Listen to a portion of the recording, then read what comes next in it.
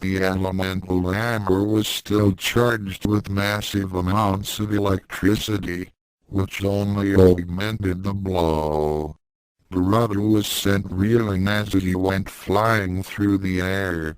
Ranma also took advantage of the situation as he dove in with the light star blade and slashed at the vampire's side as he went hurtling by. Brother screamed again as a large gash appeared on one side. He then plowed into the ground, digging a huge trench that was more than 200 feet long. The magic-using twin rushed over to his brother, who was on his knees and looked as if he was about to pass out. He placed a hand on his brother's wound and invoked a spell, which would stop the curse of vampirism from spreading through his body. He also used his powers to speed up his brother's healing. "You alright, bro?" "I think so," Ranma Blue replied as he got to his feet, a little unsteadily. They both looked out to where Brother had landed and saw that the vampire was already recovering and was now charging toward him.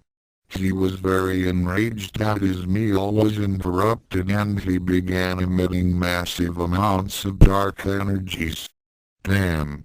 Even after all that elemental and magic energies, he's still coming. Ranma communicated. "We can't use wood or garlic against him. Our powers can hurt him, but after that fight with the lava demons and the leech dome, I don't think we have enough to beat him.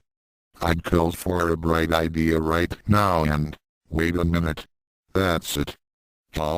Before Ranma could explain, Barada started hurling a huge barrage of energy bolts at the twins. Ranma threw his arm around Ranma Blue's shoulder and helped him dodge the blasts. As they darted around the space, Ranma began to outline his plan. "Blue, do you think you can summon up another blast of electricity?" "I guess. What's the plan?" "Once I get close enough to Barada, let him have it." Ranma Blue nodded as he began focusing his key energies. Barada was acting more enraged than anything else as he wildly shot at the darting pair. Just as the two got him close, he noticed that Ranma Blue began to build up power. Ranma then used his teleport action ability and the two vanished from sight. Barada began looking in all directions for any sign of his prey and felt something impact his back. THUNDERSHOCK fist. Barada yelped as Ranma Blue and his brother suddenly appeared behind him. Ranma Blue's electrified punch wasn't quite as powerful as his previous technique, but Barada was still smarting from that last attack. He turned around and began to shoot out energy blasts at a frantic rate. Walls were destroyed, holes were rent into the already wrecked floors, and everything was being leveled. Everything, except the Ranma twins, who had just stopped evading the blasts and were standing still. Barada couldn't understand it. He was sure that he was shooting in the right direction, but he wasn't coming anywhere near the two. Whenever he fired off a blast, something would be destroyed, but the twins would remain untouched. After another few minutes of shots going wide, he stopped and said in a rage, "Curse you two! What did you do?" Ranma smiled as he said, "My brother's electric attack had one of my special spells added to it. When that electricity hit your nervous system, the spell went straight to the motor controls of your brain and messed them up. Right now, You have an even worse sense of direction than Ryoga. Why, you little punks? Oh, by the way, brother, here's something else for you. Ranma Red cupped his hands and released a huge ball of light. Sunburst explosion. Barada screamed in agony as the blast of mystical energy erupted into a blinding flash. As its name implied, it was similar to the effects of a solar flare. When the light faded away, Barada's skin had become flaky and dry as he shook his head to clear it. I thought as much. Ranma Red declared. You may have adapted against wood and garlic, but living in the dark world hasn't made you immune to sunlight, has it? Barada growled as he began focusing his energies. Very clever, but that little spell isn't enough to destroy me. It only simulates sunlight. It may give me pain, but it won't stop me. Now I tire of your little games. I don't need a sense of direction to destroy you. Barada suddenly flared up and began releasing a huge hemisphere of energy that went out in all directions. Ranma Red, however, smiled. Less than perfect exclamation point greater than he began focusing another ball of mystic light, and when it was formed, he directed it at Barada's attack. The ball began to swell and grow brighter as it absorbed the dark energies into it. Barada screamed as the artificial sunlight began to burn into his body. He slumped down to his knees and looked up. Ranma Blue now held a ball of light that was as large as a small mouse as he then turned to his brother. What are you doing? Barada demanded, even though his body felt like it was on fire. It was only because the energy wasn't true sunlight that his body had yet to crumble into dust. Ranma Red smiled as said, "This ball of mystic light may hurt you, but it's still not enough to destroy you. Since you are very powerful in the dark world, and this is not true sunlight." However, he then tossed the ball at his brother, who smiled as his body began to absorb it. My brother happens to know of a technique that can destroy you. Ranma Blue felt his body being infused with new energy as he started concentrating the power within him. Storm Striker added its elemental power, causing him to glow with a white brilliance. Everywhere within a 50-mile radius went from being covered with shadows to high noon brilliance. The neck wound instantly healed itself and he felt a new strength surging through him. Barada screamed even louder as he felt his body being ravaged by a different kind of pain. It was a kind of pain in which he hadn't felt in over 200 years. Ranma Blue then directed his attention to Barada and grinned. Time for you to fry. Hey no. SUNFIRE beam. A huge beam of solar energy blasted forth from Ranma Blue's outstretched arms. Barada had no hope of dodging the attack and his body was enveloped in the blinding energies. It flared briefly like a match being tossed into a blast furnace before turning into tiny cinders. The beam was 2 miles wide and 50 miles long. It effortlessly obliterated the remainder of the castle and burned all mountains, causing a huge, black trench to be left in its wake. Fortunately for Ranma Red, he had the good sense to stand behind his brother after infusing him with energy.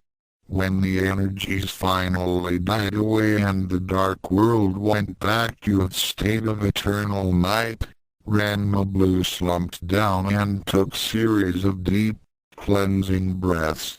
He was almost totally exhausted after expending so much energy at once, but he was feeling satisfied. He looked up at his sibling and smiled. "Good plan, Red."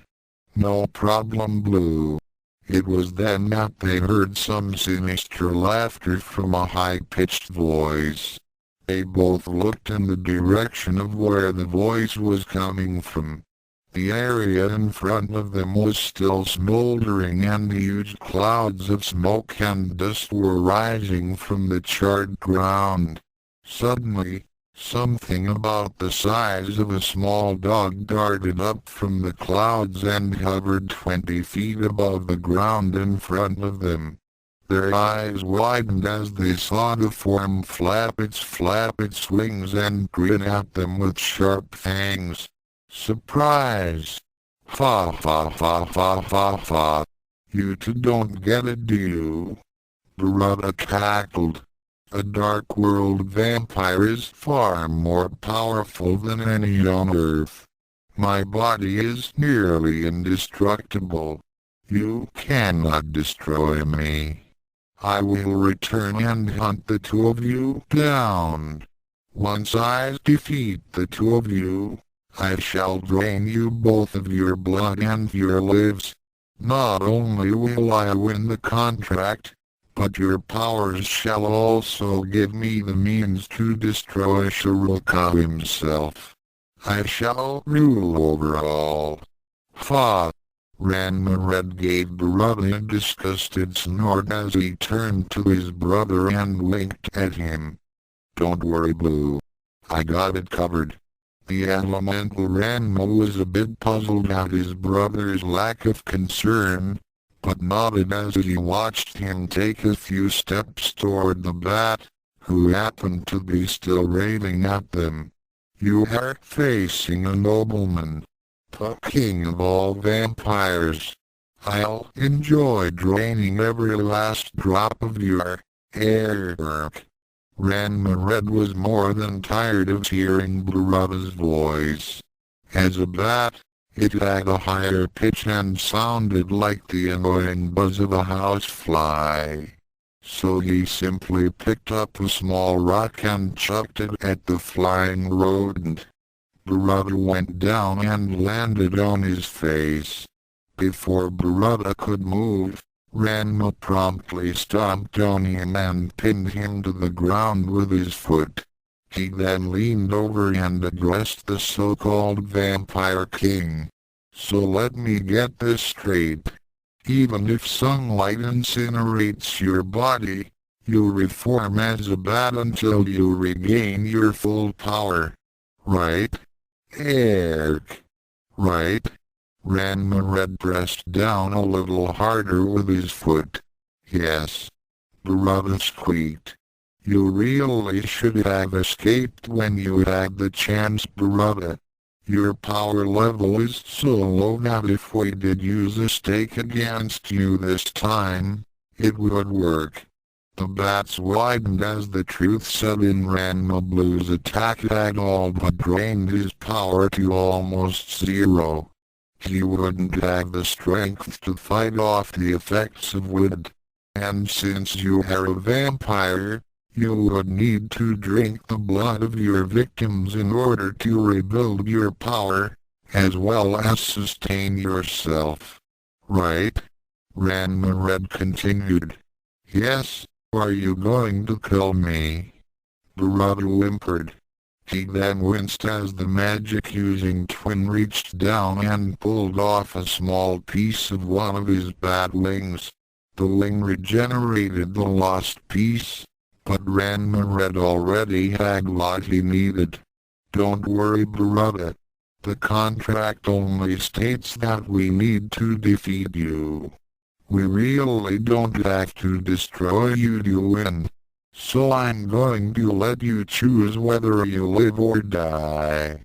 Ranma began chanting in a low, echoing voice as he invoked another spell, using the piece of battling as a medium. The ling piece began to glow, then caught fire as a blue flame suddenly ignited it. Hey no! Not the accursed spell.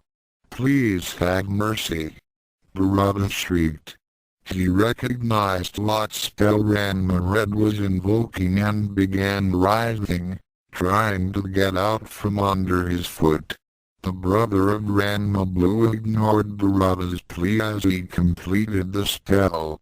When the ling was totally consumed by the blue flame, he then caught it on top of the fingernail of his index finger.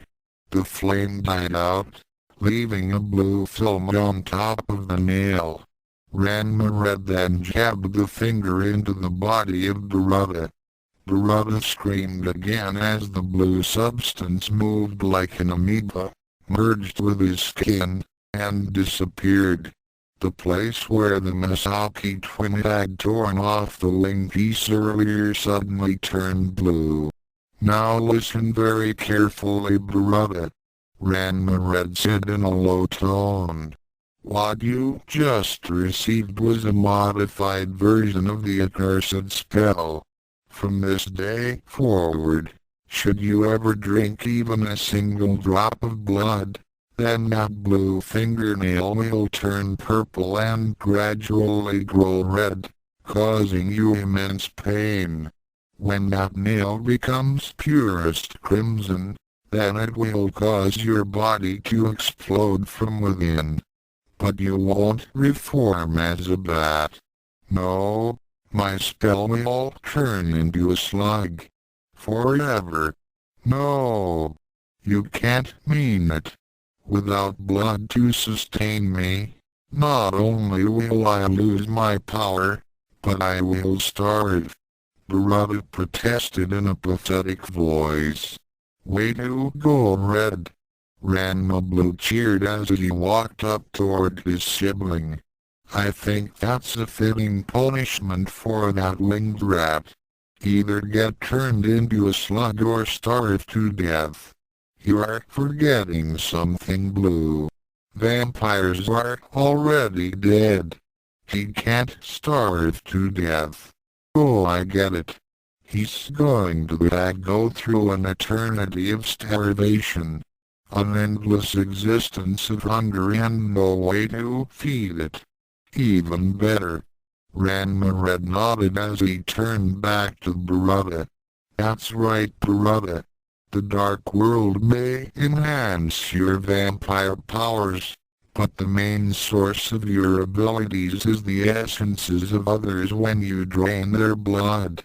Without that source, you can't challenge us anymore.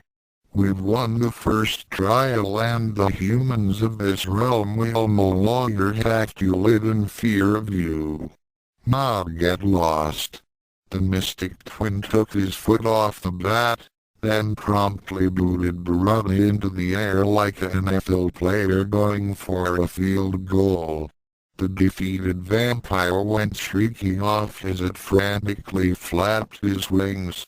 As it flew off into the distance, Ranma Red shouted to it. Remember Byorada. One drop of blood will turn you into a slug. On Earth, the group that was watching the viewing portal were cheering and jumping for joy at the twins' first victory. Ukyo and Shampoo were especially ecstatic as they intended to give their husbands a very enthusiastic welcome. In the dark world, Ranma Red was using his senses to check on his brother's condition. He smiled after completing his probe. Your wounds had been healed and that infusion of power that I gave you had totally purged you of the vampire's curse. You don't have to worry about sprouting fangs or anything. Thanks. By the way, Red, where did get that idea with the Navigational spell and the mystic light? When you said bright idea, It got me thinking back to the time you used the Sunfire Beam on Ryoga and Mousse. I used that navigation disruption spell to buy us some time and to test my theory about Barada still being vulnerable to sunlight. My sunburst explosion was able to hurt him, but it wasn't enough to really do any real damage. We needed real sunlight, and that's an elemental power. With the Dark World amplifying his vampire powers, we needed a lot of it to do the job. The Lightstar Blade told me that Storm Striker had the ability to convert mystic energy into elemental power. So I had to get Barada mad enough to release enough energy for me to absorb into my light spell. I then redirected that power to you and, well, you know the rest.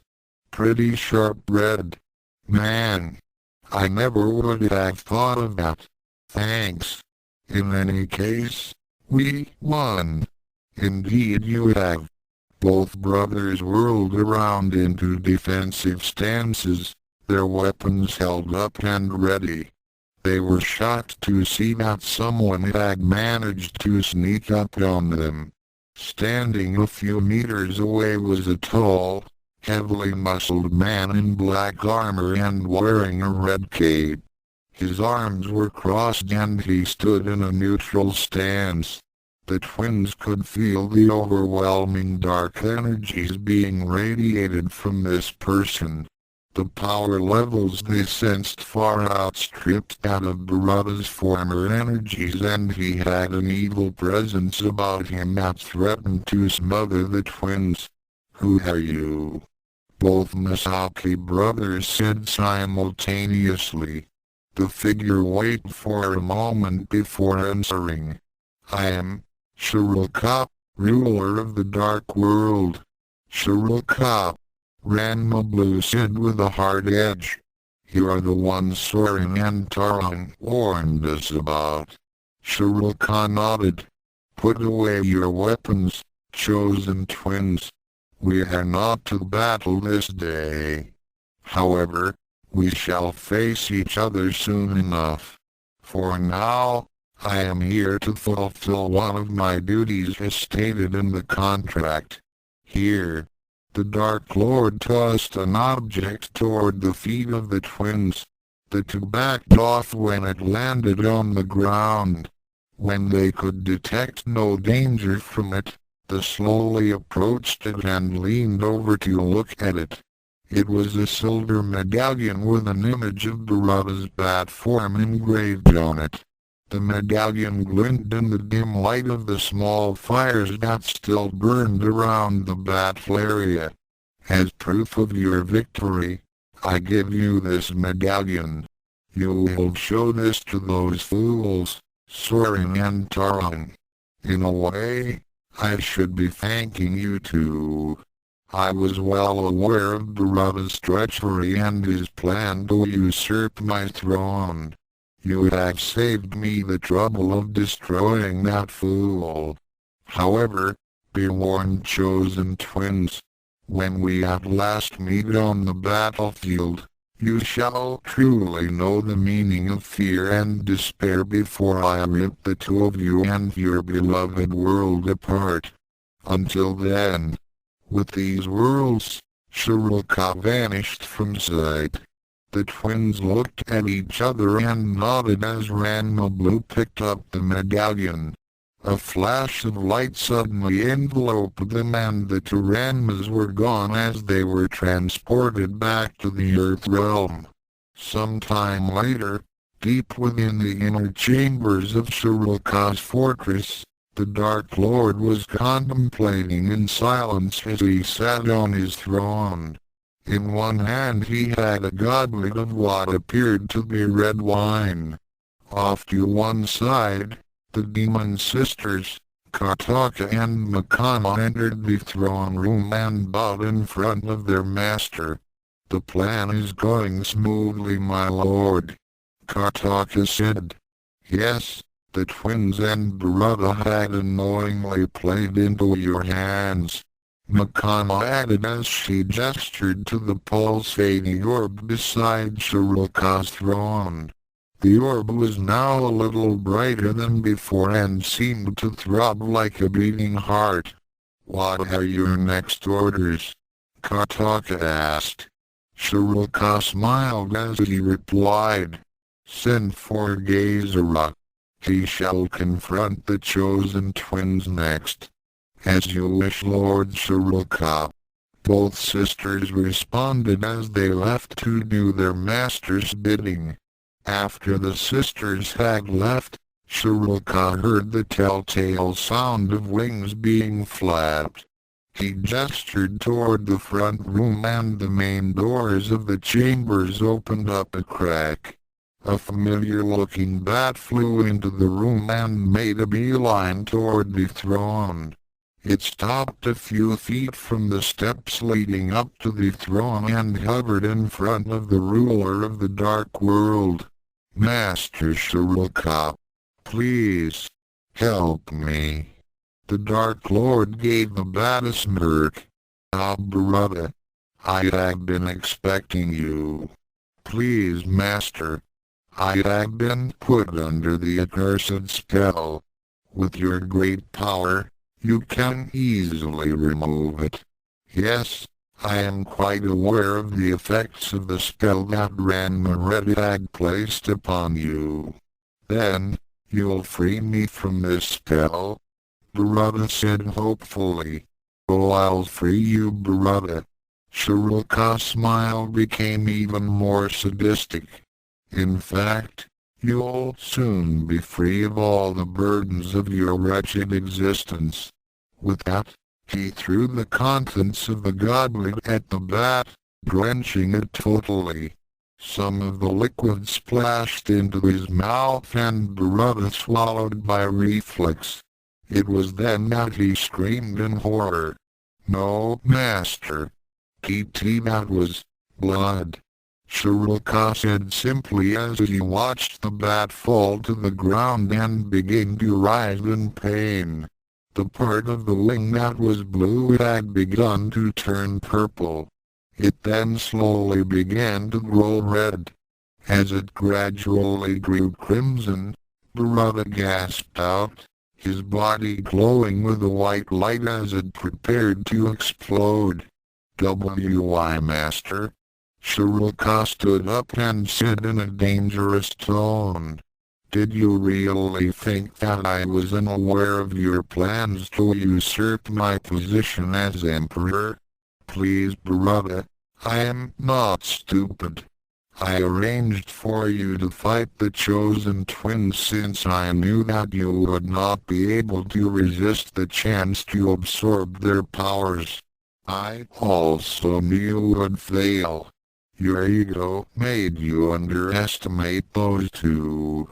I was planning on casting the accursed spell on you, but Ranma beat me to it. And even if you had won against the twins, I had a special enchantment placed upon the clouds above your domain. They would have automatically opened up and let the sunlight in. Even with the chosen twins' power, you would have burned away because of your vampire nature. Once you had become a bat, I would have placed the accursed spell on you anyway." Baruta gulped as he heard this revelation. He had been played for a sucker. He then looked at his wing and saw that the section was about to turn purest crimson. He then voiced out a final plea. "Please have mercy." It was then that Baruta's body suddenly flared with a bright light and exploded. When the light died down, Shiroka looked down at what remained of the once powerful vampire king. A tiny gray slug no more than an inch long looked up with its antennae at the Dark Lord. The last it saw was the bottom of Shiroka's boot. The Emperor scuffed his foot against the stone tiles of the floor, smearing the remains of Garuda. He then turned and walked toward the exit while saying, "Mercy is for losers."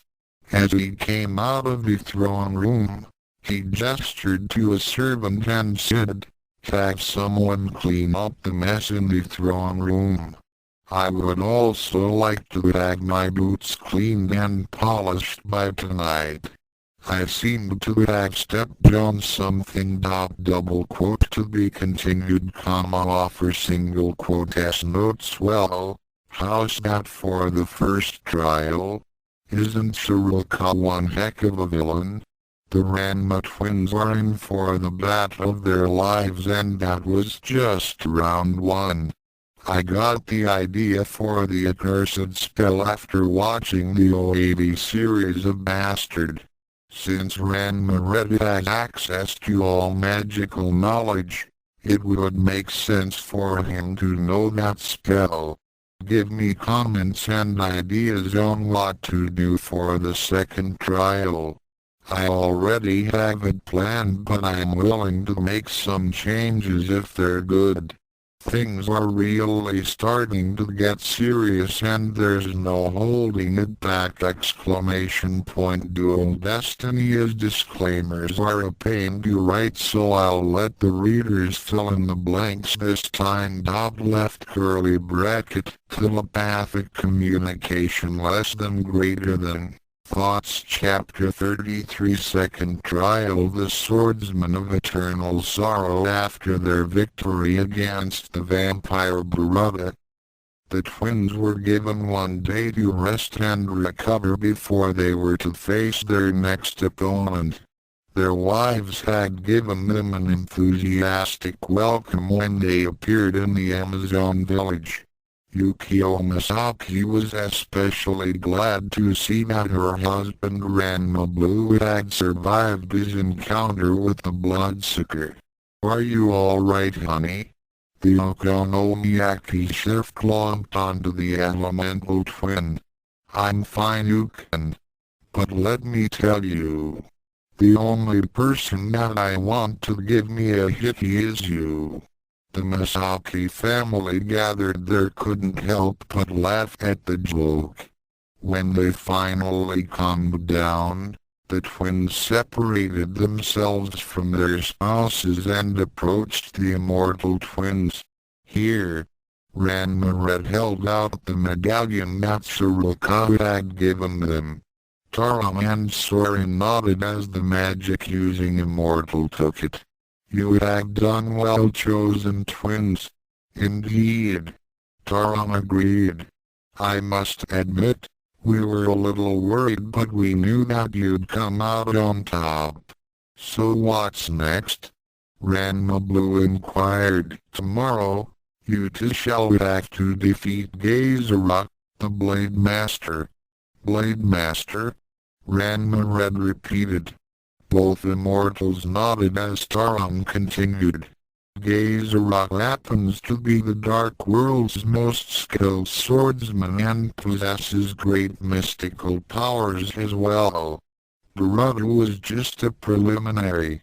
Anything more that you can tell us?" Ranma Blue asked. "I'm afraid not. The contract clearly states that you two must do this on your own. We can only observe the trials and make certain that the rules are followed." The chosen twins looked at each other, then nodded. In the main lodge of the village, another scene was taking place. Mithu stood in front of the council of elders with some nervousness. His mother Olo stood on the sidelines and was also on edge as Cologne finished with her testimony concerning Mithu's acts of misconduct and violation of the terms of his honor duel with Ranma Red. The eldest of the matriarchs, Potter, gazed at the myopic martial artist with a penetrating stare that made the son of Aloe flinch. She studied the hidden weapons master for a long moment of silence that seemed to go on forever. Finally, she decided to speak. Less than double quote Mousse, son of Aloe and disciple of Rhys, the Grandmaster of the Hidden Weapons styles. You have brought disgrace upon your family and caused much trouble for our village. In the past, we had tolerated your disregard for our tribal laws and your relentless pursuit of shampoo. However, your most heinous crime of all was to go back upon the terms set by your honored duel with Cologne's son-in-law. Ranma Red was well within his rights and had reminded Cologne that you never got Shampoo's consent nor defeated her in fair combat. For this transgression, the penalty would have been your immediate execution! Double quote greater than Aloe gasped as her face turned white. She had just gotten her son back and the thought of losing him again so soon was too unbearable. She was about to protest when Potter held up her hand to silence her and continued. Less than double quote however, Ranma Red had spoken to me when he returned with you and his party. He and Cologne had petitioned for the council to grant you leniency since your past actions had been influenced by the evil forces of the dark world. We had discussed the matter and had come to a decision. Since you had repeatedly disregarded the laws of our village, the council has seen fit to remove you from it. You shall no longer have to be concerned about the laws of the Amazons, as you are to be stripped of your heritage. It is the will of the council that you are to be permanently exiled from the village and the lands of the Tendo-Saotome. Never again shall you be allowed to step foot inside the boundaries of your native soil. Should you ever disobey this judgment, then you will be killed on sight! Double quote greater than Mousse blanched a bit when he heard these words, but he expected no less. Aloe was both feeling relief and sorrow. Her son would live, but she would never be able to see him within the lands of the Amazons. He was now considered an outcast. Less than double quote furthermore double quote greater than Potter continued. Less than double quote it is also the will of the council that you give up all pursuit of shampoo. She is now married in accordance to our laws and we will not tolerate your pestering of her. Disobeying this edict shall also result in your immediate execution. Am I making myself absolutely clear? Double quote greater than Mousse could only nod as he tried to hold back the tears. Less than double quote then the judgment is passed. You have a week to get your affairs in order and leave here forever. If you are not gone from our lands before that time, then we shall make certain that you will have a second opportunity to experience death! Double quote greater than the council of elders nodded to the near blind boy before leaving to retire for the day. Aloe went over to embrace her son, tears flowing from her eyes like the rivers after the spring thaw. In the dark world, Shiroka was sitting in his throne room and was in deep contemplation. A moment later, Makana and Kataka were admitted to the chamber. The black-robed Makana spoke first. My lord, we have informed Gezora that he shall be the next to confront Soren and Taron's champions. You have done well. Shiroka replied in an even tone. My lord? A question if I may ask? Kataka said. What is it? We can understand why you had Barada challenge the twins. The fool had his own agenda, and we see that it was your plan to rid yourself of that would-be usurper. However, we cannot fathom why you wish Gezora to face off against the Misaki twins. We would think that Gezora would do all that he could to intentionally lose to the chosen twins, given his situation. We also would think that you are already aware of that possibility. Shiroka grinned a bit as he responded. I am aware of it, and I am counting on it. Then why?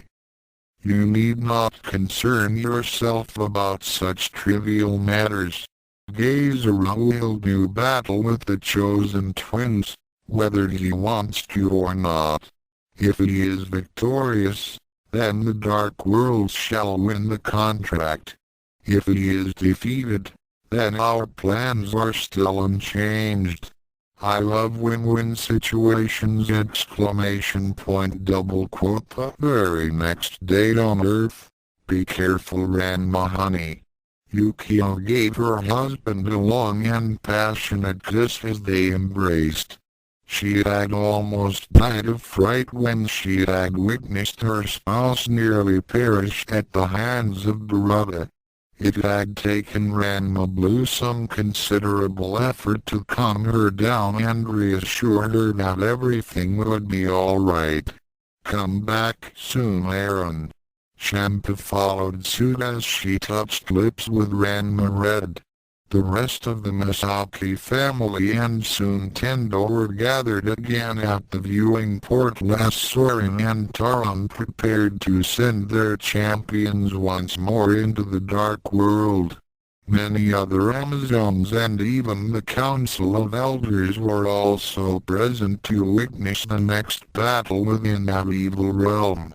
With great reluctance, the twin champions of Earth released their wives and nodded to their benefactors.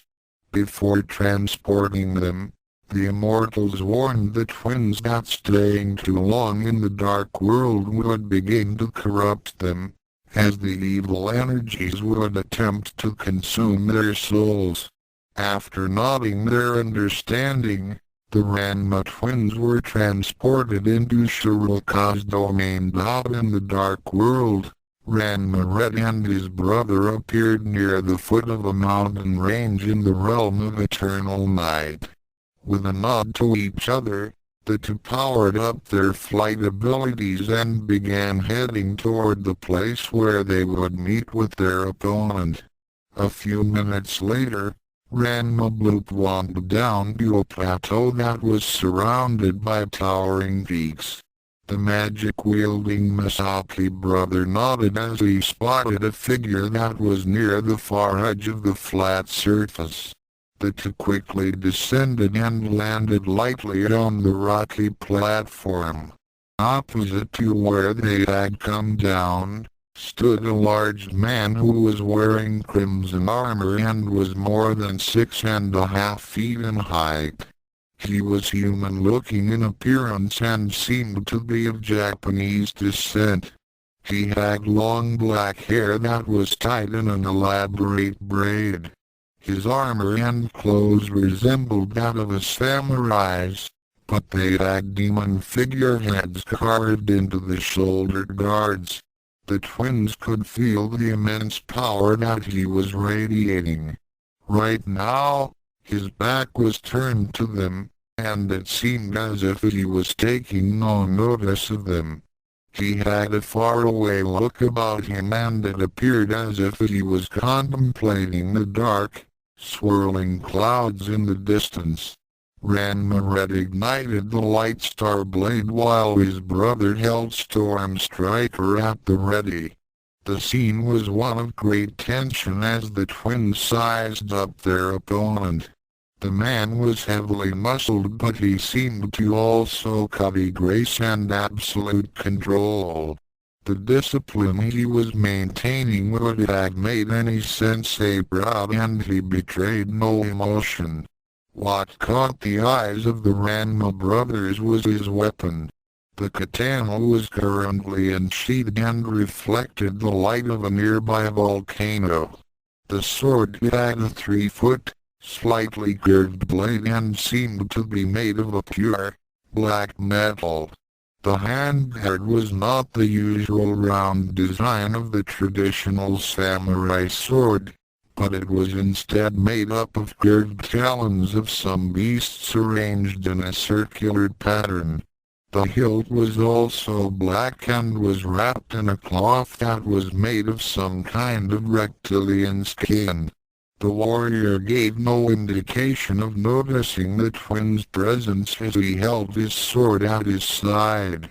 The tension began to mount as the silence continued. Finally, Ranma decided to break the monotony. "Are you Gezora the Blade Master?" The twins waited for his response. When they did not get one, Ranma repeated the question. "Are you Gezora the Blade Master?" Again there was no answer. The twins began wondering if the figure had even heard them. They decided to get closer and took a tentative step forward. The warrior made no movement. They took another step and nothing happened. They took a few more paces and the swordsman still would not budge. When they got to within a dozen feet of him, they stopped and Ranma decided to ask again. "Are you?" "I am he who is Gezora," the figure answered in a cold and emotionless voice as he slowly turned to face the twins. The two Ranmas took a few steps back and held up their weapons to prepare for battle. It was then that they got a good look at the face of their opponent. Gezora for all intents and purposes looked like a normal human being. It was his eyes, however, that set him apart.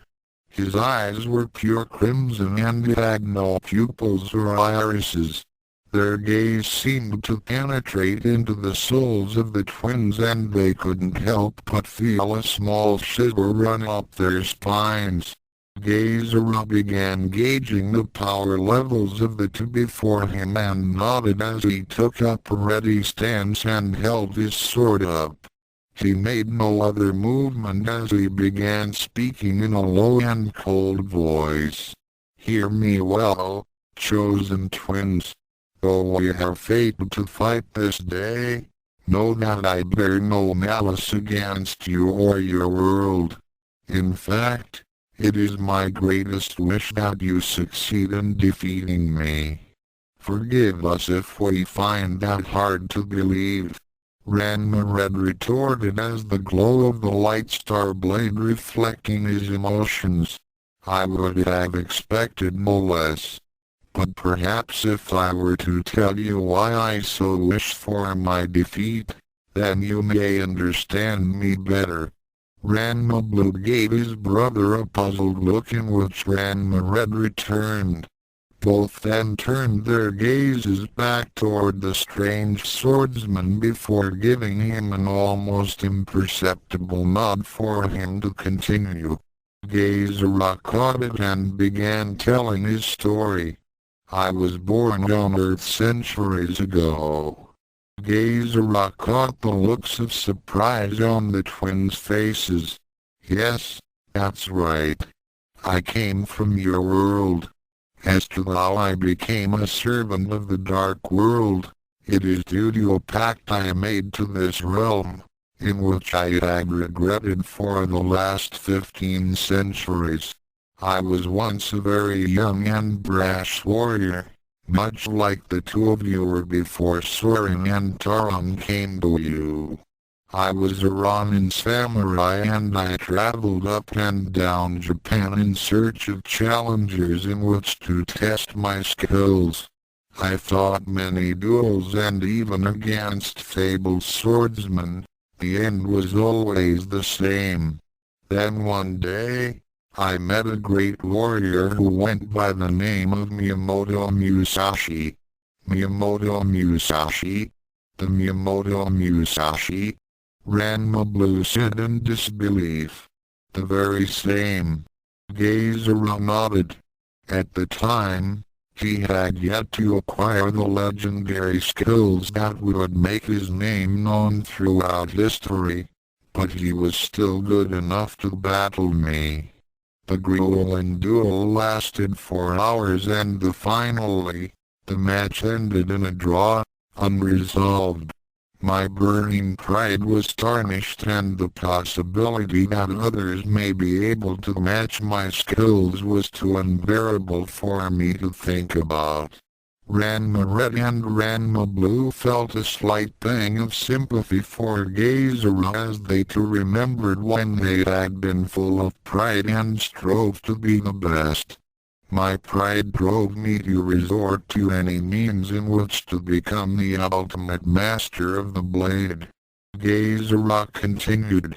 And so, I approached the Dark Lords of this realm and traded my soul for the blade known as the Demon Fang. Gezora held up the sword in front of him. Like you, Ranma Red, as soon as I held it, the knowledge of the greatest sword masters and the most powerful secrets of the blade were made known to me. I felt power surging through me and I knew that nothing could stop me. I went in search of Miyamoto Musashi for a rematch. It was over in an instant. Musashi could not compete with my skill or power and I had him on his knees and at my mercy. I could have ended his life right then but he had admitted to me that I was his better, and so I spared him. The years would pass and my fame grew, but I soon became aware of the downside of my wish. And that was? Ranma Blue asked. There were no more challenges. There was no one who could match my skills or my sword. Gezora said with sadness. It was like I had eaten and drank my fill. There was nothing more to strive for. It wasn't long before I cursed myself for agreeing to take the Demon Fang. However, to my greatest regret, I cannot undo the pact that I had made with the Dark World. What happened? Ranma Red inquired. In exchange for the Demon Fang and its power, I had become an eternal lackey for the Dark Lord Shiroka. Throughout the centuries, I had done his bidding and caused much suffering and pain to the innocents of this world and on Earth as well. I had also found that the Demon Fang had permanently bonded to my soul and causes me to feel the anguish and pain that I caused to others, but at 100 times the intensity. I had been constantly pleading to Shiroka to end my wretched existence, but he will not. My only salvation lies within the contract itself. What do you mean? Ranma Red asked. I have tried many times to end my existence by turning the powers of the Dark World upon myself, but it did not work. I have tried to kill myself with the Demon Fang. I have angered Shiroka many times in hopes that his power would destroy me. I have attempted time and time again to stop the torment that is what I have become. None of that has worked. Shiroka had made certain that I would stay in his power by casting a spell upon me that has made me immune to all magic within the Dark Realm. The Demon Fang and all those within this realm draw their power from here. Trying to destroy myself with the same power that gives one strength was redundant. I need a power great enough to destroy me, yet does not come from the Dark World. The power of the Chosen Twins. You want us to kill you. Ranma Blue said in an uncertain voice. You are my only hope. Even now, the demon Fang is demanding that I spill your blood. I am trying to hold it back so that you can strike. The samurai began to quiver and twitch as he gripped the hilt of the evil weapon. The blade began to glow with a dark red light as it began enveloping the warrior in its thrall. Hurry! I see can't hold it back much longer. The Kama power, power is tearing me up inside. Gezura's body trembled even more violently as the sword became brighter. Please. This will be your easiest victory. If you will not do this for me, then think about your loved ones. My destruction will bring you one step closer to winning the contract and save your world from Shiroka's madness. Now, kill me. The twins looked at each other, uncertain of what to do. They had never killed anyone in their lives, but Taron and Soren had taught them that the possibility might come up in the trials. There was also the contract to think about. Gezura's death would assure them of another victory and free the tortured soul from his eternal servitude of the dark world. They gripped their weapons and gave each other a final look before tuning to their foe. Hurry! Kill me now before it's too late. Both twins began powering up their oars and the entire mountain range began to light up. When their power reached a high enough level, Ranma Blue quietly said to the poor man, "May Kami-sama grant you final peace, Gezura." The twins began charging Gezura to deliver the death blows. However, their hesitation had proven to be a moment too long as Gezura suddenly flared with blinding energies and a huge windstorm appeared around him. The gale force winds caught the twins off guard and threw them back. Large rocks were picked up and tossed about like toys. A large boulder came hurtling toward the twins and Ranma Red countered with a Kai Blast. Power Blaster. The beam of Kai energy vaporized the boulder into pebbles, but the resulting debris blinded the two for a few seconds. Then, as suddenly as the storm started, it then stopped. The chosen twins scrambled to their feet and took a stance to face off against Gezura. What they saw made their blood run cold. Gezura was standing with his sword held at the ready and slightly bent over. His eyes had turned to a solid black and his mouth was pulled back into a snarl. Drool was dripping from his mouth and he was emitting several grunts and snarls. It was very obvious that Gezura had just lost all traces of humanity and had now become nothing more than a beast. A very angry beast with a bloodlust that could only be sautéed with pure, unadulterated violence and bloodshed. The demon Fang was radiating so much evil energy that the twins knew that they had missed their window of opportunity. In the throne room of Shiroka's castle, the Dark Ruler chuckled as he watched the scene unfold in his crystal ball. I thought as much.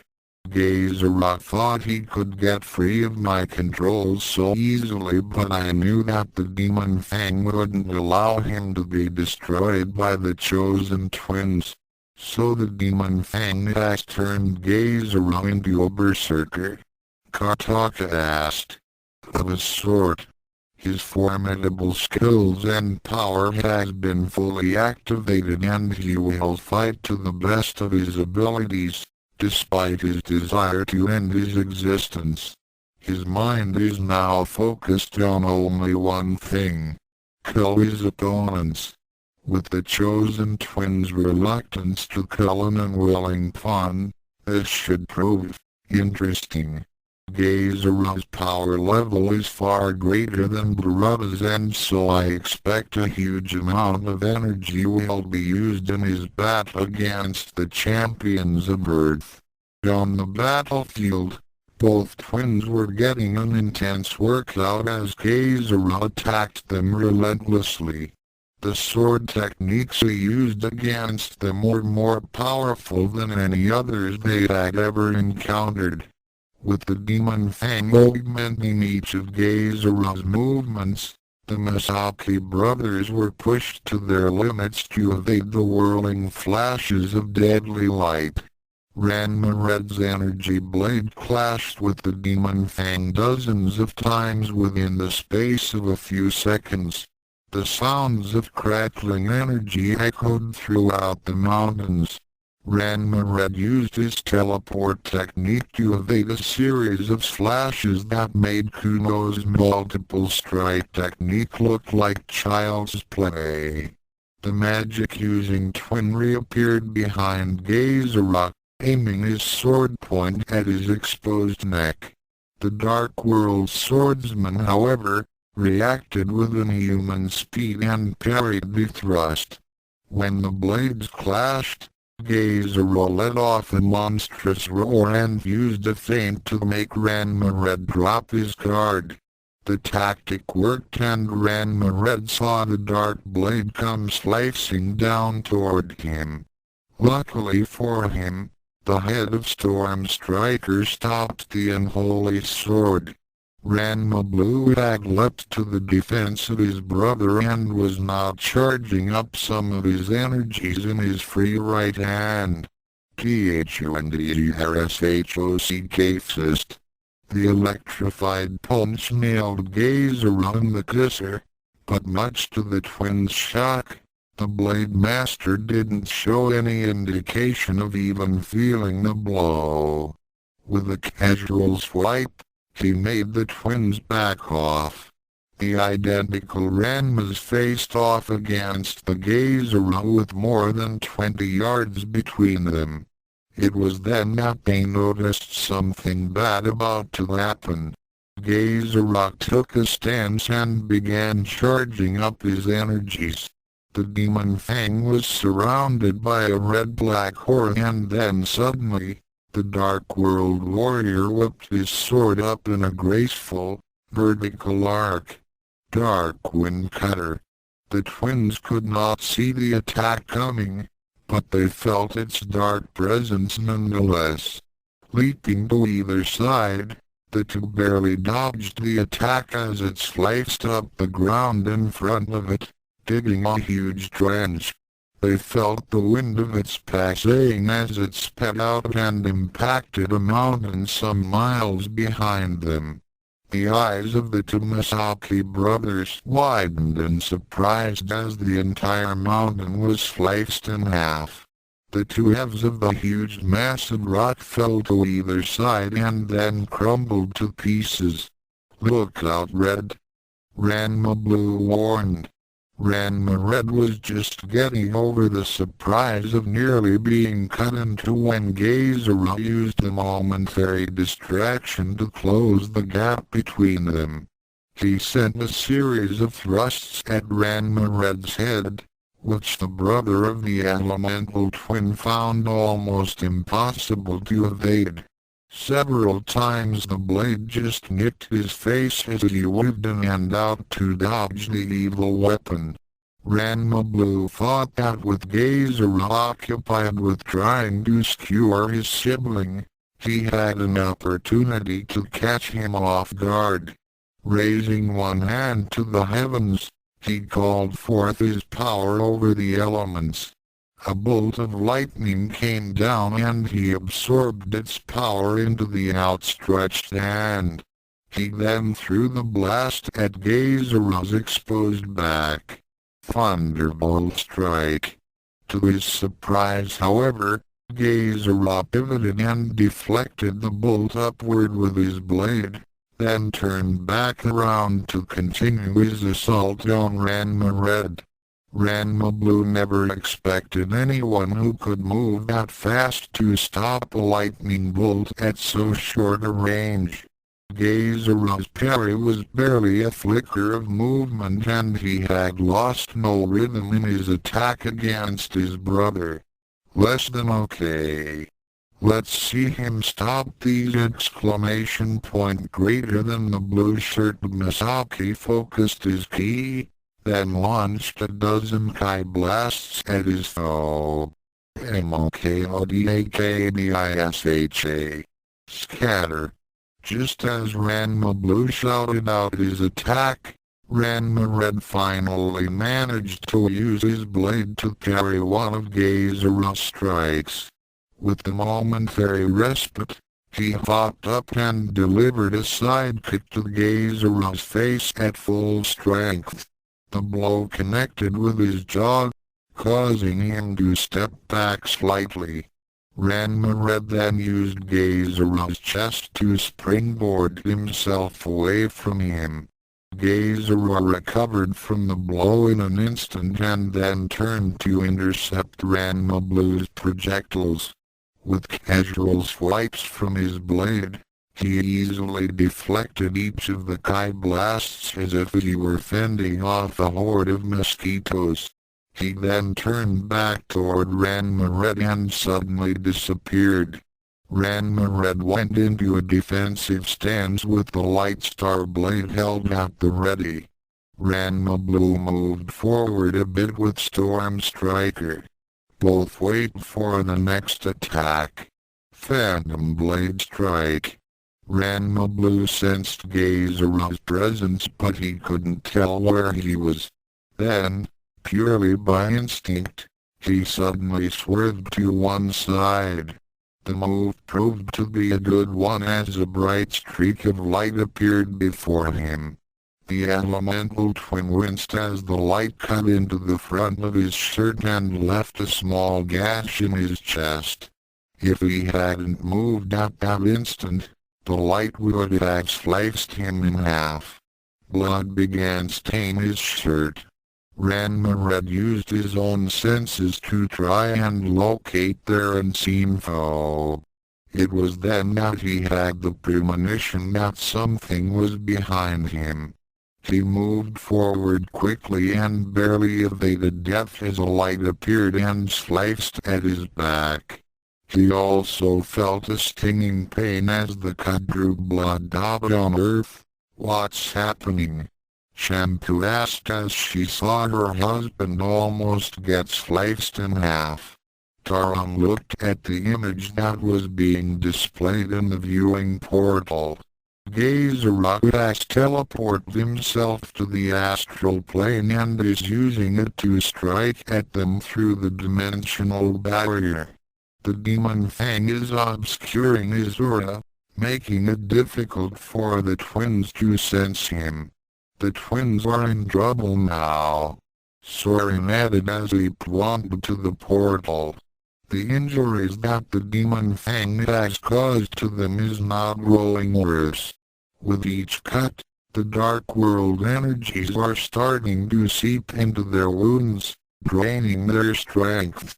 If they don't finish off Gazeru and soon, they'll become consumed by the evil power of that realm. My husband and his brother will win, Shampoo maintained, though she did not sound as confident. Let's hope so. Double quote in the dark world, Ranma Blue isn't feeling so good. So far he and his brother had been swinging their weapons at random, hoping to hit their still unseen opponent. This tactic was not giving them any results as more and more cuts and slashes began to show on their bodies. The Misaki twins began to feel nauseated and dizziness soon followed, making their response times and coordination become more sluggish. Damn! Where the hell is he? Ranma Blue swung the elemental hammer in another direction. He did not connect and was rewarded by a slash to the right thigh. I think I know where he is. I think he's in the astral plane. Ranma Red responded as he barely evaded another slash. I'm going to take the fight to him. Ranma Red's battle aura flared as he vanished from sight. Ranma Blue waited for a moment as soon as he saw his brother teleport himself to where Gezora was. He then heard the sounds of blades clashing together. Looking up, he saw two different sets of lights as they flashed about the area like maddened hornets. Less than I guess Red must have found him! Greater than Ranma Blue stood and watched as the lights danced about, signaling that the two sword masters were having a tremendous, high-speed duel in the other dimension. Ranma Blue watched in fascination as the flash streaked and often merged as the swords parried and thrust at each other. Sparks were thrown in every direction and the surrounding area was torn up. Less than damn. I wish I could help him, but since I can't sense him... Hey! Wait a minute. I may not be able to sense Gezora, but my telepathic link lets me know where Red is.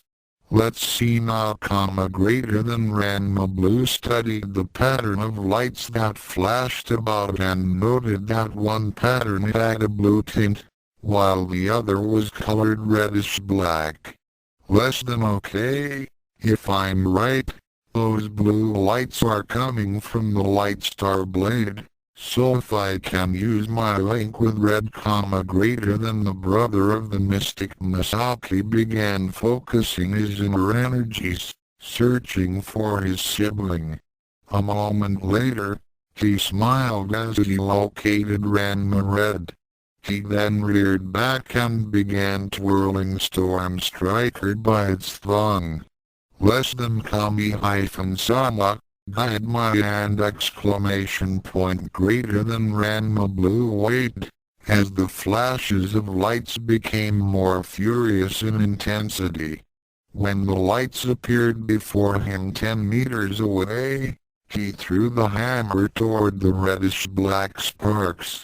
The elemental weapon glowed with a white light as it streaked toward the sparks. There was a huge explosion as the hammer smashed into the space that corresponded with Gezora's position in the astral plane. The Dark Warrior screamed in surprise and pain as the sudden impact and release of energies from Storm Striker caused him to be knocked out of the other dimension. The hammer flew back to its wielder as the swordsman was sent flying into a nearby mountain. His body smashed into the rock and plowed into it, causing the entire mountainside to collapse in on itself. Ranma Red appeared beside his brother as he caught the returning weapon. The blue-shirt Ranma looked over his brother with concern. The magical Misaki was sporting several more cuts as well as a few bruises. He was standing a bit unsteadily and was breathing hard. Nice shot, Blue. Ranma Red gave his brother a smile. It was then that they heard a blood-curdling roar that came from the collapsed mountain. They both looked in shock as the side that had collapsed on top of Gezora suddenly erupted and then a human-shaped figure flew out from the rubble to land directly in front of them. Gezora was a mess. His armor had been cut in several places and he also had a few bloody gashes on his chest and legs. The demon Fang was radiating more power than ever before as he suddenly charged at his foes. His eyes were glowing with purest crimson as he began launching an all-out attack. The sword's flashes became even faster and more deadly, and the Masaki twins were feeling even more pain as more dark world energy seeped into their wounds. The twins found themselves once more on the defensive as they swerved, ducked and used every evasion tactic they knew to keep from being sliced to ribbons. They could feel their energies begin to wane, and any counter move they made against him would either be shrugged off or blocked. Ranma Blue had been firing off lightning, fire and cold attacks against him, while his brother was letting loose with various mystic attacks. Both twins were pouring out massive amounts of ki energy. Mokodakabisha. Arctic Spear. Spirit Fist. Earth Eruptions. Skyfire Sword. None of this mattered to Gaizarano. He had been completely taken over by the Demon Fang and had been reduced to a berserker state. The attacks caused massive damage to his body, but the evil sword kept him fighting at a relentless pace. The Masaki brothers knew that the inevitable was coming. They had been holding back, hoping to wear down Gaizara, since they were still reluctant to taking the life of a pawn of Shiroka. However, it was starting to become apparent that the only way to win this fight was to kill him.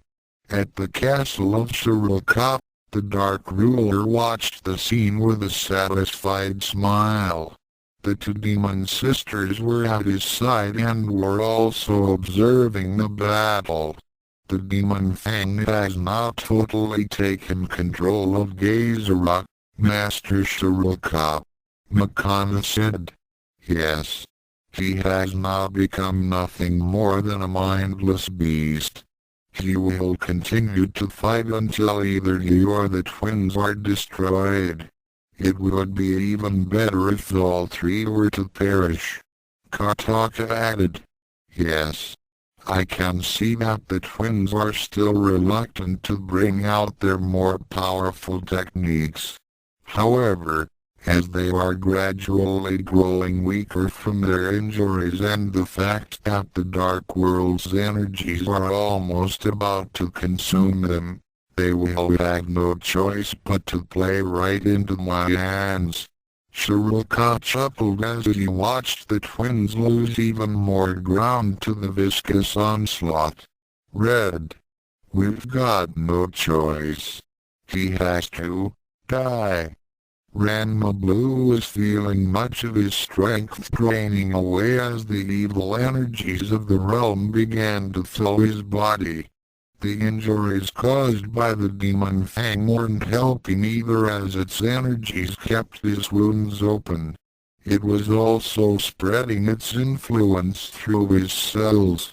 He couldn't do anything about it as he was constantly fending off Gaizara's attacks. I know.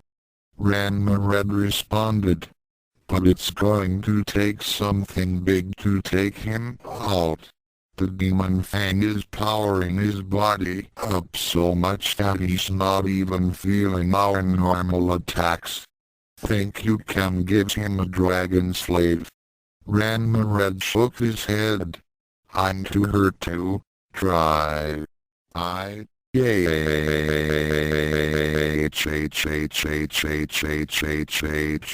On Earth, Shampoo shrieked as she saw Gaizara run his sword through her husband's right shoulder.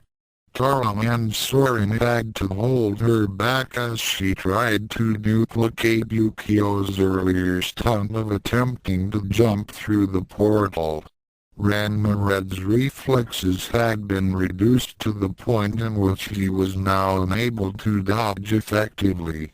He felt a sickening sensation as the blade embedded itself deep within his shoulder.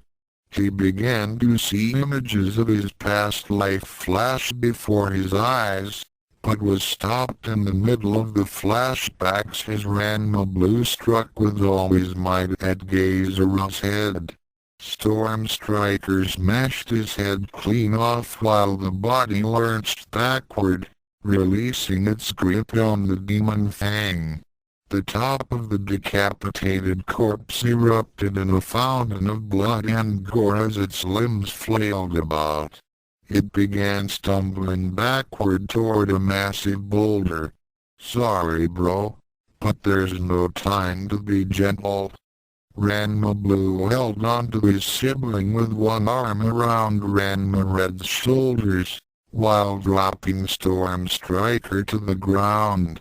He then grasped the hilt of the demon fang and gave a mighty pull, knowing that the longer it stayed inside his brother's body, the faster its energies would corrupt him. Ranma Red screamed out again as the weapon was pulled out of his shoulder. As the entire blade was extracted, Ranma Blue began infusing some of his own ki energies into his sibling to ease the pain and prevent him from going into shock. He looked over his own shoulder and saw that Gezura's headless body was still coming after them. "Have a dose of your own medicine." Ranma Blue threw the blade point first at the walking corpse. The demon fang plowed into its gut and drove it back, pinning it against the boulder behind it. Then suddenly, the body stopped flailing about as its arms slowly reached for the hilt. Ranma Blue couldn't believe what he was seeing. The head of Gezura was more than a dozen feet away, and yet his body was still intent on killing the both of them. Looking down to where the head was, Ranma Blue's eyes widened as he saw the Gezura's eyes turn to look at him. He saw that they were no longer the solid red as before, but were normal and had pupils. The mouth then began moving and a faint whisper, Gezura pleaded with him. "Please, end it now, please." Ranma considered the decapitated head and then looked back at the body. The headless corpse had just gripped the hilt of the evil sword and was in the process of pulling it out. He then looked down at his brother, who was just barely conscious. He knew that he was in no condition to help him now and that body would keep on attacking, despite the fact that it was now without a head.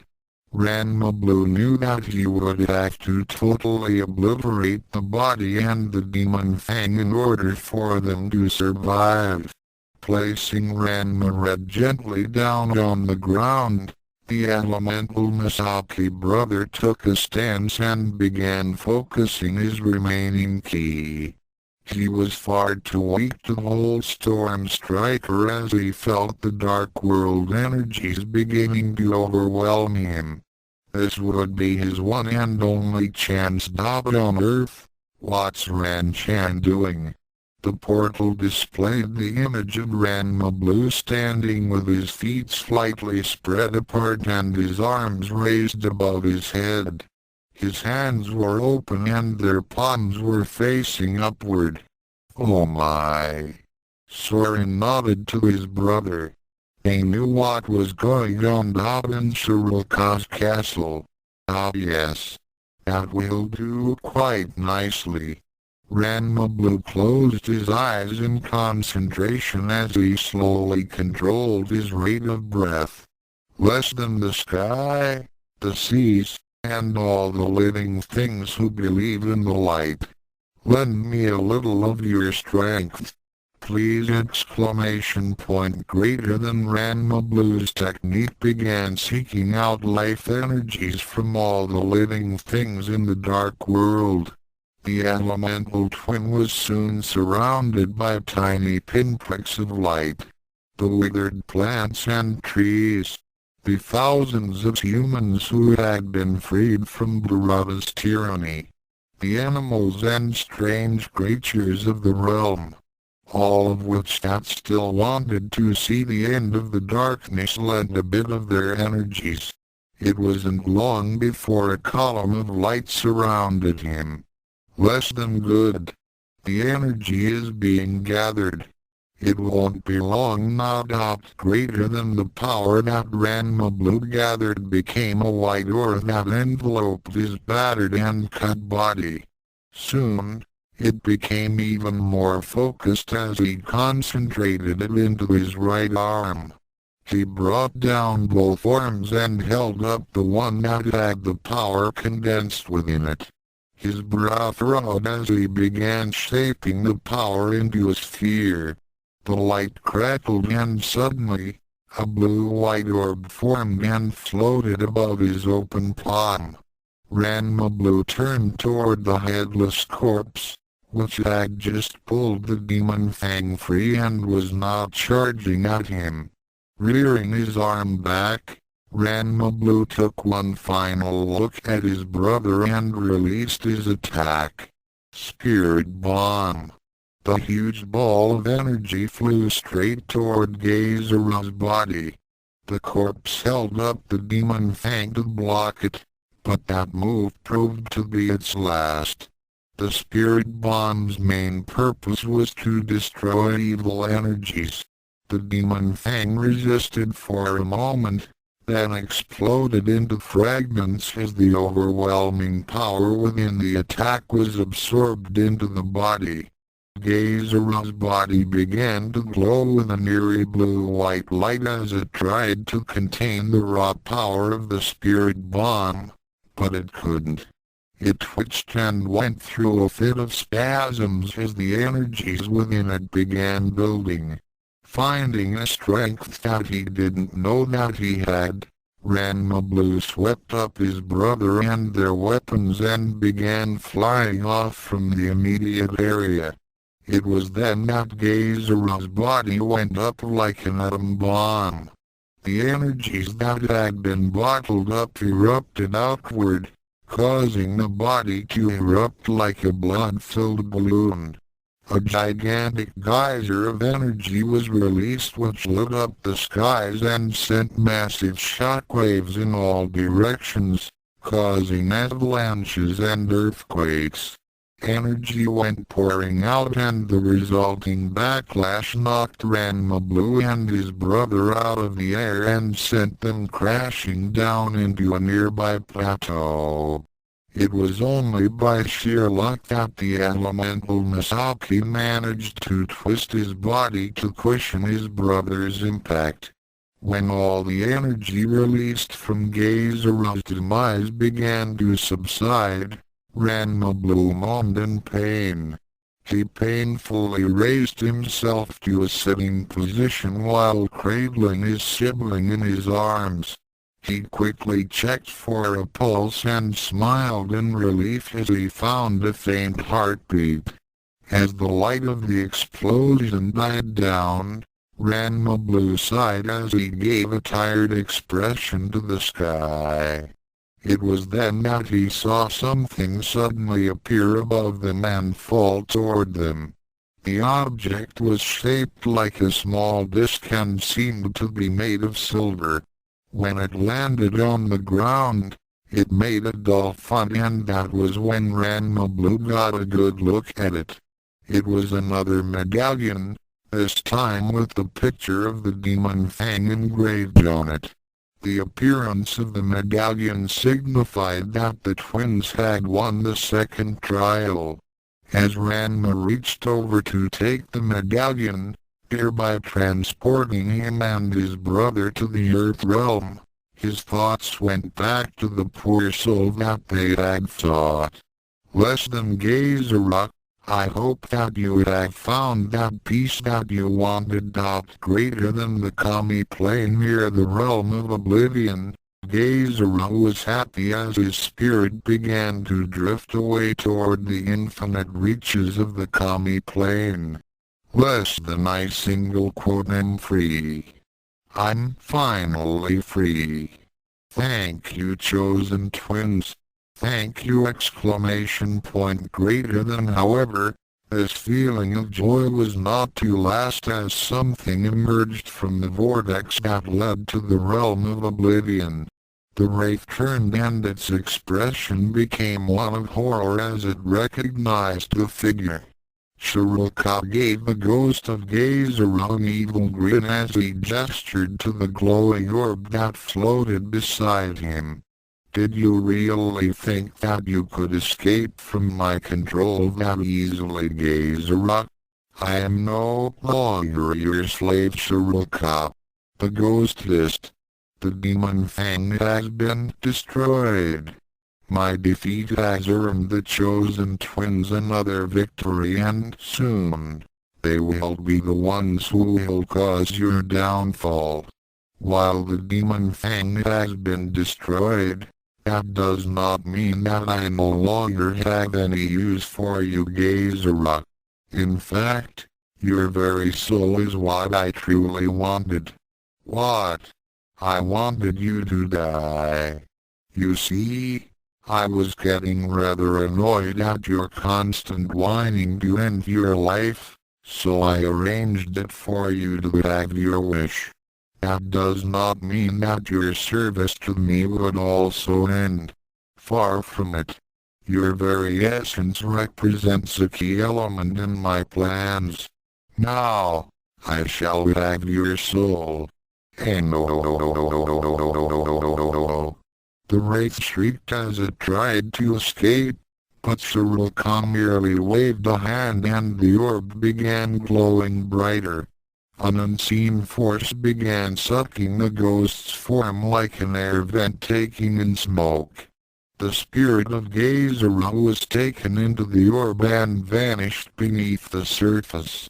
Shiroka gave off a quiet chuckle as he and the orb disappeared. Not to be continued, offer single quotes notes. So ends the tragic story of Gezora. I guess that when it came right down to it, the Ranma twins had to do what they didn't want to do. They had to kill in order to win. This is probably one of the hardest decisions that they had to make so far, and things are only going to get worse from here on. This series has been my most dramatic and emotionally challenging project that I have ever undertaken, and it's almost done. I am very glad that it has sparked a lot of responses, and I intend to do my best as I finish it up. 2 trials down, 3 to go. Stay tuned. Dual Destiny is disclaimer. It's been a while since I started this, so less than greater than. Thoughts left curly bracket. Telepathic Communication Chapter 34 Third Trial. Mind Games. Ranma Red and his brother were recovering in the Amazon village when Taron and Soren once again appeared before them and their family. Well done, you two. You have succeeded in winning the first of the 2 trials, Soren said. Ranma Red was sitting at the dining table in Shampoo's house, holding a hand against the shoulder that had been injured during their titanic battle with Gezora. His palm glowed with a soft red light as he used a healing spell to the wound, while his wife Shampoo was using a damp cloth to apply some special herbs to the shoulder to prevent any infection. On the other side, Ranma Blue and his wife Ukyo were also present, along with their mother and their 3 adopted sisters, Akan, Kasumi and Nebiki. I must admit, you two have certainly performed very well, considering how little time we had to train you. Taron added. Ranma Blue nodded as he handed the second medallion to Taron. I really feel bad that we had to kill Gezora, but I didn't see any other choice. That was a near thing though. He almost had us. His brother added as he completed the healing ritual. When his Amazon wife removed the cloth, there was nothing left of the injury that indicated that it had ever occurred. The magic-using Masaki twin flexed his shoulder a few times to make certain everything was in working order. So who is it that we have to face tomorrow? Soren cocked his head to one side as if he was listening to some unheard voice. A moment later he had the answer. According to what Kami-sama just told me, you'll be going up against Ikoja, the puzzler. Puzzler? Akan asked.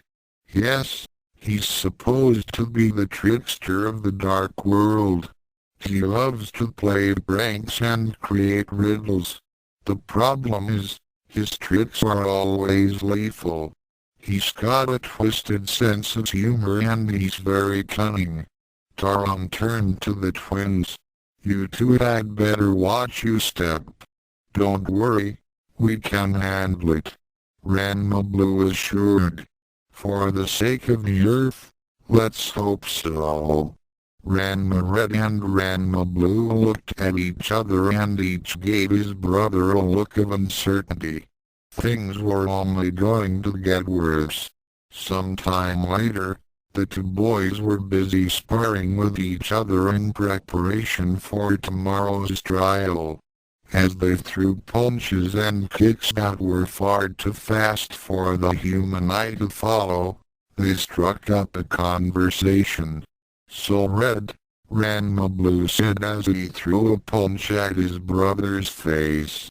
How's the shoulder?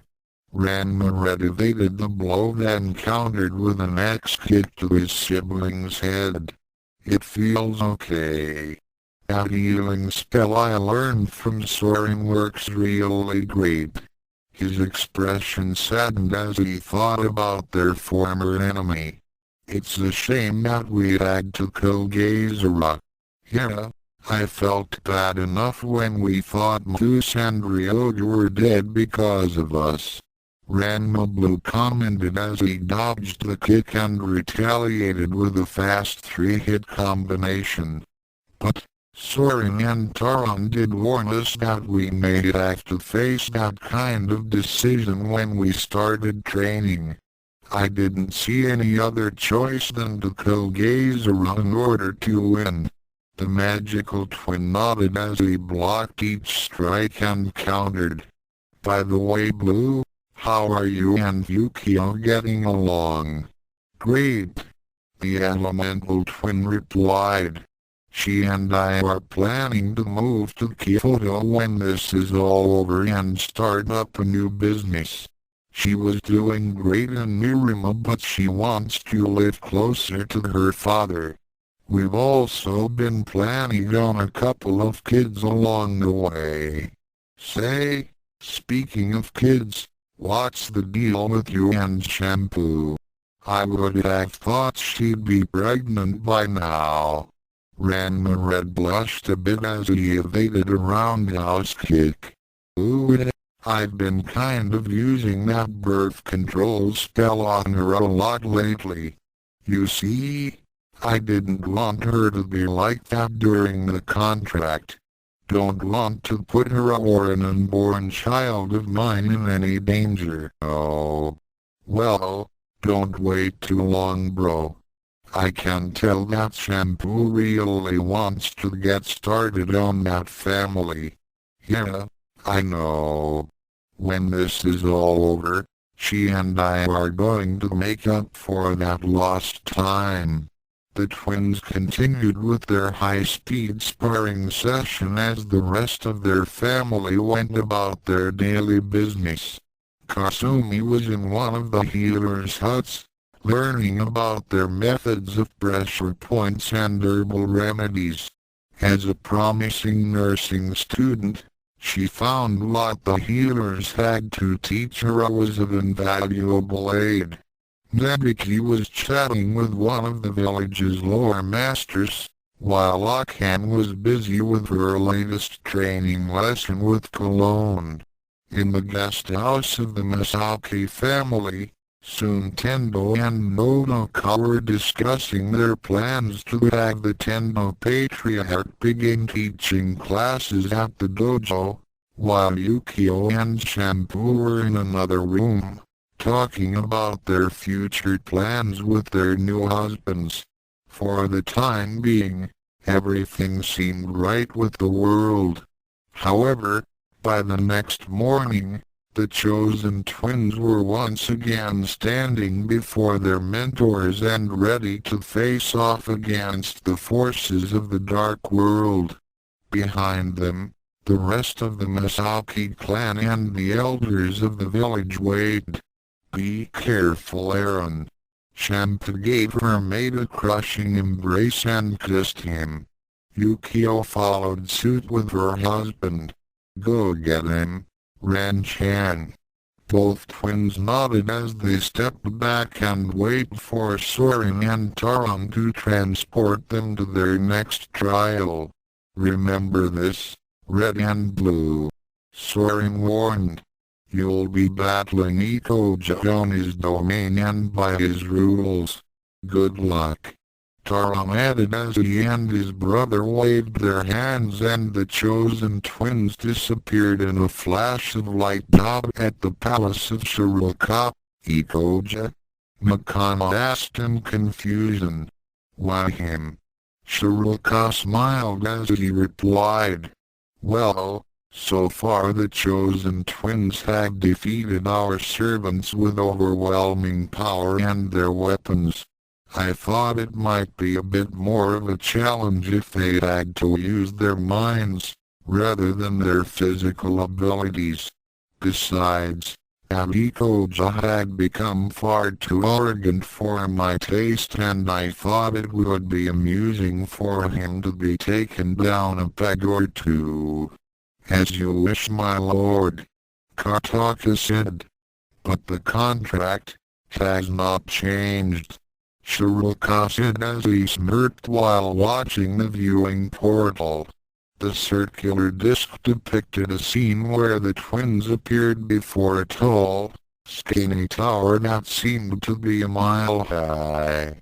When the two Ranmas appeared at the foot of the great tower, which resembled the Tower of Pisa only straight up, a ghostly image appeared before them in front of the main entrance.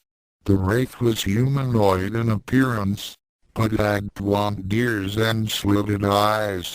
His face resembled an elf's, or more accurately, a gremlin's.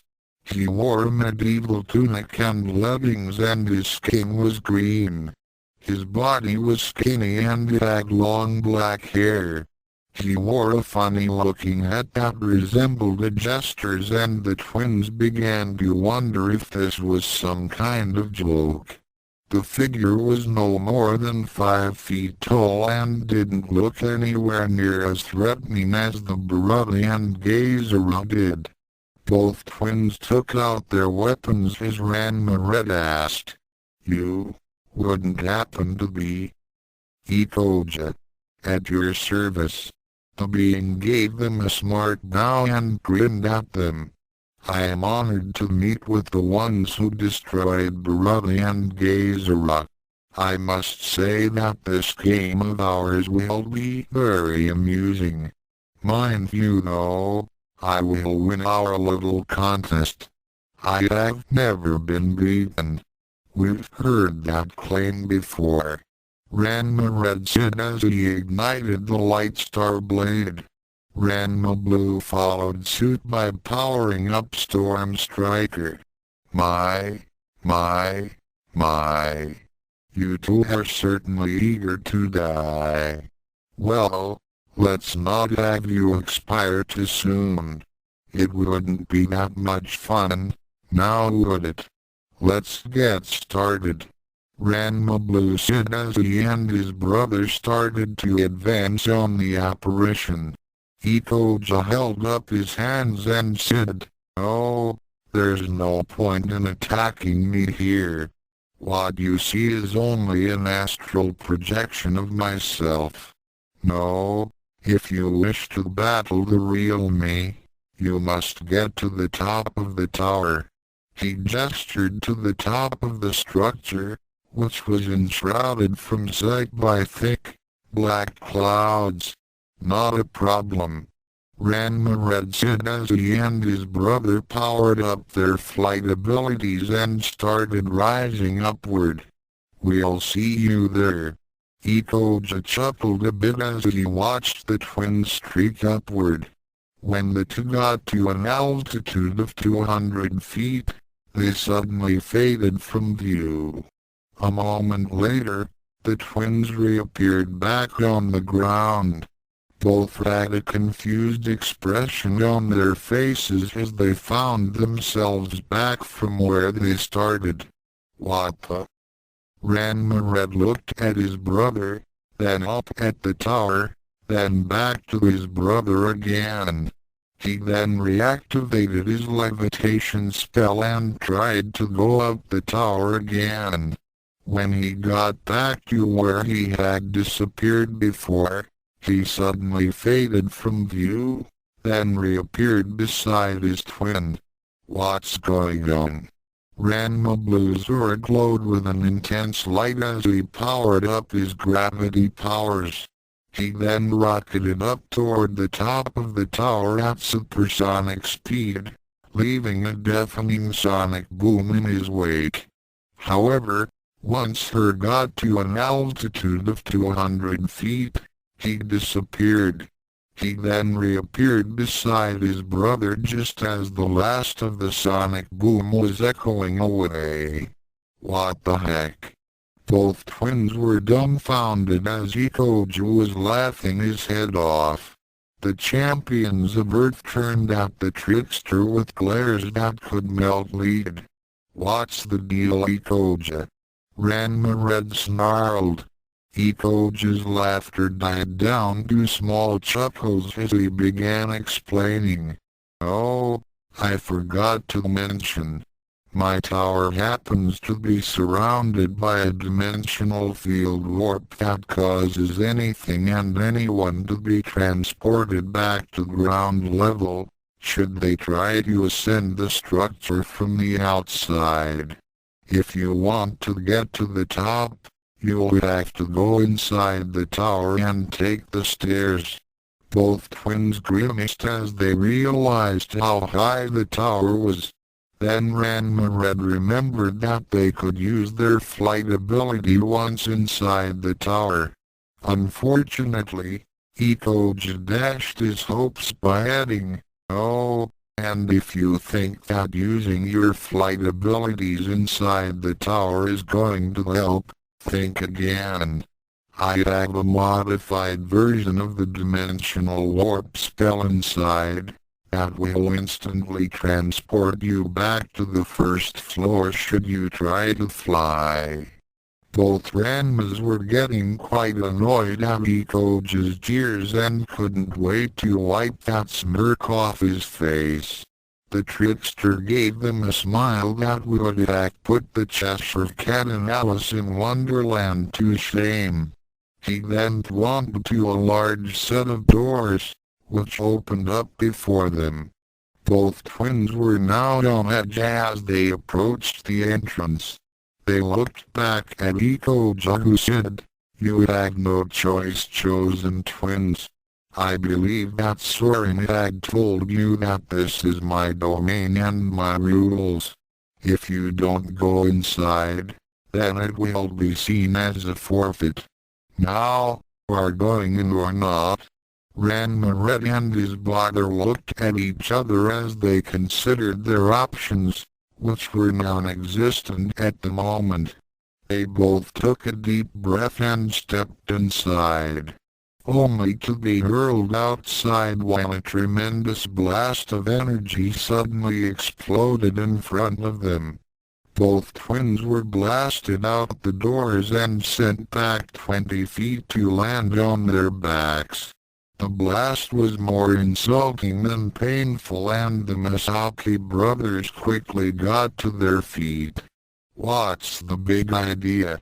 Ranma shouted as he and his brother faced the apparition of their tormentor. "What gives?"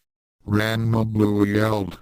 Ikoja chuckled evilly as he replied, "Didn't you know that it's bad manners to enter a person's home with unsheathed weapons? The protective spell on the main entrance will forcibly eject anyone who does not conform to the household etiquette. I'm afraid that you two will have to leave your weapons here. Don't worry. I'll make sure that no one touches them." "You're right," Ranma Red scoffed. "Like we're going to leave them with you. Well, you can't enter the tower with them in your possession," Ikoji interjected. Both Ranmas were at a loss of what to do until Ranma Red thought up a solution. "So we won't be carrying them with us. So you'll be leaving them with me?" Ikoji asked hopefully. "Not a chance," Ranma Red said as he deactivated his sword and turned to his brother. "Hey Blue, give me the hammer. Are you sure you have a way?" "Yeah, don't worry. We won't be losing our weapons to anyone, especially to this jerk." Ranma Blue regarded his twin for a moment, then handed him Storm Striker. Ranma Red began focusing his energies and a moment later, the two weapons disappeared. "What did you do, Red?" "I teleported them to the realm of infinity. We still have our mental link to them so we can draw on them for information.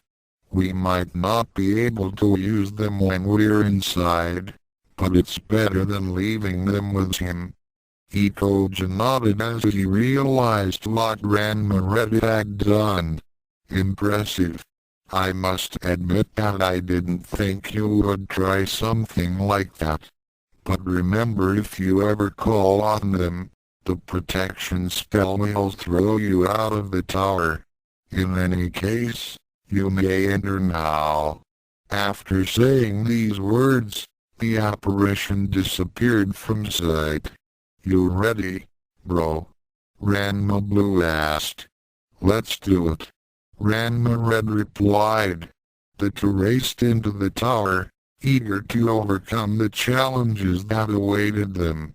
On Earth, the Masaki clan was watching anxiously as they saw their champions enter the tower. "Won't my sons be at a disadvantage without the hammer and sword?" Nodoka asked Taron. "They had no choice, Ms. Masaki," Taron replied.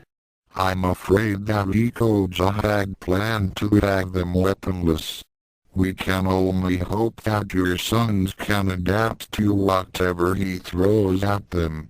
In Ikoja's tower, the twins were awestruck at what they saw. The inside of the structure consisted of a huge, winding staircase that went up against the walls and spiraled skyward. The top of the tower could not be seen and the staircase had an infinite number of doors lined up alongside it. "Whoa! This thing is bigger on the inside than on the outside," Ranma Blue commented. "Well, no time to stand here and enjoy the architecture.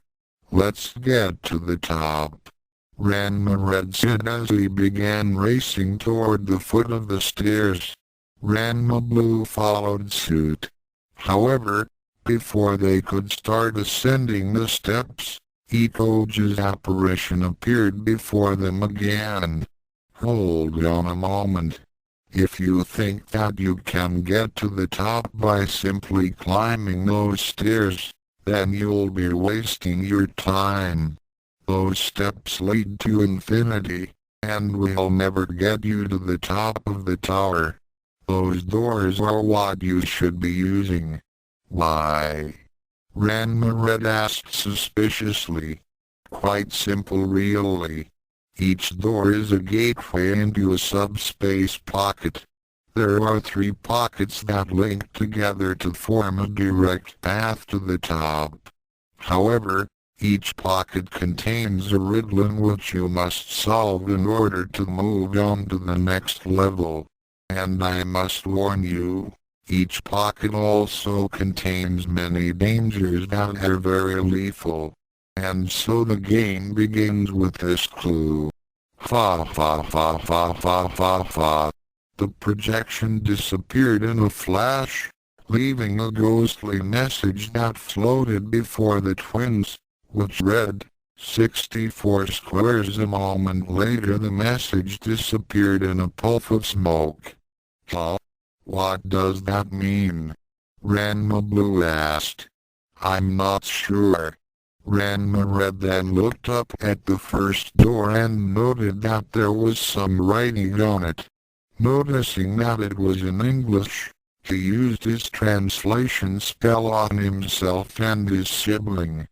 Looking further up, he noted that the other doors were also labeled.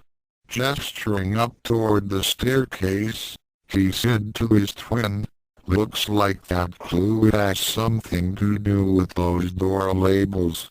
Yeah, but which one? HMMM, 64 squares, what does that mean? Ranma Red said in thought. A minute later his brother began heading up the stairs while reading the labels. Hey brother. Over here. Ranma Red looked up and saw that Ranma Blue was up a few meters and holding the knob to a door. He raced up the steps to where he was and looked at the door's label, which had the number 4096 on it. Yeah, so what about it? Ranma Blue smiled as he said, when the message said 64 squares, I got to thinking that maybe that clue had a double meaning to it. What's 64 times 64? Ranma Red groaned a bit, as math had never been their best subject. A minute later he replied, 4096? Right. 4096 is equal to 64 squared. I get it. Ranma Red said happily, as he comprehended the meaning of the clue. You ready? Let's do it. Ranma Blue opened the door and the two entered the subspace pocket. They immediately began falling through an empty field of nothingness until they landed on a gigantic plane of black and white squares. The area was about the size of a football field. The twins picked themselves up and stared at the plane for a while. This must be the right place. Ranma Red commented. How do you know? Asked his brother. I count 64 squares total. Okay, got any idea what this place is? Ranma Red focused on his connection with the light star blade and a moment later had the answer. It looks like a giant chessboard. Chess? Is it something like shogi? In a way. Check it out with your own weapon for the rules of the game. I'll do the same with mine. After a few moments of contemplation, both boys had comprehended the rules and goal of the game. Suddenly, there was a flash of light and the astral image of Ikoji appeared. Well done, chosen twins. You have solved the first riddle. Now, let the game begin. Both Misaki brothers were quite surprised when the surface they were standing on suddenly started rumbling. On one side of the playing field, gigantic stone figures in the shape of the white pieces appeared. On the other side, the black playing pieces also materialized and aligned themselves in accordance to their starting positions in the game. Both twins noticed that the pieces themselves were monstrous versions of the normal characters in chess and almost seemed alive. The pawns had lizard-like faces and toted wicked-looking spears. The rooks resembled huge turrets of castles and had tiny gremlins at their tops that were manning catapults. The kings, queens and other pieces were armed with swords, scepters and other blunt or sharp add-to-hand weapons. Iko just snickered as he then told them of the next clue. Only you two can put the Black King in checkmate. Move accordingly or it will be the end of the day. The image of the Dark World trickster disappeared, which signaled the start of the battle. The white and black sides began advancing on each other and engaged in a parody of the Middle Ages. The rooks began shooting at each other with flaming fireballs. The pawns engaged in duels and the higher-ranking pieces each began shooting and cutting at anything that moved. Unfortunately, the magical and elemental twins were smack dab in the middle of it. Ranma Blue rolled to one side to avoid a fireball from the black rook. When he landed on a black square, it suddenly faded away and the elemental brother had to move fast to keep from falling through it. Whoa! The twin barely managed to move to a square opposite to it. Fortunately, the square did not fade away. However, when a gigantic pawn moved to that square, it did not fall through. Ranma Blue puzzled at this development and wondered what was going on. On the other side, Ranma Red was also having difficulties.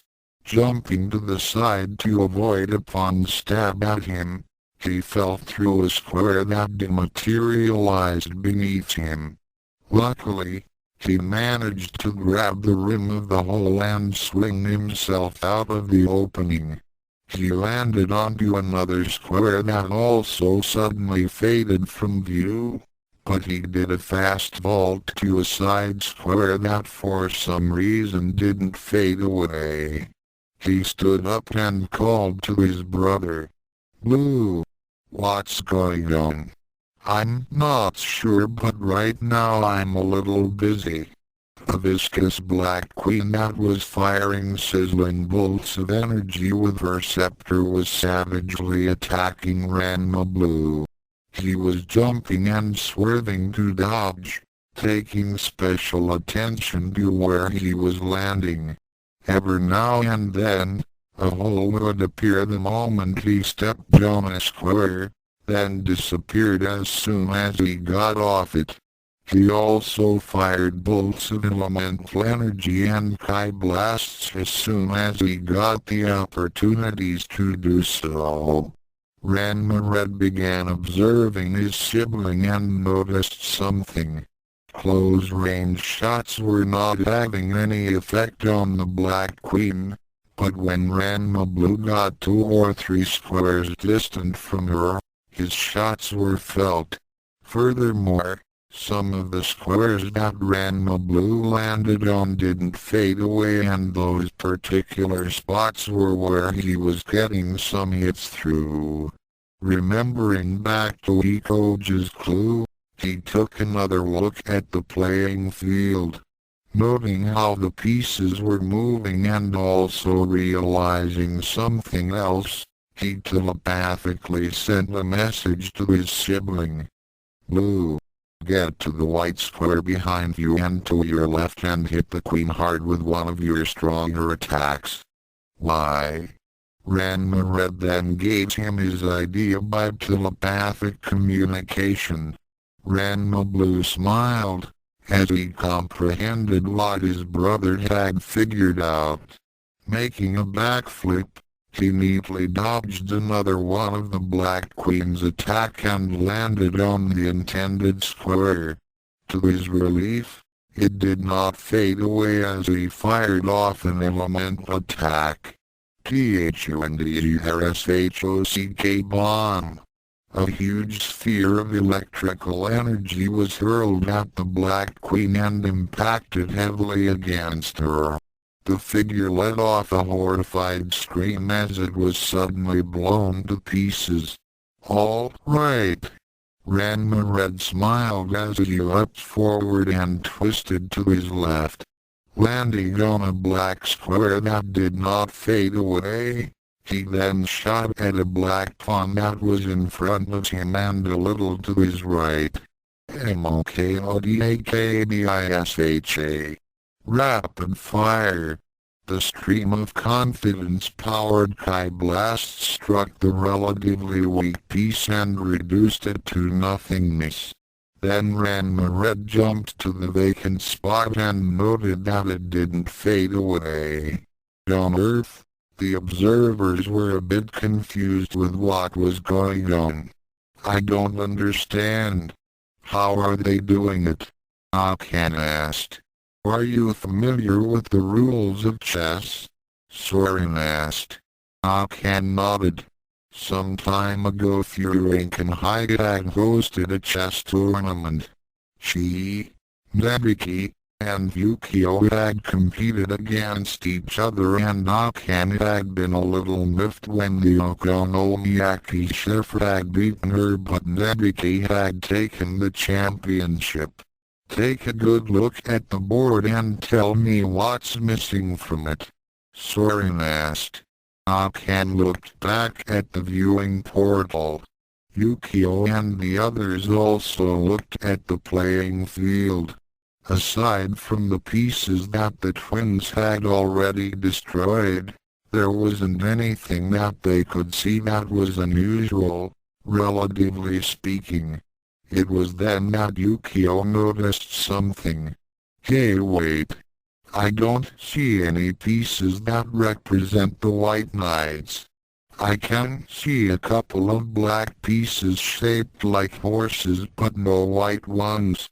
"Exactly," Taron confirmed. "The twins have figured out that they are the White Knights. The name Ranma means wild horse and the horse is the shape of the knight piece in chess. So that means that they have to move and attack like knights." Everyone who understood the game nodded as they watched the twins move across the board toward the Black King. Every maneuver was two forwards and one across, or one forward and two across. Every square they landed on did not fade from view. Nebiki noted this and said, "Now I understand the rest of the clue. They have to move accordingly or it will be the end of the day or nightfall." Everyone groaned at the horrible, yet accurate pun. On the giant chessboard, the twins were systematically destroying the Black Army's pieces one by one as they advanced toward the main player, the Black King. The important piece had already made a castle maneuver and was protected by a row of pawns and a rook. With a few smart maneuvers, the rook was eliminated and both brothers were in position to win the game. The black pawns tried to move forward to defend the king, but Ranma Blue took out the nearest one and was in its square to put the king into check. The piece tried to move away from his position, but that was when Ranma Red moved up and blasted at the square nearest to it. "Checkmate," Ranma Red declared. There was a bright flash of light as the board exploded into a corona of whiteness. A moment later, the twins suddenly appeared at the staircase again. Looking down over the railing, they saw that they were several flights above from where they originally started from. They nodded to each other at having won the first game. Ikoja then appeared again and smirked at the two. "Impressive. Although, I could have ended that game in 5 less moves that you would have done. In any case, here is your next clue. He once again disappeared and left another ghostly message which read, "Am I an audio you are surprised? Say what? What's a Minotaur?" Ranma Red asked. "Hold on a second." Ranma Blue conferred with his weapon in the other realm. Then it had the answer. It's a mythical beast from Greek mythology. It was half man, half bull. It was so dangerous that some guy put that thing in some. Wait a second. What is it? What's another word for surprise? Shock? Wonder? Dog? How about as a verb? To surprise someone is to amaze someone. Amaze? Ranma Red thought for a moment, then realized what his brother was talking about. I get it. We have to go look for amaze. Right. It fits in with the legend of the Minotaur.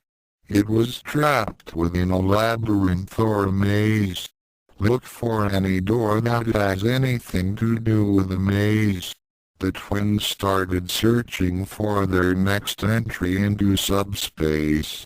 A few minutes later, Ranma Red gestured to a door further up the steps.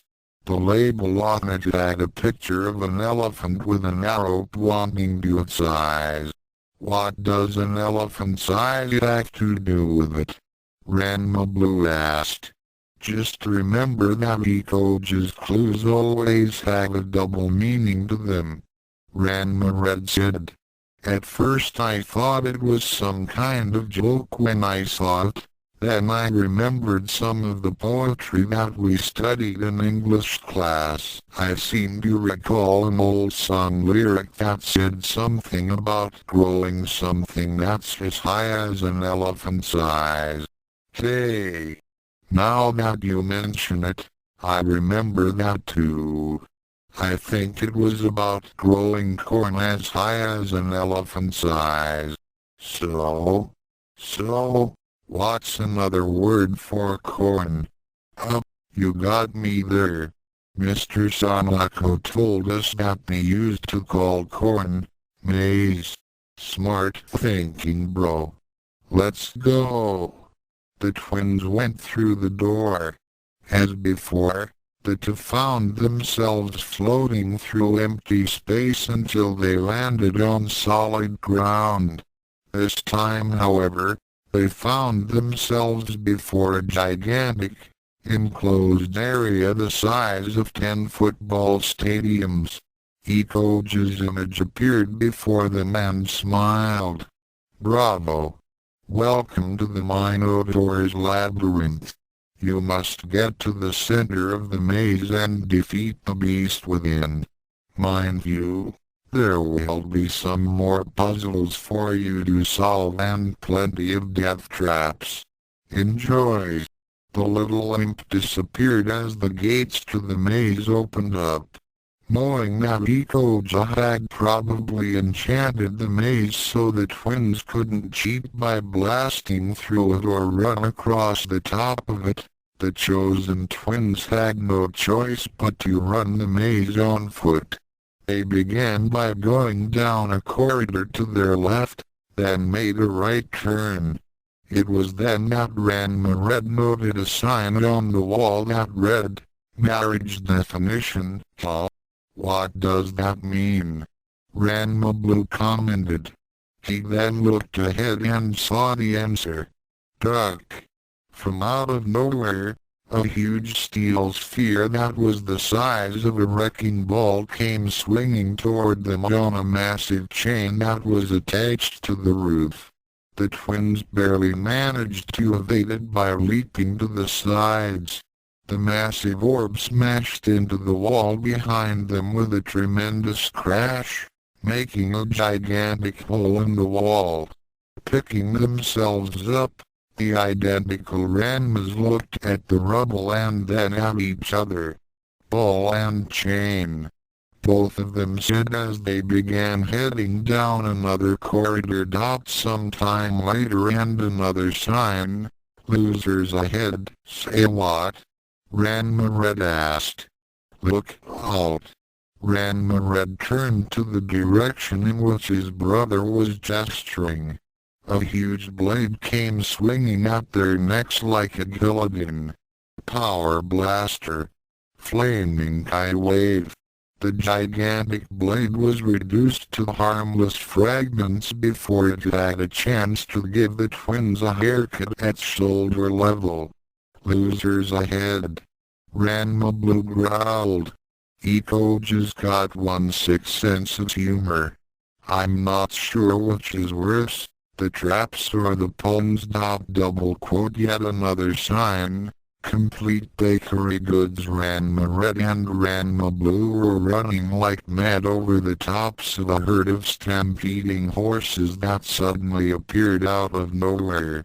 The equines were at least 5 times larger than normal and would have trampled the twins if Ranma Red hadn't realized what the clue had meant. Now what was that clue again? Ranma Blue asked as he and his twin jumped to the end of the stampede and watched the horses fade away into the distant shadows. Another word for complete is thorough. Bakery goods usually consist of pies, cakes and breads. Thoroughbreds? Dog, give me a break.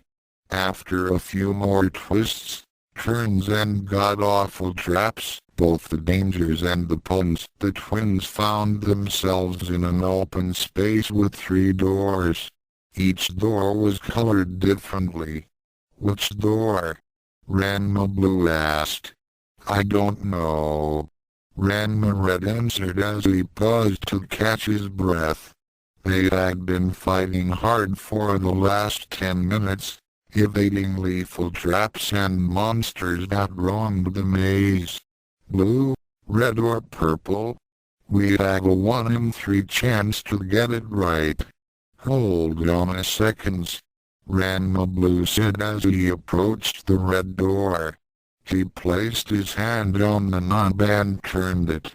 He screamed out as the door flared with light and blasted him with dark world energy.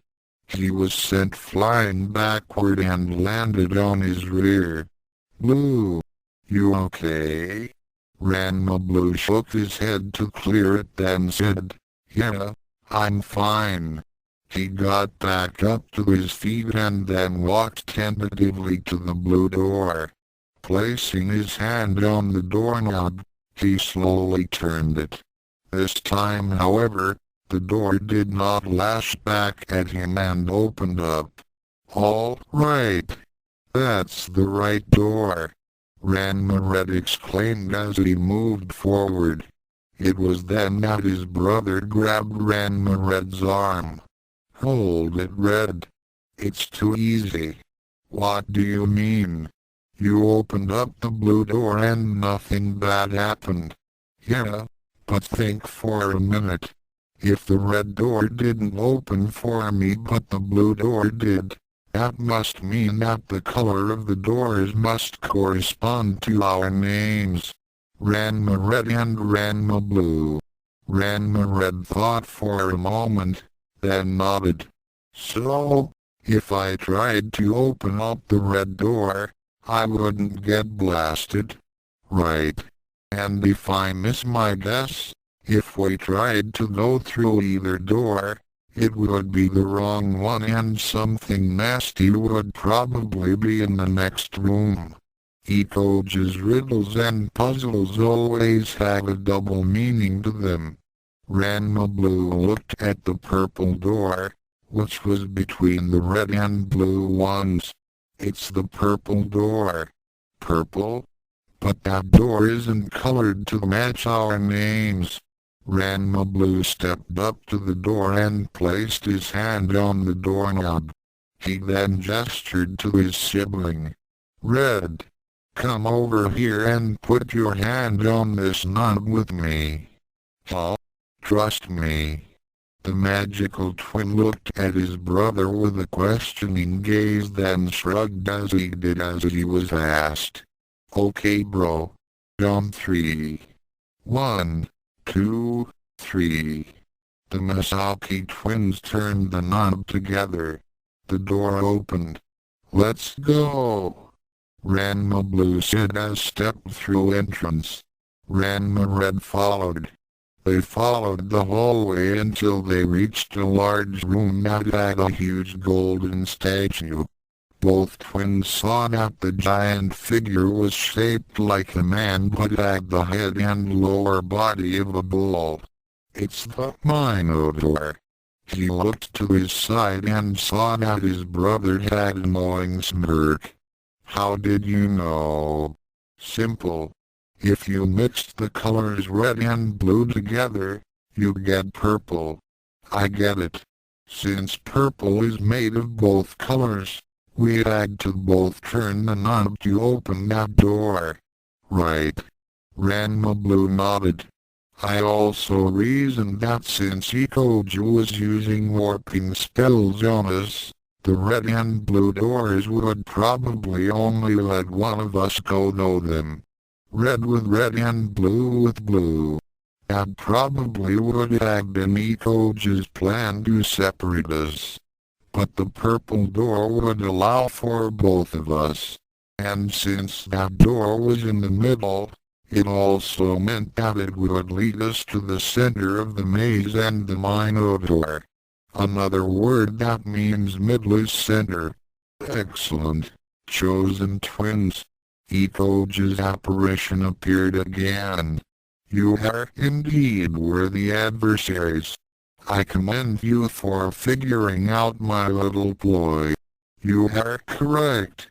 The red door would have only allowed Ranma Red to enter and vice versa with the blue door.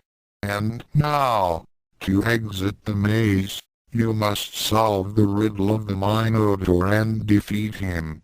The specter of the trickster vanished as the statue suddenly to tremble. With a bright flare of light, the Minotaur came to life and began to approach them. In one hand was a massive scimitar, and its eyes glowed with a fiery light. As it neared the twins, it began speaking in a low, inhuman voice.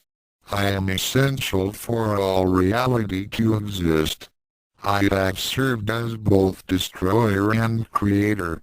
I have no definite measure, yet all things are measured by me. What am I?" Ranma Red and his brother looked at each other as they prepared to do battle with the Minotaur. The gigantic statue slashed at Ranma Blue with its sword. The elemental twin evaded the stroke and fired off a Kai blast. Mokodakabisha. The yellow fireball streaked toward the golem, only to be deflected by its sword. Ranma Red rushed toward the other side and leapt high. Twisting in midair to avoid a slash, he cut loose with a high-burst flurry of punches and kicks. Chestnut fury. The magic Masaki brother blurred as he rained thousands of punches and kicks on the Minotaur's back. The cavern echoed as his blows caused the metal to resonate with a constant clanging. The statue, however, was unaffected as it used the flat of its blade to knock him off like an insect. It was then that Ranma Blue made his move. Arctic Spear. The blue-white lance of freezing energy slammed into the bull-like creature, freezing it in a block of ice. Ranma Red followed through with a magical attack. Dragon Spirit. With their powers growing every day, the Masaki twins were able to launch more powerful attacks without having to take the time to focus. The huge, dragon-shaped apparition shot forward and impacted heavily on the frozen Minotaur, causing it to shatter into a pile of twisted metal and ice cubes. Ranma Red stepped back and waited with his sibling. Then amazingly, before their eyes, The pieces began to move toward themselves, joining together and reforming the beast. In less than 3 seconds, the Minotaur was on its feet again and advancing on them again. "Ah man!" Ranma Blue groaned as he and his brother leapt up to avoid a slash. "We're going to have to use a stronger attack," Ranma Red shouted as he rolled to one side and launched a stream of Kai blasts. MOKODAKBISHA. Rapid fire. These Kai blasts were deflected by the Minotaur's sword and headed toward the elemental twin, which he dodged. "Yeah, but even if we do destroy this thing, then what? How do we get out of here? I wish this thing would just lay off. We don't have the time to play with this thing." "Time? What a second. That's it." "What?" Ranma Red got to a position on the right of the Minotaur, while Ranma Blue was on its left. "Get ready to let him have one of your stronger attacks. You got a plan?" Ranma Red nodded as he began focusing his energies. Minotaur looked to each twin, as if considering which one to attack.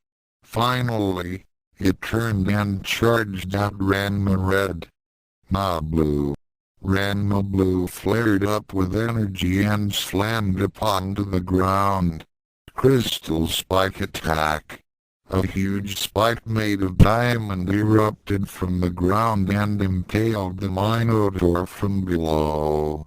The spike kept rising with its hapless passenger until it slammed into the cavern ceiling. The Minotaur let off a wail as its body was rent in two. The halves of the beast came falling back toward the ground as Ranma Red prepared his spell. When the two pieces landed, he noted that the lower half was making its way toward the upper half in order to rejoin with it. "Oh no you don't." Ranma Red thrust his arms forward and let loose with his attack, while saying, "The answer is time." Double soul sparkers. Twin globes of algo-rich energies leapt forward and sped toward their targets.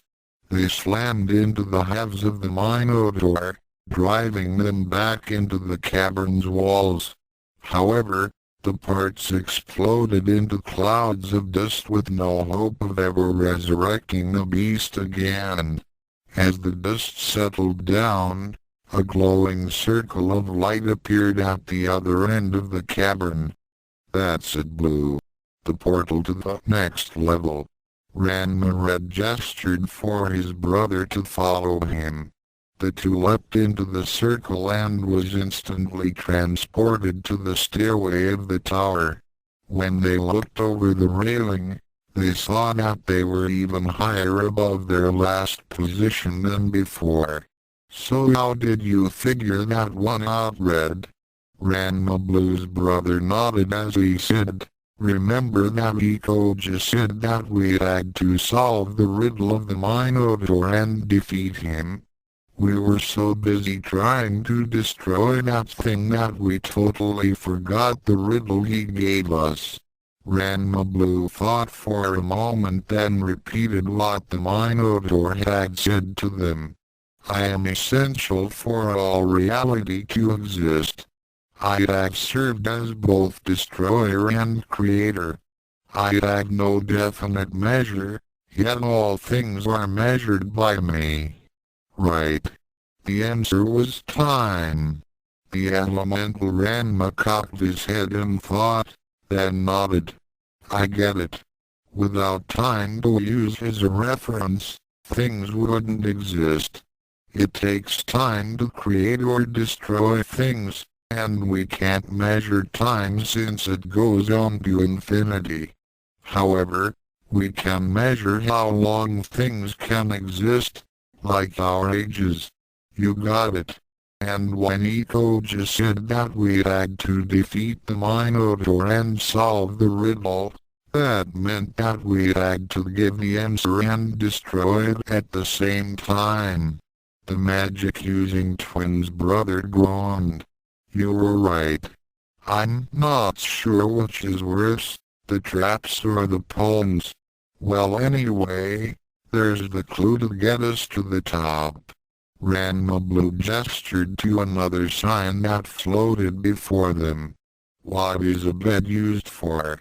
What's that supposed to mean? Ranma Blue asked. It's used for sleep. Should we start looking for something that has to do with sleeping or dreaming?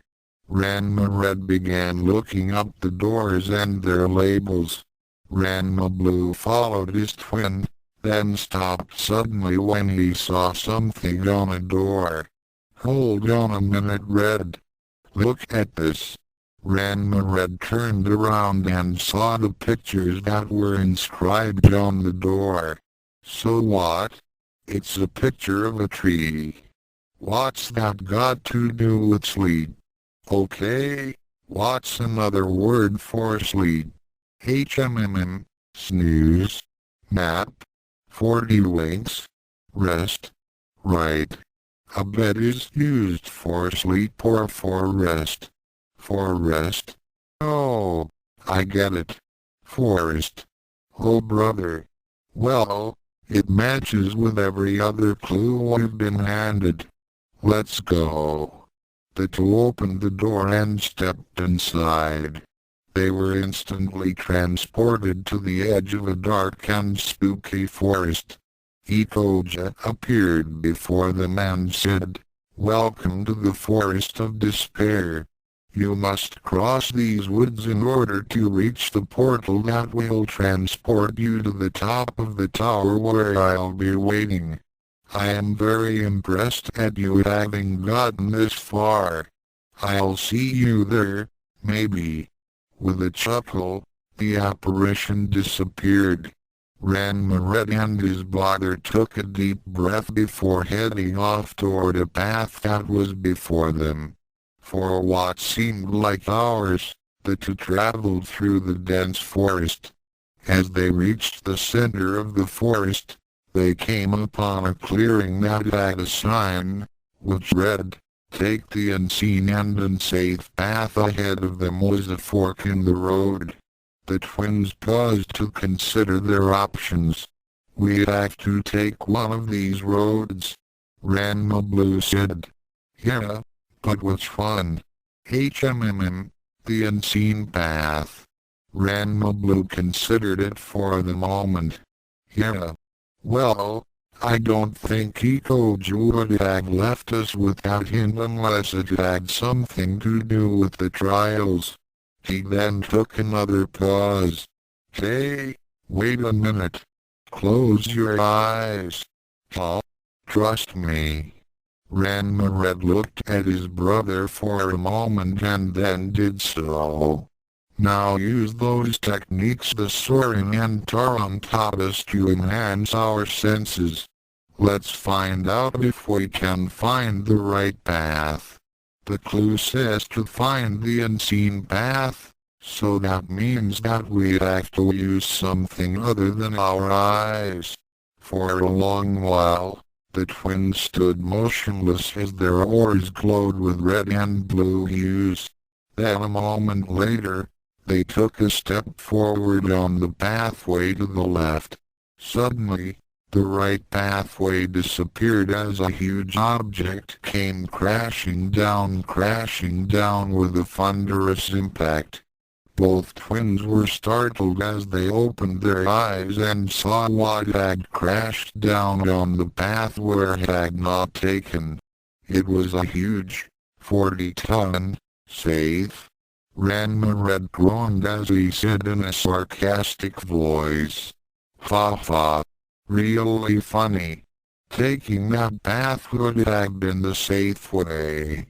He saw that if they had taken that route, they would have been crushed underneath the massive storage vault.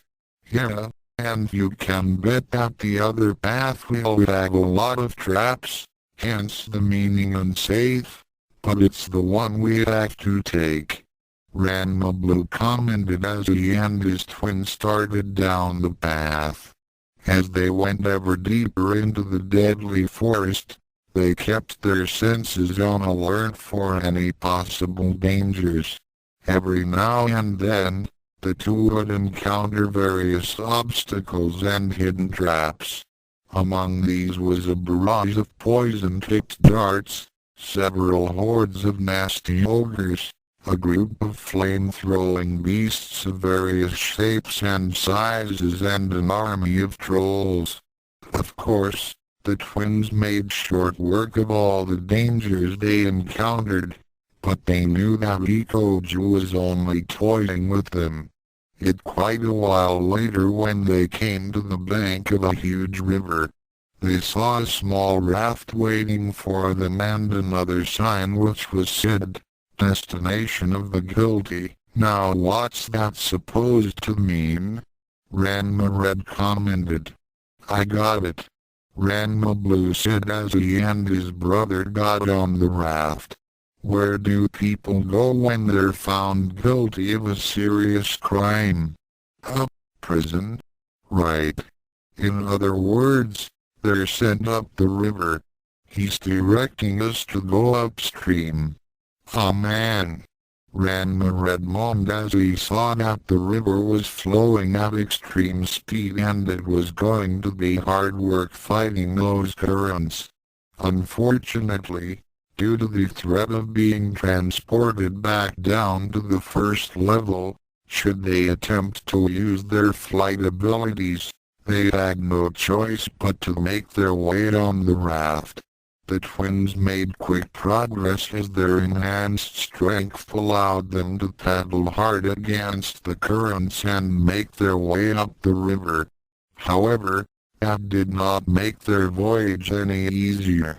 The twins found themselves in constant battle to stay on the flimsy raft while beating off various monsters that inhabited the waters and the banks. "Look out!" Ranma Red screamed as a gigantic, winged lizard dive bombed them from overhead. Arctic Spear. The flying monster was encased in a solid block of ice and crashed into river. The gigantic splash almost caused the raft to capsize. It was then that Ranma Blue and his brother noticed a huge black shape swim up and crush the frozen predator in its huge jaws. The chosen twins braced themselves as the water serpent broke through the surface of the water and then lunged at them. Spirit Fist. The mystic attack slammed into the water demon's head and sent it flying into a nearby whirlpool. The identical Ranmas paddled furiously to prevent themselves from being pulled into the swirling waters. The unfortunate water serpent was dragged down into the eddy and was gone from sight. With supreme effort, the two brothers managed to evade the serpent's fate, but were then swept towards some fast-moving rapids. "Huh? I thought we were moving upstream," Ranma Blue shouted as he used a Kai blast to destroy a rock formation before their raft smashed into it. "Remember that Ikoju likes to warp things," Ranma Red said as he used his Kai ability to blast another river monster that was heading their way. He then saw a school of monstrous fish that resembled armored sharks head toward them. Looking behind them, he saw another group on a collision course with the first one. The problem was that they were smack dab in the middle. Between keeping their raft afloat and defending themselves against the hordes of beasts that were attacking them from both sides, the twins had found themselves with their hands full. As they continually blasted the monsters and struggled to keep themselves from being dashed against the rocks, They were totally caught off guard when a large armored shark came up from below and smashed their raft apart. Both twins were pitched into the river as the predators dived in to devour them. The surface of the river thrashed about as the sharks went into an intense feeding frenzy. It seemed that the twins had finally been killed. However, a minute after the two had disappeared beneath the waters, there was a huge explosion as if someone had detonated a depth charge. The monstrous fish went flying, many of them already dead from sudden burst of Kai energies. Several of them fell on the banks of the river, their carcasses flopping about like goldfish whose bowl had just been broken. Others splashed back down into the river and settled down on the river floor, later to be eaten by scavengers. Ranma Red and Ranma Blue came up a few minutes later and started swimming up the river. A long time later, both twins were beaten and had several cuts and bruises when they dragged themselves onto the bank. After a long and perilous swim up the river, fighting creatures that were too hideous to describe, they had finally made it to their destination. Ranma Red moaned as he took off his shirt and began wringing the water out. "Oh man! I thought we'd never get to the end of this thing." Ranma Blue nodded as he sat up and began assessing his body. Aside from a few superficial cuts and the lack of any broken bones, he and his brother were relatively fit to continue on. However, as of now, their stores of Kai, mystical and elemental energies were getting low. Constantly fighting those water demons and swimming against the fast currents of the river had taxed them to their limits. It was then that he looked up and saw it. It was a Western-style door that was just standing near the riverbank. Gesturing to his sibling, Ranma Blue began walking up to it. It was just a door frame with nothing behind or in front of it. At first Ranma Red and his brother thought that it was some kind of joke, but then realized that this was where they needed to go. On the front of the door was a label that said "Final Riddle." Then suddenly, the label flipped itself over and showed the word on the other side, which said "Enter." "Well, this has to be it," Ranma Blue said. Kinda strange that it's this easy. No riddles or any hidden traps. Maybe Eco just finally run out of tricks. I don't know, but we don't have anywhere else to go. We're at the edge of the forest and this is the only portal that I can see. The elemental twin took a deep breath and said, "Are you ready?" Ranma Red nodded as he said, "Let's do it." They reached out and grasped the doorknob, giving it a slow turn. When they found that it was unlocked, they slowly opened the door and stepped through it. As they had expected, the door was a dimensional portal and they were whisked away to the top of the tower. At the top of the tower, Ikoju was waiting for the twins to arrive. He smiled as a bright flash of light appeared in the space before him. When it faded away, the two Ranmas found themselves face to face with their adversary. Well done, chosen twins. No one had ever made it to the top of my tower before. I must commend you for solving my riddles and puzzles. You were indeed worthy adversaries. What do you mean were? We're not finished yet, Ranma Red said as he and his brother took a stance. Iko just snickered as he said, Oh, but I must insist on the past tense. Oh, and by the way, look down at your feet. Yeah, like we're going to fall for that one. Ranma Blue scoffed. Don't say I didn't warn you. Iko just said as he snapped his fingers. The twins were about to charge their opponent when Ranma Red felt something grip his right ankle.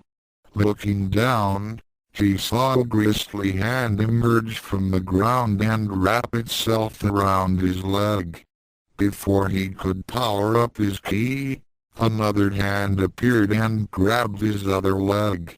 Ranma started getting nauseated as he started to experience a familiar sensation.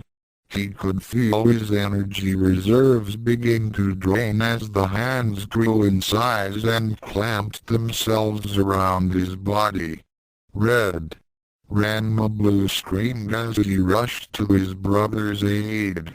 Unfortunately, two more hands burst from the ground, grew in size and clamped themselves around the elemental twin. He soon found himself in the same predicament as his sibling as his energies were being leached away. Iko just threw his head back and laughed as his enemy's powers were being drained. Fa fa fa fa fa fa. I can't believe that you two fell for one of the oldest tricks in the book. He was still snickering as he looked on the twins, who were struggling to free themselves from their bonds. It's no use, boys. Those hands were specially prepared for your individual energies. They happen to be modified versions of the Leech Dome. However, I have learned from the failures of Makana, Kartaka and Baruta. The hands that hold Ranma Red are specifically attuned to his mystical energies while Ranma Blue is held fast by hands that drain elemental power. You can't rely on each other to break free this time. I have won. Fa fa fa fa fa fa fa. Don't count us out just yet, you jerk. Ranma Red scoffed as he began focusing his energies. Oh really? And what do you mean by that? Iko just said as he stifled a snicker. These hands stop elemental power, right? Yes. Iko just said with a smug grin. In a few minutes, they will drain every drop of elemental energy from your body. And your life force, of course. I had it specifically made to your powers. Well then, it was then that the blue shirt Ranma flared up with a red aura and let loose with a blast of mystical energy. Spirit flare. Ikoju was taken by surprise as the Masaki twin let loose with a sudden burst of magical energies, causing the bony hands to explode into tiny shards which disintegrated into nothingness. What? This is impossible. You are not supposed to be able to do that. It was then that the other Ranma burst free from his own bonds by causing flames to appear. FIRBURST explosion. Ikoju was more than shocked at seeing Ranma Red perform an elemental power and began stuttering. Why you are not supposed to do that either. Both Ranmas smiled as they began advancing on their enemy. Then the twin who was wearing the red shirt said, "Looks like you fell for an old trick. You see, I'm not Ranma Red." Thunderbolt strike. A large blast of electrical energy blasted forth from the palm of the Ranma and blasted into the little imp, sending him back toward the edge of the tower. And I'm not Ranma Blue. Spirit Fist. The powered-up spectral fist sent Iko just further back toward the edge. The Dark World trickster stopped himself before being forced off the tower. He got to his feet and staggered forward. "Hey Chow." Ranma Blue smiled as he said, "We used the old switcheroo on you. It was simple matter to change the color of our shirts to fool you while we were in that river. Double quote flashback. Ranma Red and Ranma Blue were underwater, using their strength and martial arts to keep the sharks at bay. "Hey Red, we can't keep going like this. Every time we solve one of Ikoji's riddles, we use up more and more power, not to mention waste time." "I know. He's wearing us down. We need a plan to catch him off guard. I got an idea. It's crazy but it just might work." Ranma Blue related his idea to his siblings as they began charging up their energies. "You know, it's worth a shot. Let's do it!" Double quote right curly bracket end of flashback. Ikoji grinned as he considered the ruse. He had to admit, it had worked. "I am impressed." It was a simple yet effective tactic. But now, the games are over. Now, you will die.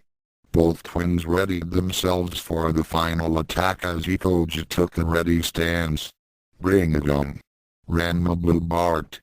Ikoji chuckled as he said, "Oh, I most certainly will. You see, what you see before you is not my true form. And now, you shall discover that I have been holding back my real power. Behold." Ikoji's body began to glow with an intense light as his eyes glowed with an eerie green light.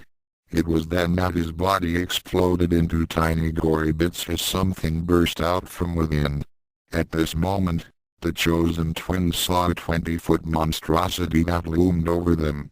Unlike the harmless-looking imp that had been tormenting them throughout the trial, this creature was anything but harmless. It was like a humanoid, but it had reptilian characteristics, including scales, a tail and a lizard-like head. Ikoji's jaw opened wide, revealing rows of sharp teeth and a forked tongue. Its hands had 4 fingers each and each digit had a sharp talon on its tip. Ikoji let off a savage roar as his eyes suddenly glowed and released twin beams of green energies. Ranma Blue leapt high to dodge the blasts, then retaliated with a Kai attack. Flaming Kai wave. The crescent-shaped blast sliced toward the monster, but Ikoji simply deflected it with a swipe of his claws. He then whipped his tail at Ranma Red with blinding speed. The magical twin ducked and rolled to the right. Raising a hand, he let loose with a spell of summoning. 3 stars aligned, pour forth thy light, and fill Orion's bow with might.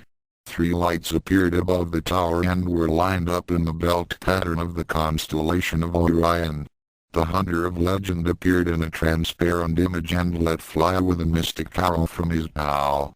After loosing the arrow, the hunter vanished from sight.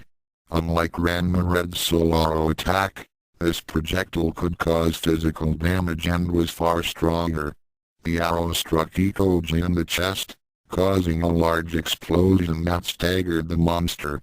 However, Ikoji was made of sterner stuff and the journey to reach the top of the tower had taken much out of the twins. The attacks were far weaker than they should be. It was then that Ikoji opened his mouth and spat out a huge bout of green flames at the mystic martial artist. Ranma Red just barely had time to put up a mystic barrier. But that was when Ikoji rushed forward and used his eye beams to shatter through the shield. Ranma Blue thought that he had a chance to get Ikoji while his back was turned and charge at him. His hands crackled with energy as he prepared to let loose with a sizzling electric attack. Ikoji suddenly smiled as he stopped his assault on Ranma Blue's brother and then used his tail to slam into the floor. The tower shuddered under the impact that caught both Ranmas off guard. They were momentarily imbalanced as the floor beneath them shuddered.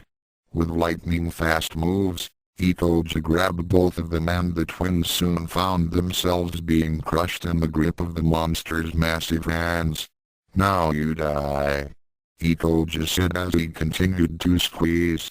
Both Ranmas screamed out in pain as they felt their bodies being compressed. Their ribs began to creak under the intense pressure and it would only be a matter of seconds before they would snap. "Blue, it's time to give this jerk our other surprise. Go for it." Ranma Red began to glow with an intense light, but Ikoja just laughed as he said, "Struggle all you want. My grip is unbreakable. In a few moments, you and your twins shall be crushed like walnuts. Your powers are depleted and your little tricks won't work now." Ranma Red managed to get an arm free as he smiled and said, "That little switch we did before was only part one of our plan. Here's part two." The mystic twin focused his concentration and it was then that the light star blade appeared in his hand and ignited its blade. Ranma Red swung down with the sword and the energy blade cut into Ikoja's arm. The transformed trickster howled in agony as his limb was sliced off. The sudden dismemberment caused his other hand to reflexively open. Once free, Ranma Blue summoned forth Storm Striker. Leaping high, he swung hard at Ikoja's head. There was a tremendous echo as the elemental hammer struck the giant lizard's head.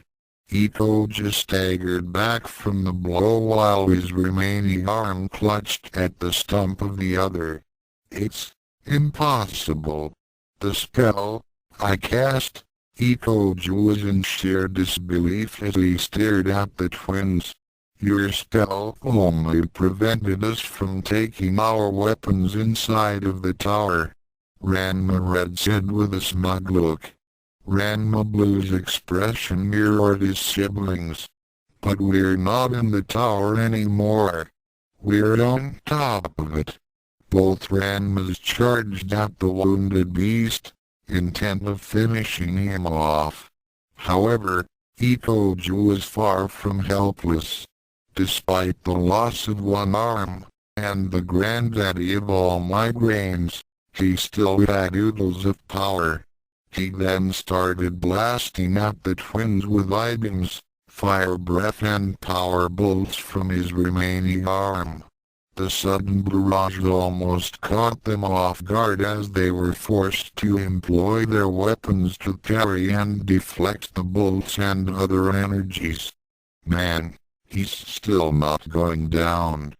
We're going to have to pull out all the stops. I may have a spell that'll stop him cold. Think you can keep him busy for a few seconds? Just give me an opening." Ranma Red nodded as he charged at the beast. Ikoja started blasting at him, but the twin dodged each of the blasts, then set up for a slash to the trickster's eyes. Seeing that he was too close, Ikoja tried to swipe at him with his remaining arm. It was then that Ranma Red pulled back in a feint maneuver, then thrust out a palm. Sunburst explosion. The sudden flare of super bright light was totally unexpected and at point-blank range. It was extremely effective. Ikoja was instantly blinded as Ranma Red jumped back to begin focusing his energies. Ranma Blue, seeing that Ikoja was temporarily disabled, charged forward and began slamming Storm Striker against his body. The night was alive with sound as the copy of Mjolnir dealt out massive amounts of damage. Back where Ranma Red was, the mystic began chanting as he stood in a ready stance. He had sheathed his blade and was making slow, intricate motions with his hands. You who are mindless. Hold me your oath of blood. As soon as Ranma Blue heard the echoing tones of his twin, he knew what was about to happen. Storm Striker was also aware what was about to happen. The elemental twin leapt clear as Ranma Red continued to build power. The only person who was unaware of the imminent danger was Ikoja. He was still sightless due to the light spell and was now blindly thrashing about. Come forth from the land of Avialandi. Ikoja stopped thrashing about when he heard these words. He strained his eyes to clear them of the flashes that still clouded his vision. Let the fires of Giachianane turn you to ash. Ranma Red was enveloped in a pillar of light as he prepared to let loose with the spell. Ikoja trembled as his vision finally cleared. It was then that he saw his opponent fly toward him, his body alive with a brilliant corona. Exodus. Ikoja barely managed to launch a barrage of power bolts, but they were as nothing to Ranma Red's attack. The fire-based energies were easily absorbed and added to the destructive power of the spell. Ikoja screamed as Ranma Red hit him head-on. Ranma Blue ducked for cover as the two collided. The top of the tower was bathed in a torrent of heat and light. The stone ramparts began melting under the searing temperatures and many of the tower's structures crumbled. After a minute of total chaos, the conflagration began to die down. Miraculously, the tower was still standing after the explosion and finally, the eternal night of the dark world was returned. Ranma Blue managed to pick himself up and he stared in amazement at what was left.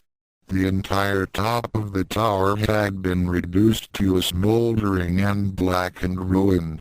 In the middle of the roof stood his brother and at his feet was the charred body of Ikoja. He slowly began walking over to them and was soon standing next to them. He bent over slightly to look at their opponent. I don't believe it. He's still alive after all that. Ranma Red nodded as he said, yeah, he's a tough bastard. But he's too weak to fight back now. Ikoja was just barely conscious as he looked up at the ones who defeated him. In a strained and ragged voice, he spoke. Well, it seems that I underestimated you. You beat me. Damn straight. Ranma Red commented as he nodded to his brother. We've won the third trial.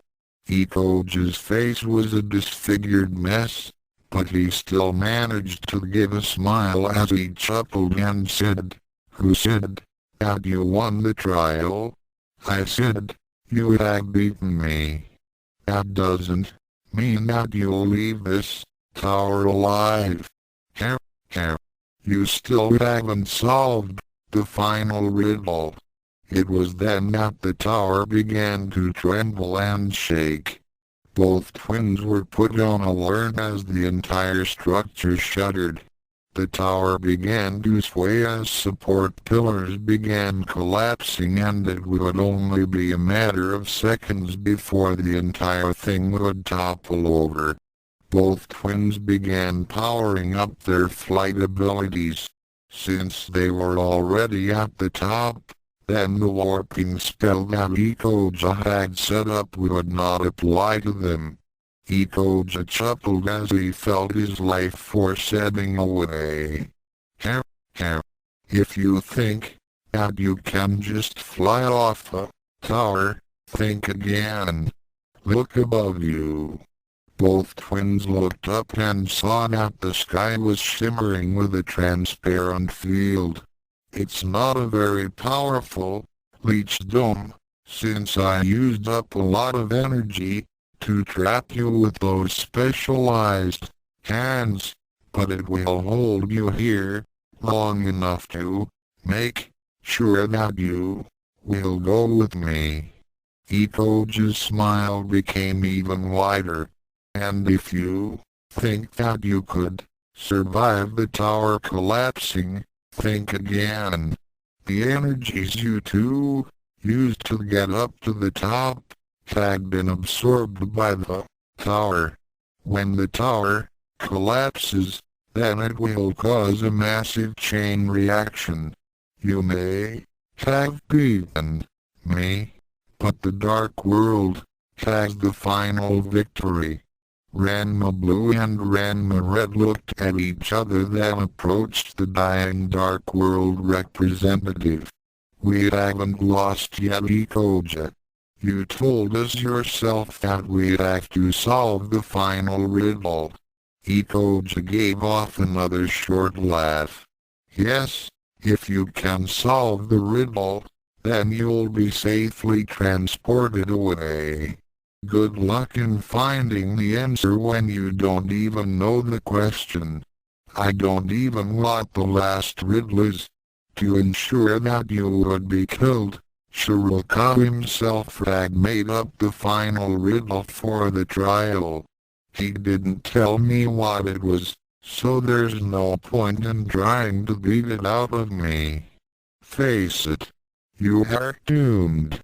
"Not really," Ranma Blue commented. Ranma Red nodded. "Yeah, we already know the answer." Ikoja's eyes became wide when he heard this. "What?"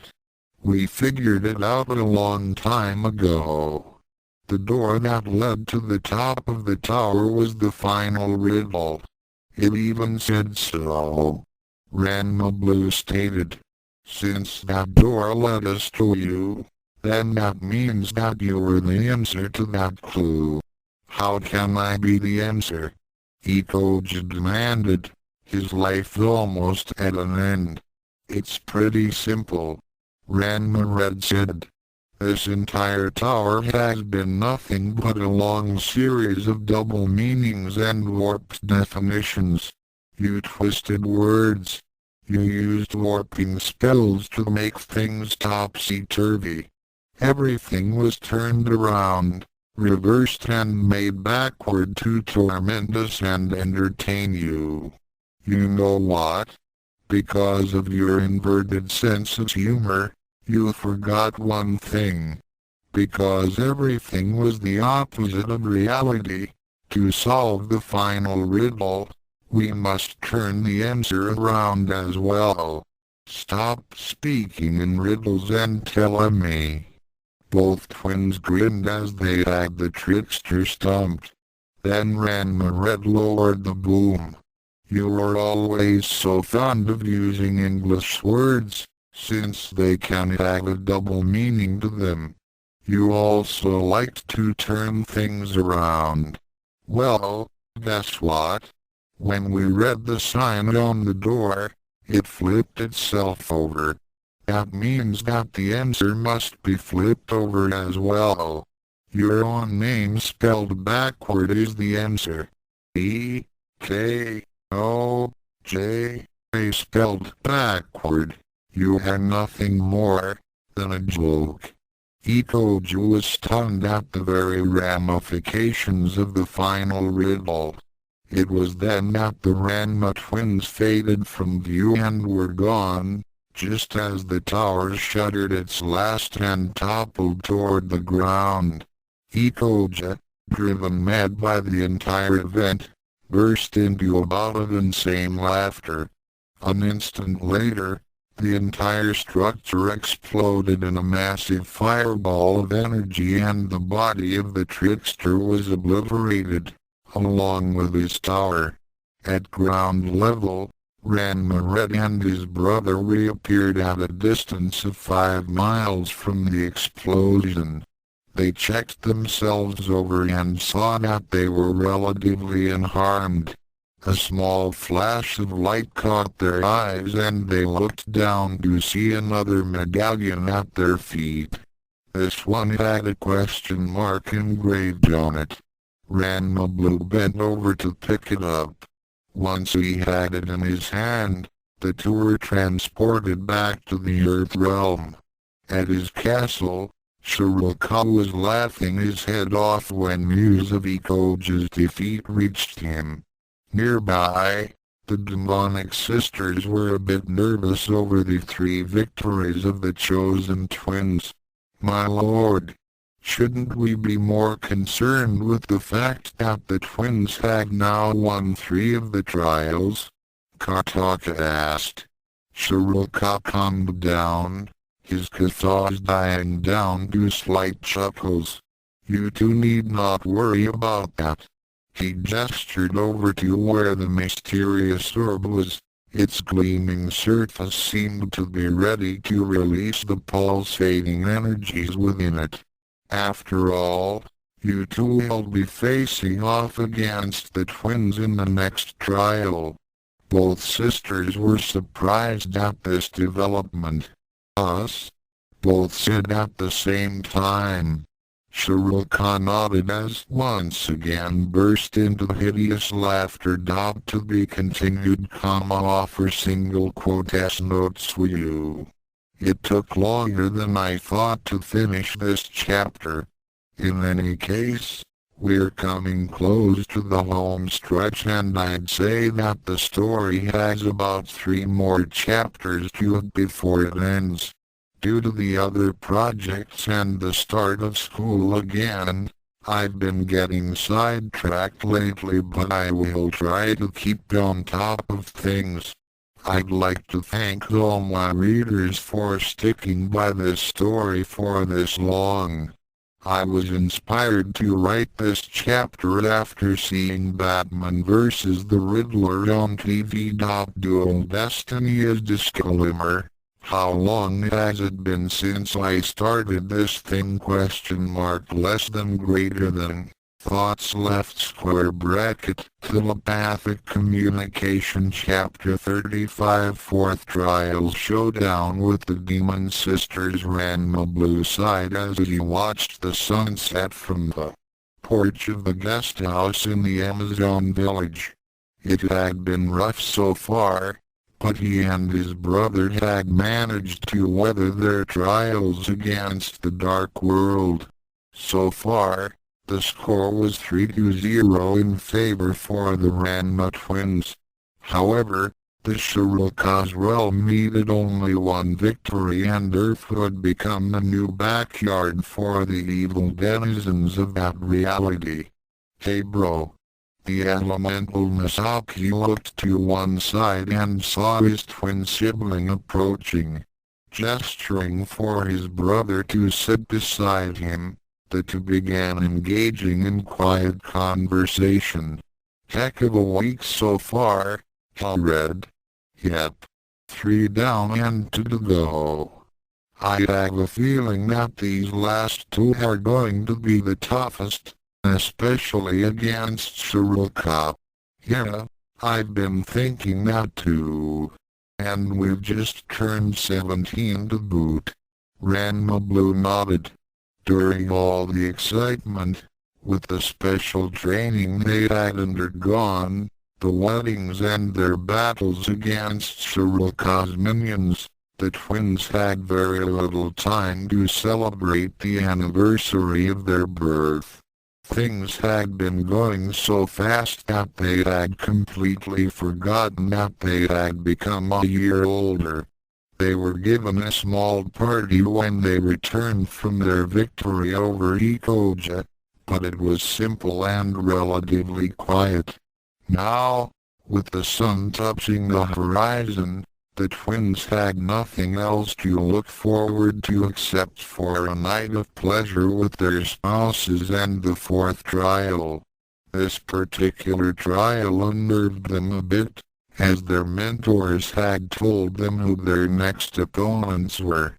They were quite familiar with the Demon Sisters, Kartaka and Makana, for they were responsible for ruining the lives of the Ranma twins' most frequent rivals.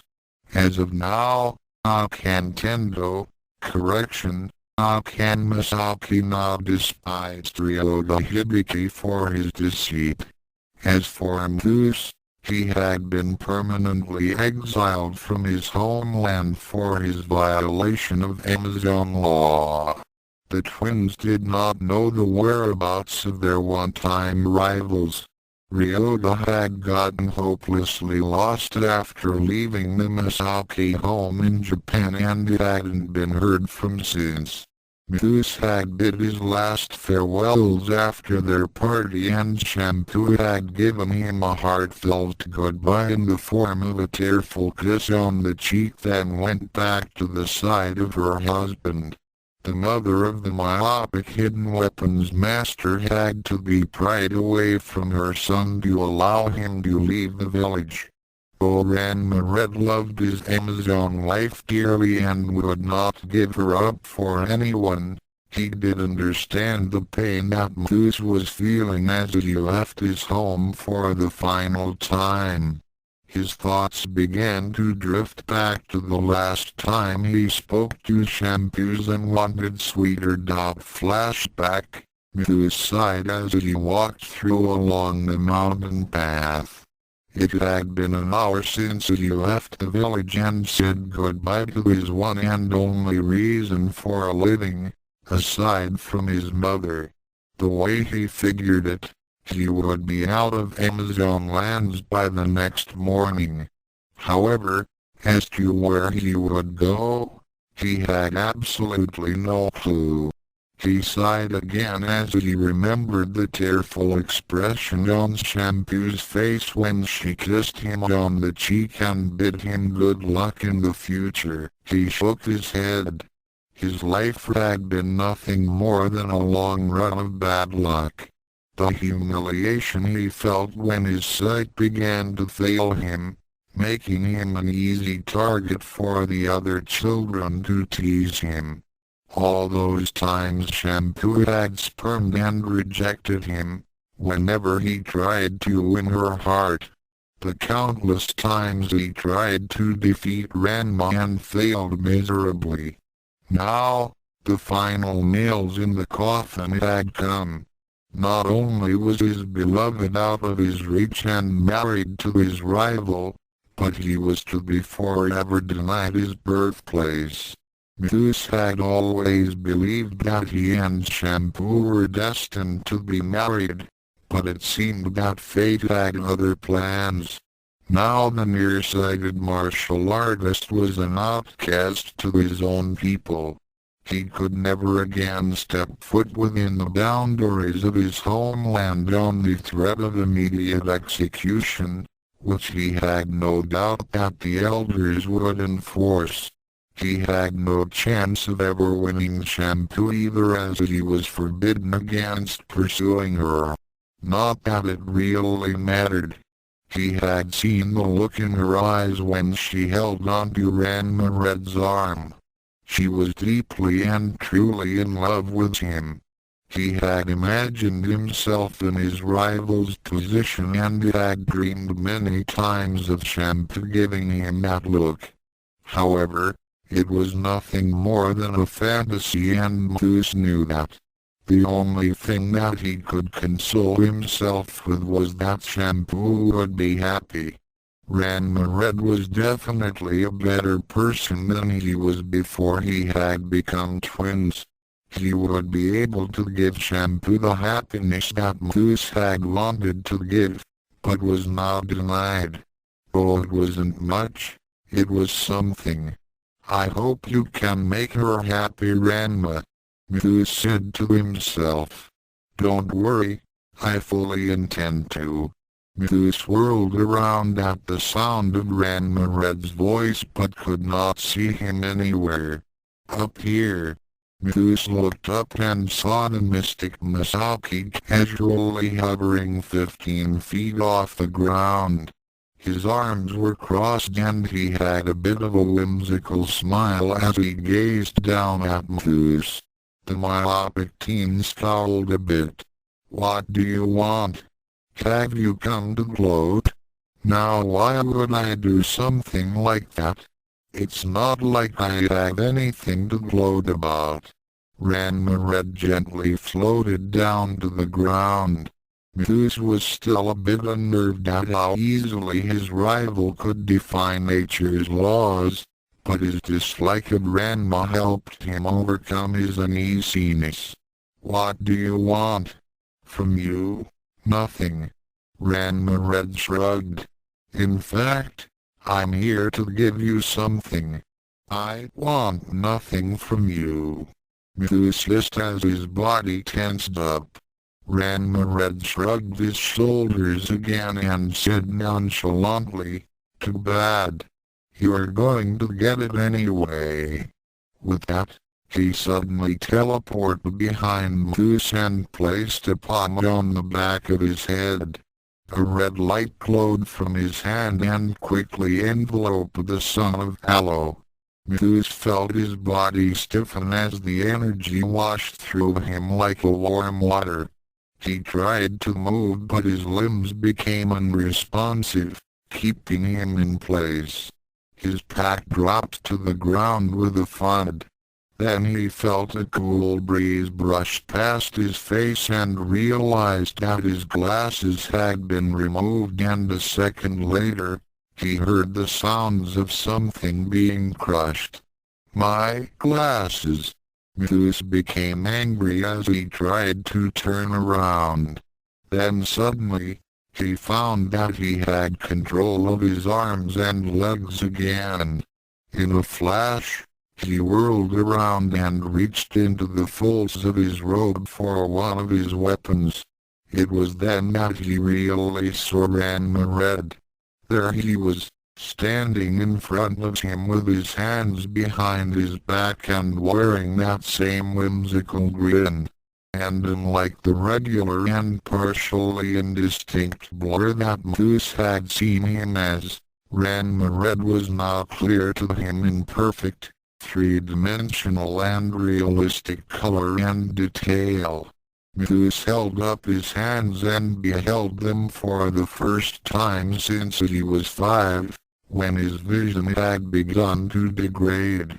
He then looked out over the landscape and saw the trees, mountains and streams.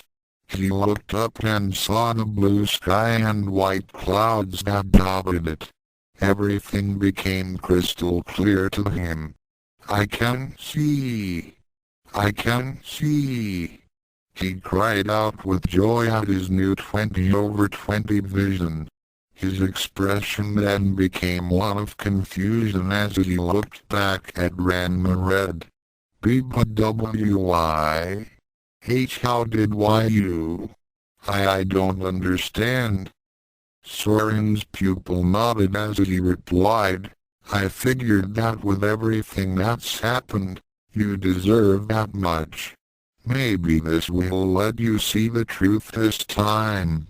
Mousse was unsure at what Ranma Red was referring to at first, then he realized the meaning of his words. He slowly nodded as he had already accepted the truth. I know. Shampoo is yours. Ranma Red nodded. She is my wife now and we love each other. Mousse held up a hand and shook his head. You don't have to finish Sodom. I mean Misaki. I've accepted that she's yours now. I guess it's just as well. I could never have made her as happy as she is when she's with you. Take care of her for me. The no longer visually challenged teen picked up his pack and then began to walk away. Ranma Red called to him. Mousse, listen to me. I think there might be a chance that I could convince the elders to reverse their decision. Mousse stopped for a moment, then shook his head. Don't bother. I could never go back, even if they did let me return. Ranma Red teleported in front of him, startling him for an instant. Mousse, you don't have to go. Your mother hasn't stopped crying ever since you left and well, I feel that after all that's happened between us, you're really not a bad guy. I'd like to help you if I can. You can help me by leaving me be. Mousse growled. He tried to step around Ranma Red, but the mystic martial artist wouldn't let him pass. Get out of my way. Nope. Not until we settle a few things. What's there to settle? You're married to Shampoo and I'm not. Do you think I can stay in the village and see the two of you together every day? I've loved her ever since we were little, but now I see that it was all a waste. For 14 years, I tried to win her love, but never succeeded. Now that she's given her love to you, there's no reason for me to stay. It's time I broke my ties with that part of my life and moved on. Mousse shook his head. No. I think I should be grateful that all this has happened. I think that it was just what I needed to finally see that I had been living a lie. Now that everything has been settled, I have an opportunity to start over. I'll be damned if I'm going to screw that up, and you won't stop me. Ranma Red was about to say something else, but then saw the look in Mousse's eyes. His one-time rival was serious and there was nothing the Ranma Red could say to convince him otherwise. Ranma Red didn't want Mousse to leave on these terms, but the die was cast. So be it, Mousse. Take care of yourself. He stepped aside. Mousse gave him a slight nod and then walked onward. He then paused without looking back to say a few parting words to Ranma Red. Misaki, you were my greatest opponent, the one that I could never defeat decisively. I may not like you for taking Shampoo, but I do respect you. I can see in your eyes that you truly love Shampoo, and at least I'll be happy in knowing that she'll be taken care of.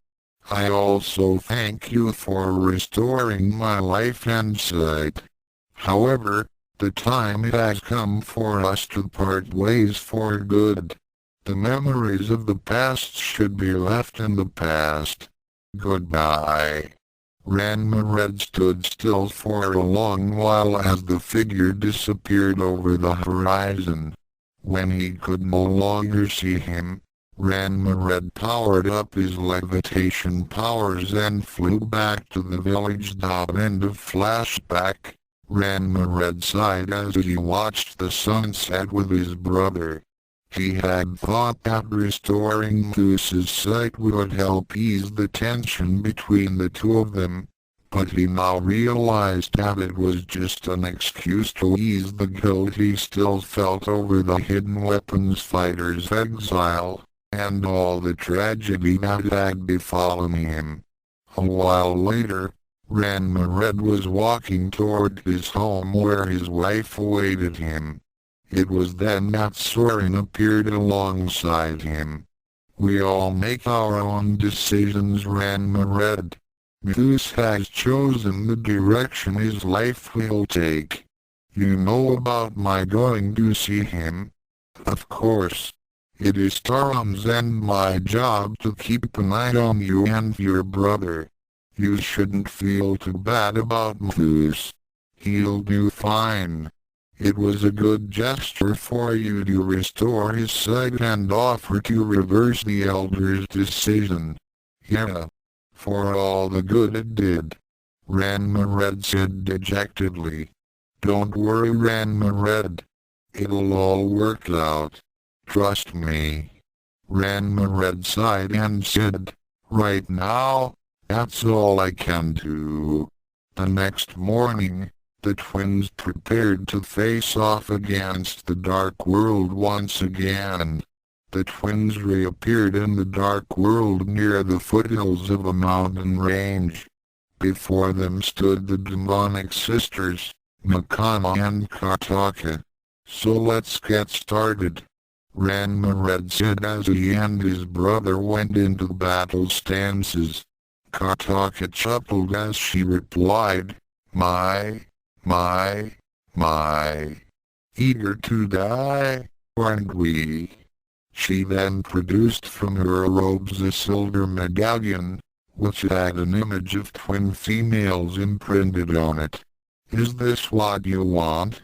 "Yeah, and we'll give it to Soren and Taron after we beat you," Ranma Blue stated. "Well then," Kataka smirked as the medallion began to glow with a yellow light. It then floated up from her hands and went shooting up toward the heavens like a rocket. When it reached an altitude of over 2,000 feet, it suddenly flared with a burst of energy and broke apart into 5 pieces. Each piece went speeding off into 5 different directions and scattered themselves across the realm. "What was that?" Ranma Blue demanded.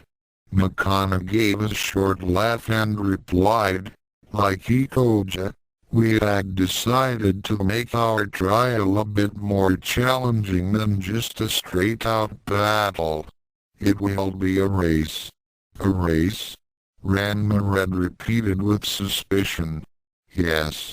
Kataka produced an archaic-looking timepiece. It was an hourglass that was decorated with stone gargoyles and human skulls. She then turned the hourglass over and said with a mischievous smile, "It will be a race against time. The medallion has been split into 5 pieces and is now scattered across the dark world. In order to win the trial, you must reassemble the medallion before the sand in this hourglass runs out. You have 3 hours to do so." "Is that it?" Ranma Blue asked. "That's it. Oh, it's not as easy as you think. Rest assured we have made this trial quite lethal. Good luck, chosen twins. You are going to need it." Both sisters laughed as they disappeared in a cloud of smoke. Ranma Blue looked at the hourglass and then faced his twin. "Well, where do we go first?" Ranma focused his concentration into the light star blade as he ignited it. He then balanced the sword on his finger and held it aloft. The sword began spinning on his index finger like compass needle before pointing toward a forest some 50 miles away. "The nearest piece is in that forest," Ranma replied as he and his brother took off. The race had begun about T-2 hours, 55 minutes. Both twins had landed in a clearing near the place where they thought the medallion piece was. As they began exploring the woods, they were constantly alert for any signs of danger. Surprisingly enough, they had encountered no danger whatsoever as they navigated the groves of dead trees and wilting foliage. When they came to another clearing, they found themselves at the base of a large structure that resembled a Mayan pyramid. At the top of the pyramid was a temple that had a stone statue of some demon god. It was then that Ranma Blue spotted a glint of silver being emitted from the statue. "There it is." Both boys flew up to the top and landed in front of the statue. The statue looked like a twisted image of Shiva. It was over 20 feet tall and it had 6 arms extended in various positions, each with either a blade or blunt weapon stained with blood. Its face was a grotesque image with fangs and red eyes, and it had a crown of human skulls and fingers on its head. Nestled in the front like a centerpiece, was the first portion of the medallion. "I don't know, it's too easy," Ranma Red said as he and his brother cautiously approached the statue. It was then that Ranma Blue's foot stepped on a hidden switch. Clang! Without warning, the stones they were standing on suddenly opened up and released chains and manacles that seemed alive. Reacting like striking cobras, the chains wrapped themselves around the twins before they could bring their weapons to bear. Both Ranmas found their arms pinned to their sides, and when the chains tightened, identical martial artists screamed in pain. It was as if their bodies were on fire. They fell on their sides as their bonds increased their agony, causing them to lose their grip on their weapons. Leech chains can be rather painful, don't you agree? The twins looked up at the sound of Kataka's voice and saw the demon sisters hovering above them. Makana nodded with her sister and said, "And those chains won't release you until they've drained you of every drop of energy from your bodies, including your life forces. Sticky situation, isn't it?" Kataka smiled evilly as she watched the twins writhe in agony. "Don't worry, chosen twins. We will not let you suffer. Our friend there will only be too happy to end your pain. Of course, he would also end your lives as well." Both sisters cackled with glee as they disappeared. It was then that the Ranmas heard an ominous noise, which sounded like the shifting of rock. When they looked over to where the statue was, their faces turned white as the grotesque idol came to life. It let off a roar of delight as it began advancing on the downed champions, eagerly brandishing its weapons and drool dripping from its maw. Ranma Red's adrenaline was pumping like mad as he rolled over to where his weapon had fallen. He managed to get his hand on the hilt, when he saw that the monster was about to gut his brother with a wicked-looking spear. Getting on his back, he spied a chunk of rock at his feet and then kicked at it with both feet. The sizable hunk of stone went flying toward the monster and whacked it on the noggin. It didn't hurt the golem, but it did make him turn around in surprise.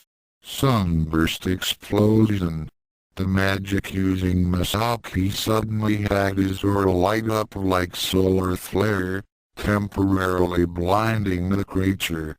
The pause was enough for Ranma Red to ignite the Light Star Blade and use its energy blade to cut himself free of the chains that were draining his power. He got to his feet and charged at the monster, delivering a downward stroke. The blade flashed and cleaved off two of the golem's arms. The stone creature felt no pain as its severed limbs fell to the ground and broke apart into smaller fragments. It continued to advance on Ranma Red and started swinging its weapons at him. Ranma Red was still a bit shaky from the leech chains and held up his sword to carry the blows. The golem kept on slashing and hacking away with tremendous speed, despite its massive weight and size. It was then that the mystic twin stumbled over a loose rock and fell down. The golem advanced on its downed foe and was about to deliver a death blow when it suddenly found that it could not move its feet. Looking down, it saw that the rock of the pyramid had somehow merged with its feet, causing it to be stuck and immobile. Ranma Red looked past the monster in surprise and saw that his brother had gotten on his back and had a glowing hand on the stone surface of the pyramid. Despite the pain he was feeling as the chain slowly leached off his energy, Ranma Blue was using his power over the elements to fuse the stone golem to the pyramid roof. "Take him down, bro." Ranma Red nodded as he charged at his opponent and executed a reverse spin kick to the golem's head. The stone monster's block was smashed off and then Ranma Blue's sibling rammed into the torso with his shoulder, causing the body to snap off, leaving only the feet still embedded in the pyramid. The golem was knocked off the pyramid roof and was sent plummeting to the ground below. The upper portion of the monster shattered with the impact and became nothing more than a pile of rubble. The rest of the body writhed for a few moments before becoming lifeless stone. After freeing his twin from the chains, Ranma Red retrieved the medallion piece from the wreckage of the golem's head. 1 down, 4 to go.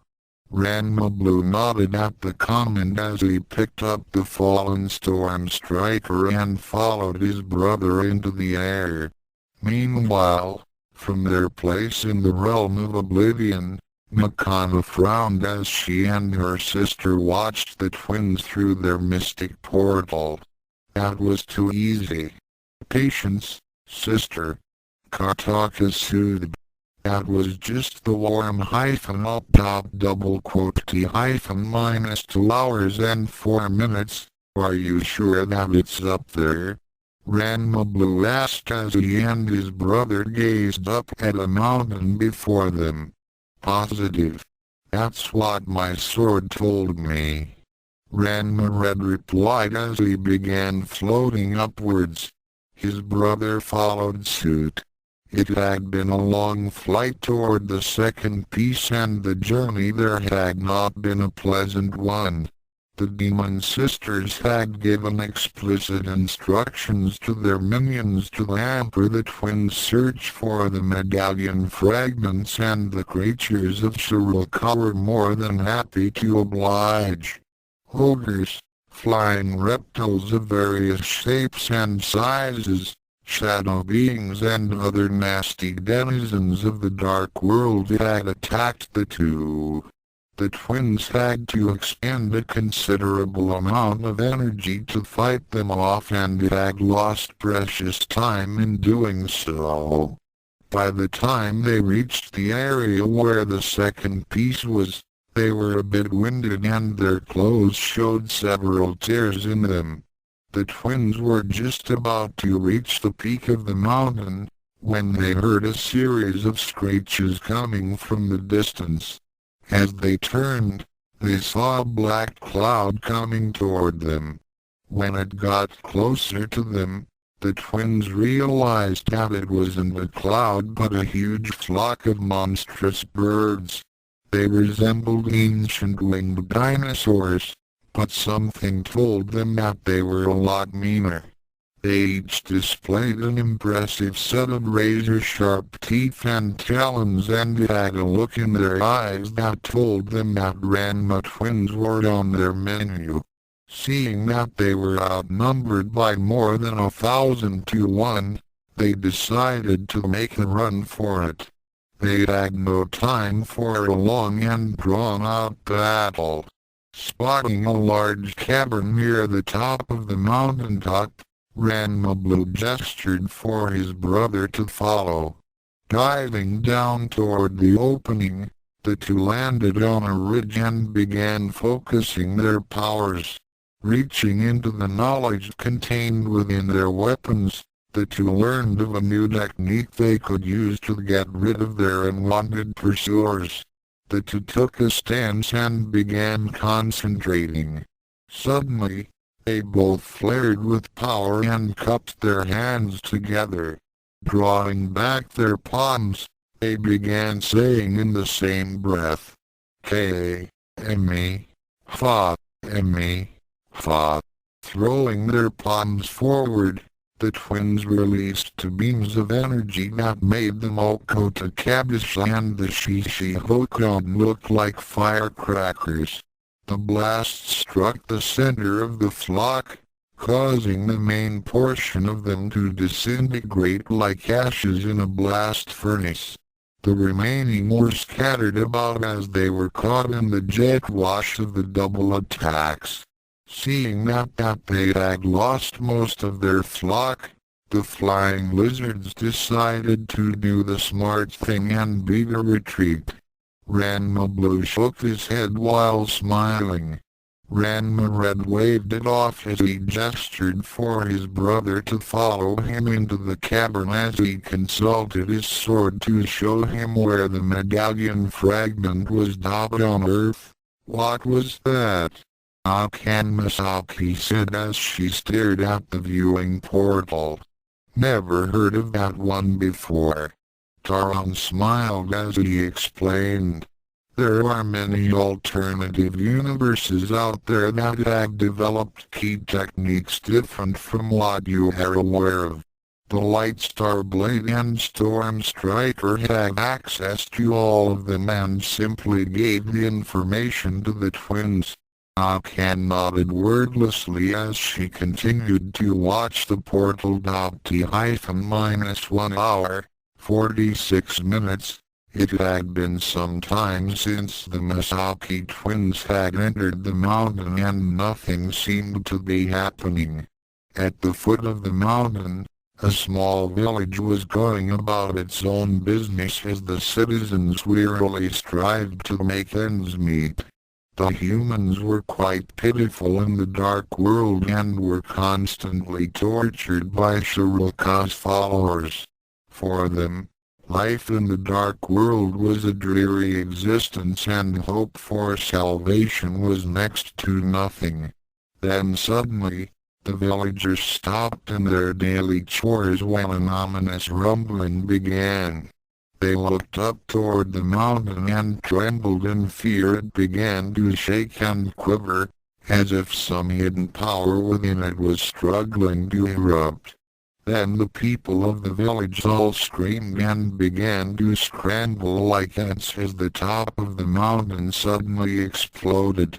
Huge boulders and large amounts of debris went flying, causing several houses to be crushed when they landed.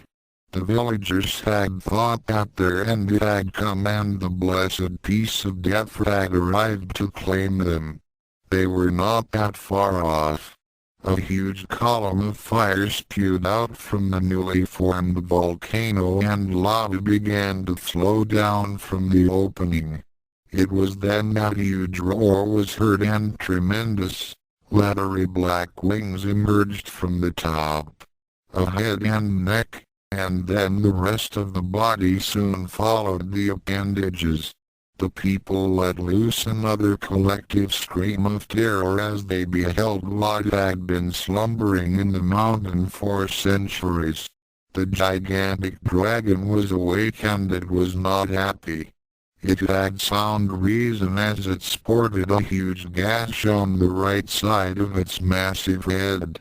Looking down at the village below, it decided to take out its rage and pain on the helpless people below. Spreading its wings wide, it took off, causing a massive windstorm to be swept up. It then dived down to wreak havoc on the village. Emerging from a side fissure in the mountain, the Ranma twins looked up at the flying lizard as they staggered forward. Their clothes sported numerous burns and their bodies were slightly rare. In Ranma Red's hand was the second piece of the medallion. Okay, so that wasn't one of my better ideas. But at least we got the second fragment. Yeah, but look. Ranma Blue gestured down at the village, which the dragon was now torching with its fiery breath. We gotta stop that thing. No problem. One dragon slave should. No. We can't risk it with that thing near the village. We have to draw it away from the village. Oh, man. The mystic Ranma shook his head while pinching the bridge of his nose. We don't have time for this. We don't have a choice. It's our fault that happened. Ranma Blue began swinging Storm Striker by its thong, building up momentum. It began crackling with power, and then when it had gained enough speed, he threw the elemental weapon at the dragon. Thom. The hammer struck the monster in the temple, causing it to scream out in pain. Turning back toward where the hammer was returning to its master, the dragon let off another roar and abandoned its attack on the village, taking off to destroy the ones who had awakened it from its slumber. I think you got its attention. Ranma Red remarked. Gee, what was your first clue? The twins took off with the dragon in hot pursuit. Literally. The beast was launching huge fireballs at the two, intent on roasting them.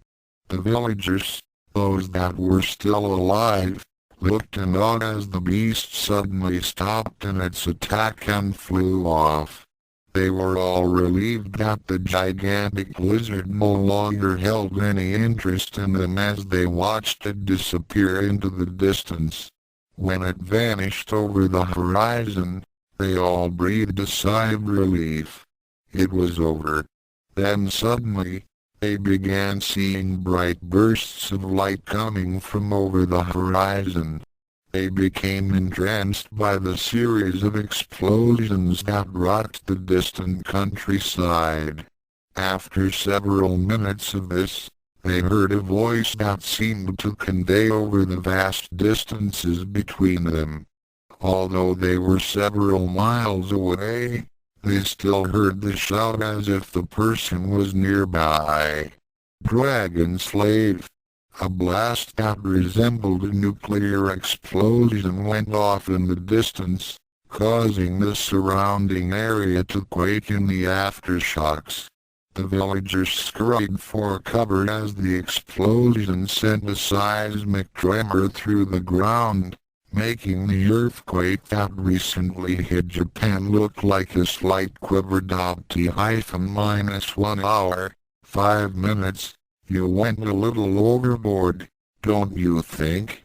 Ranma Blue commented as they flew toward their next destination. Stupid dragon. Stupid lizards. Stupid monsters.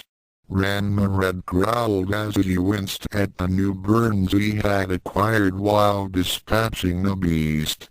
The giant fire breather had been uncooperative and had given a hard fight before Ranma Red was able to kill the thing. Things had not gotten any better as the twins had inadvertently run into those flying lizards again, not to mention more of the demon sisters' flunkies. More time and energy was used up in battling them all. Ranma Red couldn't use any of his healing spells, as they didn't have the time or the energy to waste. So where's the next fragment? Ranma Blue asked. Ranma Red smiled a bit as he replied, we're in luck. According to what the sword is telling me, 2 of the fragments are down in that swamp. We're lucked out. Ranma Blue smiled as he and his brother dived down toward the murky and very unpleasant mire. For a long while, there was silence. Then the eternal quiet was shattered with a shout. Holy! This thing's huge! Exclamation point! Exclamation point! Exclamation point! Double quote T-34 minutes.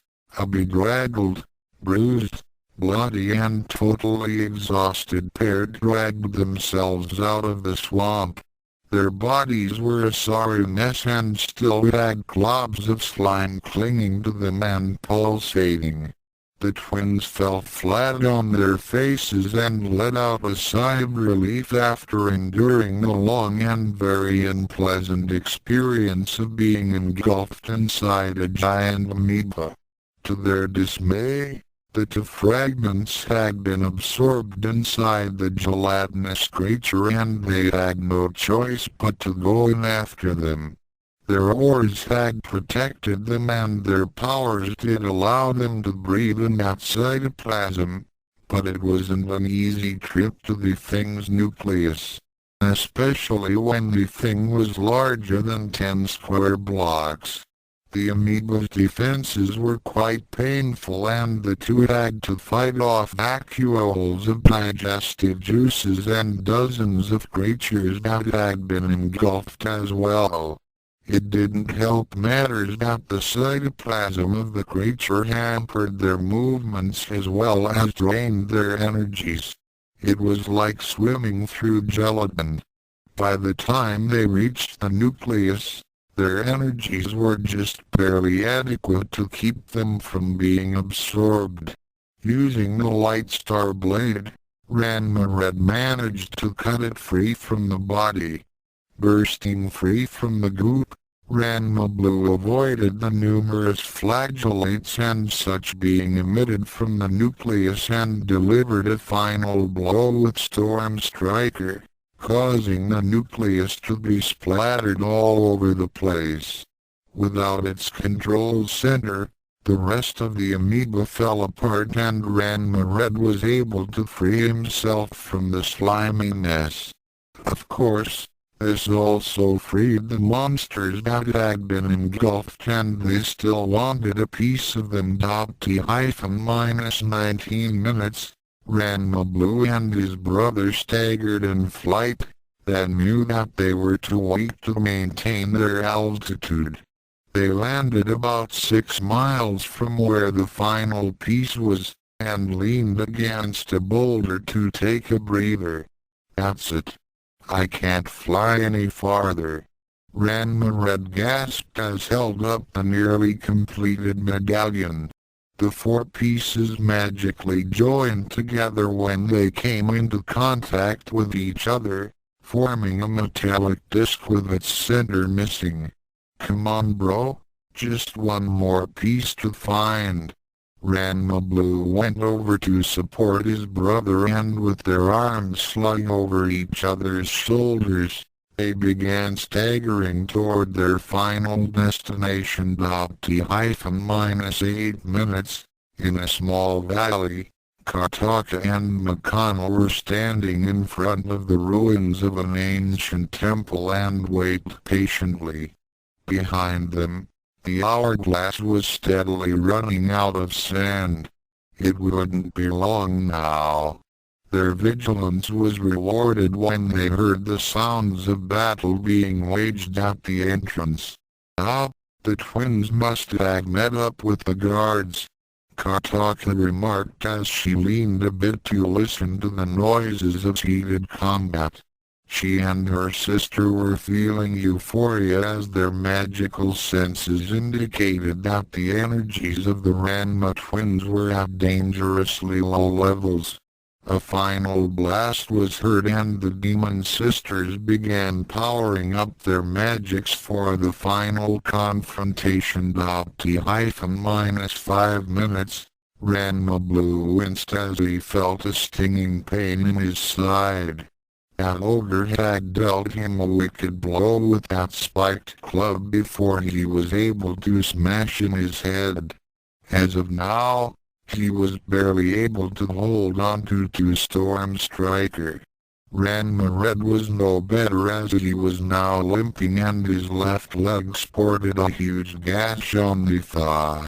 Behind him, a climber's body had been sliced to pieces. Both brothers nodded as they willed themselves forward, their battle oars just barely flickering. Now. T-3 minutes. Congratulations, chosen twins. You actually made it to the fifth and final piece. Kartaka smiled as she caught sight of the two Ranmas as they entered the clearing. She held up the last fragment, then deposited it in one of the folds in her robe. We kind of figured that you'd tag the last piece. Ranma Blue growled. Indeed. Makana nodded as she prepared to strike. Now all you would have to do is to fight us to get it. And you would have less than 3 minutes to do so. She gestured to the hourglass behind them. Now, die. Makana let loose with a sizzling bolt of magical power at Ranma Red. Ranma Red was far too injured to dodge and called up his remaining reserves. Power Reflector. The magical shield appeared before him, but only held out for a moment before it shattered like a frail mirror. The mystic twin screamed out in agony as he took the full brunt of the blast. He was tossed aside like a leaf and he landed hard on the ground. His vision was swimming and realized that he should be dead by now. The sisters were toying with them and they were at their mercy. Makana let loose with another blast and he was just barely able to evade by rolling away. The demone smiled as she advanced on her injured prey. Kartaka was also dealing out massive pain as she tortured Ranma Blue. She called forth shadow beings that attacked the elemental twin mercilessly.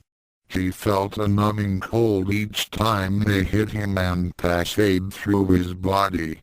It only by sheer willpower that he stayed conscious. One massive blast from each sister sent the Ranmas flying in the air. However, they did not fly far. Their battered and torn bodies stopped suddenly in midair as the demon sisters. They hovered in the grip of the telekinetic powers of the sisters and began feeling immense pressure being forced upon them. It would only take a minute before their bodies would be crushed top T-minus 60 seconds. Both twins screamed out in agony as they were subjected to enough force to have crushed a normal person like grapes. My, you're still resisting? Very impressive. Kartaka remarked. Indeed. You both have been worthy adversaries. What a pity that you cannot provide us with more of a fight. Makana added as she looked at the hourglass. Not that it matters. In 1 minute, it will be all over and the dark worlds shall be victorious. Ranma Red managed to get his larynx working as he gasped out. That gives us plenty of time. Kartaka snorted in amusement. For what? This. Let him have it, bro. With that telepathic message, Ranma Red suddenly exploded with new energies. His brother also became infused with new power, which took both sisters by surprise. What? Makana and Kartaka were blasted back as Ranma Red and his brother let loose with magical and elemental power, throwing the demon siblings off their feet. In addition to learning new key techniques, the twins had learned to hide their power levels, thereby fooling the sisters into thinking that they were weaker than they actually were. With the Light Star Blade and Storm Striker giving false information to confuse Makana and Kartaka's senses, the twins were able to keep a considerable amount of energy in reserve. SKYFIRE Blade Barrage. THUNDERBLAST Wave. Makana and Kartaka were knocked back even further from the unexpected counterattack. Before they had a chance to recover, The chosen twins both rushed forward. T-minus 30 seconds. KDCHUDNSHINAMAGURIK in fury. Both Ranmas began raining a mind-boggling series of punches and kicks that defied description. The sound barrier was broken every second, releasing a constant symphony of sonic booms that echoed throughout the lands. The sisters were pummeled to a level that would have pulverized a mountain into gravel. T-minus 25 seconds. Makana and Kotaka became enraged at being struck with such a crude tactic as they teleported out of range of the Ranma twins' hypersonic assaults and reappeared about 20 feet away. They let loose with purple bolts of dark energies at their foes, which almost caught them off guard and sent them ducking for cover. Surrender, chosen twins. You have lost. Makana sneered. Who says we have? Ranma Blue retorted. T-minus 20 seconds. You have failed to reassemble the medallion. Kotaka stated. We still retain the final piece. The sisters launched another barrage at the twins. We know that. Ranma Red stated as he and his brother dodged. That's why we had used our secret technique on you. What secret technique? Makana said as she and her sister paused in their attacks. There is no secret technique. Kotaka scoffed. You are just grasping at empty straws. We have one exclamation point double quote T-minus 15 seconds. Ranma Blue smirked as he held up the medallion that was still missing the center portion. It is true that the medallion isn't complete without the final piece. Ranma Red then stood beside his brother and held up a hand that was holding the last piece. It's a good thing that we got the last piece exclamation point double quote T-minus 10 seconds. What? Both sisters gasped as they stared at the last fragment. Makana then frantically searched her robe and realized the truth. When Ranma Red had used those super moves on her, he must have, you thief.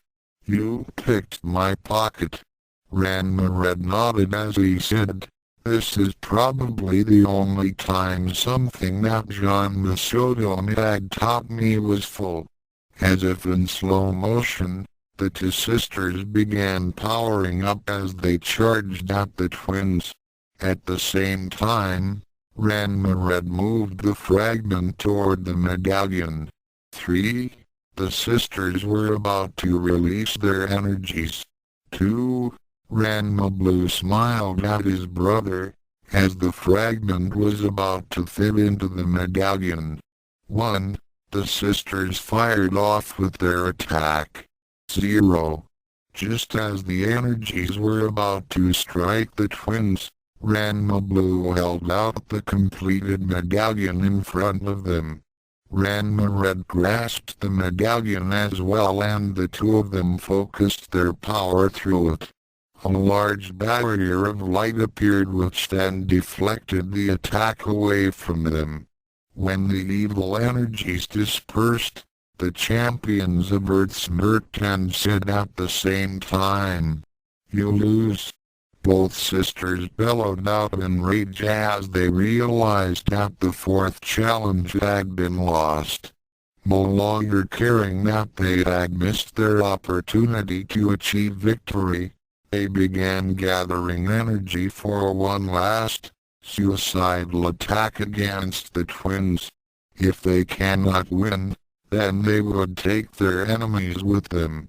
Both Ranmas backed away at the pair as they realized what was going on.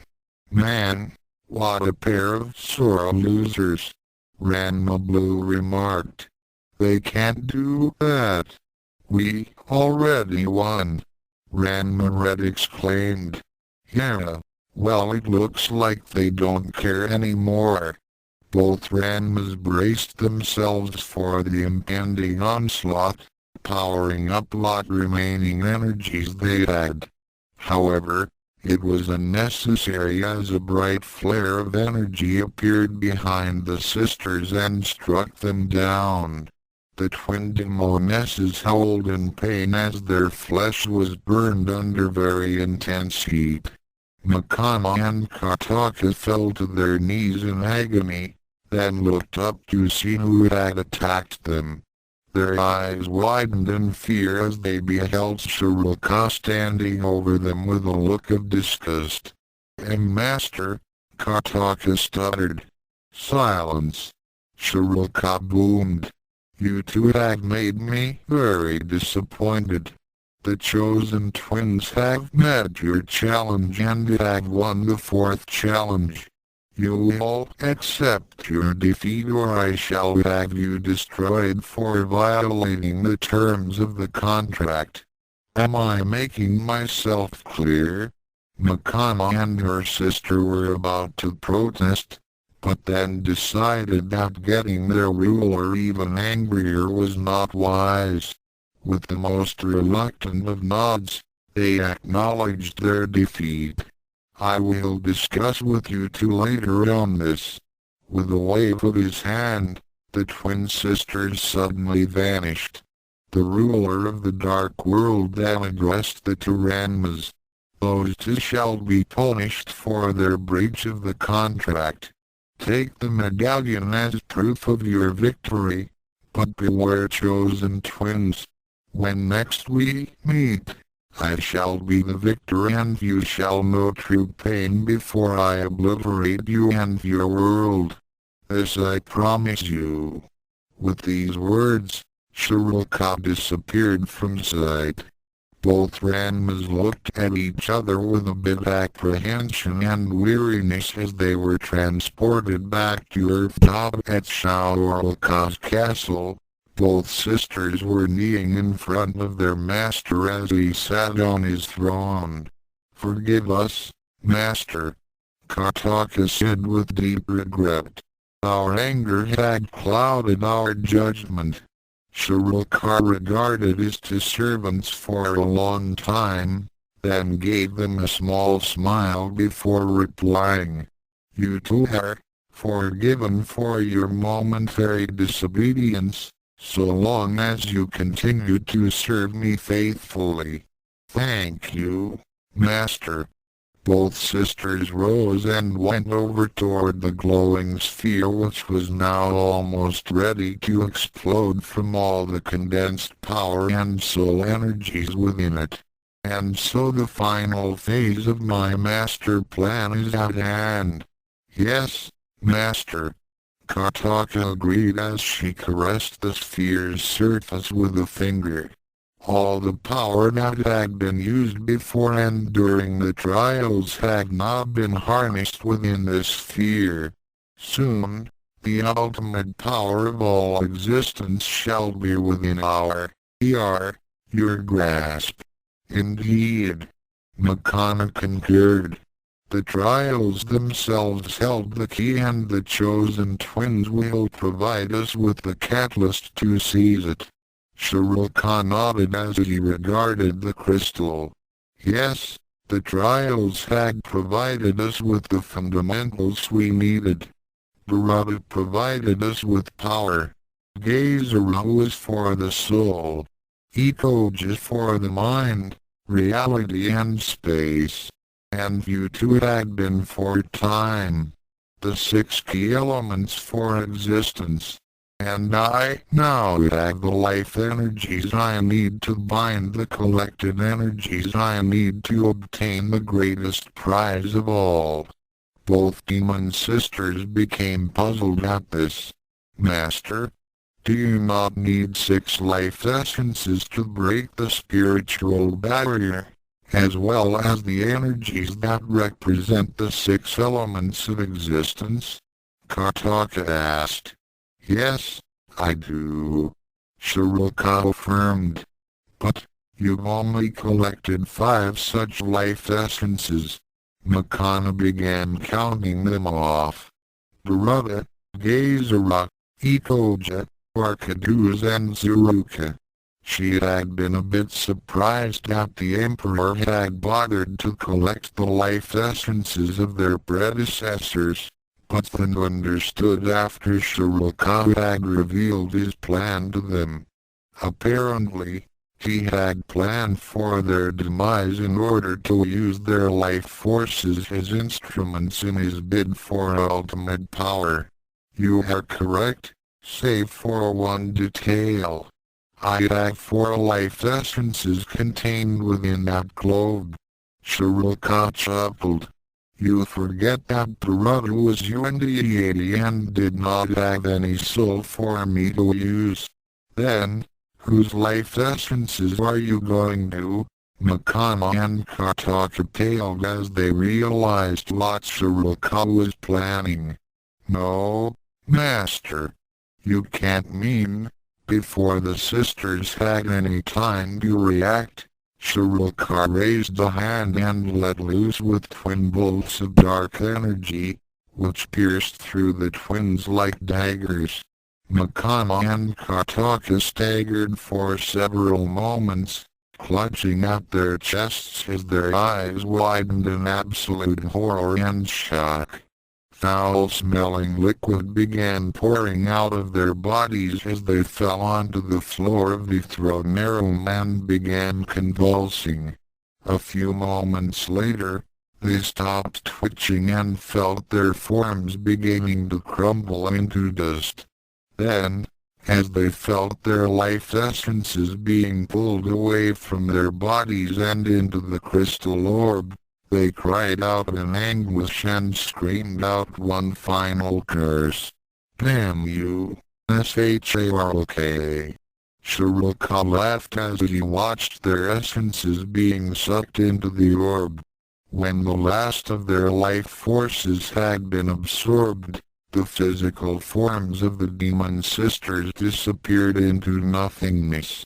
He then got up, walked toward the orb and said to it, "And now my potent beauty, you shall become my means to become ruler of all creation. Beware chosen twins, for tomorrow shall not only be the end of your existence, but it will be the day in which I will become master of all. Not even Kami-sama can stop me now." Shiroka's laughter echoed throughout the halls of the castle, an ominous sign for the dark times ahead. To be continued, offer single quotes notes. Well, the last 3 chapters are in sight and it's been some experience. I'd like to thank all my readers for staying with me for so long, and I am now gearing up to finish the story that started me on the road to fanfic tie-on writing. I'd like to apologize for all the times I've delayed finishing this, as my other stories seem to have gotten me so wrapped up. Once again, I'd like to thank you all for your support. Dual Destiny is disclaimer. Well, if you've read this far, then I commend you.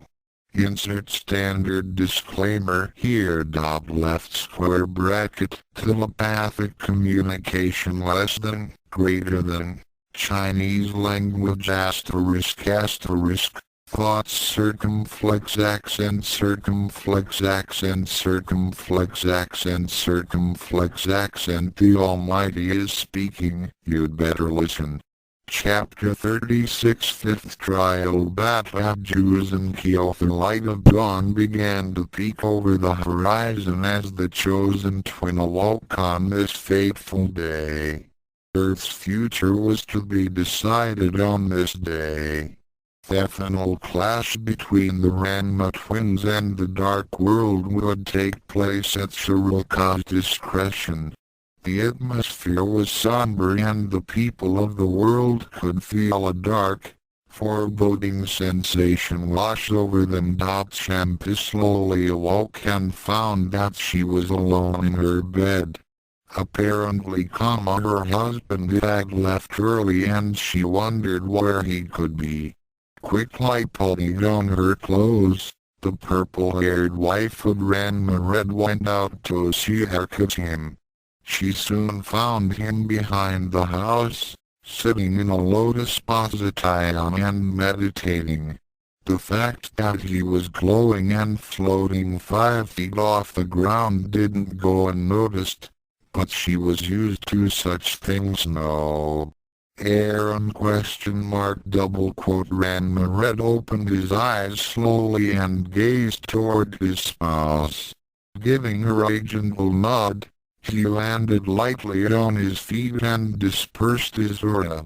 He then offered up his Amazon and their lips locked together in a passionate kiss. After a long minute, the two broke the kiss and simply gazed at each other while embracing. They stood together in silence, not daring to say anything, as they knew that words were meaningless this moment. They knew how important this day was. Nothing more needed to be said. Ranma looked deeply into the violet depths of his shampoo and saw a fear in those eyes. She was worried, very worried. She had watched him battle beings of unspeakable horror and very nearly lost his life several times during the trials. She had almost been driven to the point of madness after witnessing her husband of just a week put himself in dangers that should have killed a normal person 100 times over, or worse. Now, this was to be the final conflict. Her mate would face off against Evil Incarnate, the very being who had caused much suffering throughout the centuries. To say that she was a bit on edge would be an understatement. The mystic twin saw his wife's fear but knew that nothing could be said to alleviate it. Saying that everything would be alright would be a lie. Tech knew that Shiroka was not going to be defeated easily. It was extremely possible he and his brother could lose their lives this very day. However, he could also see the trust and love that Shampoo carried for him. It was that undying faith that the magical twin drew his strength from. It gave him hope and made him look boldly toward the future. When he and his brother was one being, Tendo-Saotome had always been fearful of the future. The problems of his old life had always plagued him, and the cursed martial artist dreaded the coming of another day, as it usually brought forth new headaches and pain, courtesy of his father Ranma. Now, with their souls parted, and the Panda Man no longer present to cause any more problems, Ranma could truly look forward to tomorrow. And tomorrow would come, provided that Ranma and his brother could win this final trial. A lifetime of living without his old troubles was promised. A happy existence with his wife by his side. A life that was finally his to command, and perhaps a family. With that last thought in mind, the 17-year-old martial artist, and one of the most powerful mortals on the earth, swept up Shampoo in his arms and carried her back into the house. In a short time, they were both naked and were making slow, lazy love to each other. This time, however, Ranma did not use the birth control spell. In another house, Ranma groaned as he spilled his seed into Ukyo for the 5th time. The okonomiyaki chef shuddered as she felt her own body find its release. As her husband collapsed on top of her, She began weeping, as she knew that this might be the last time. Ranma Blue noticed his wife's tears. "Fuken? What's the matter? Double quote, single quote, has nothing, Ranshin. Really?" She tried to wipe the tears away, but he grasped her hand and then leaned forward to kiss away her salty tears. Double quoted, single quote, "That's alright, Fuken. I know," he said quietly as he began making love to her again. "I promise you. We'll always be together." Double quote, Ukyo nodded and shut her eyes tight. Her arms and legs tightened their grip around him as she began moving with him. A few minutes later, she cried out as her body found its release again. An hour later, both twins and their wives walked up to where Soren and Taron were standing near the challenge log. Behind them were their mother, soon Tendo, their adopted sisters Kasumi, Nebiki and Akan, and the entire council of elders. Cologne nodded to them as she and her sister matriarch stood by. "So, are you prepared for the final trial?" Soren asked. Both twins nodded as Ranma Red replied. "We've been training for this for a long time, Soren. We've lost a lot and gained so much more. After all that, if we're not ready for this now, then the Dark World already won." Double quote, let's single quote, "let's do it," Ranma Blue said. "Send us to the Dark World and Shiroka exclamation point. Double quote, "the final trial will not be in the Dark World," Taron said as he shook the sheet. Double quote, "Lot?" Both twins said with surprise. Soren nodded. "As this is the final battle of the contract, Shiroka reserves the right to hold the battle in a place of his choice, and it doesn't have to be in the Dark World. Furthermore, the contract does state that the Emperor of the Dark World may either battle the chosen twins himself or have a champion of his own choosing. We had just received word that you will be battle against his champion and, on Earth. Double quote, both twins became a bit apprehensive at this news. They had expected to battle with the Dark Lord himself. While Shiroka was making this last minute exchange, something was up. They didn't like the sound of this at all. They had sensed the great evil and immense power within the Dark World ruler. It could have taken all of their power to defeat him. He himself was confident of victory, despite the fact that the twins had successfully completed each of the trials. What was going on? However, since this was part of the contract, they had no choice but to abide by this sudden change. Double quote, "So, who is it? And where?" Ranma Blue asked slowly. Taron sighed as he said, "The identity of this champion has not yet been revealed, therefore neither my brother nor I can tell the two of you anything about him. However, the battlefield has been revealed and one can see the irony of it all. You had to meet Shiroka's champion at Juzen Kyobinu. Double quote, "in the Dark World." Shiroka chuckled as he watched the gigantic orb of energy pulsate before him in the throne room. He slowly circled around the massive globe, while he admired his handiwork. Finally, after 10,000 years, the plan shall come to fruition.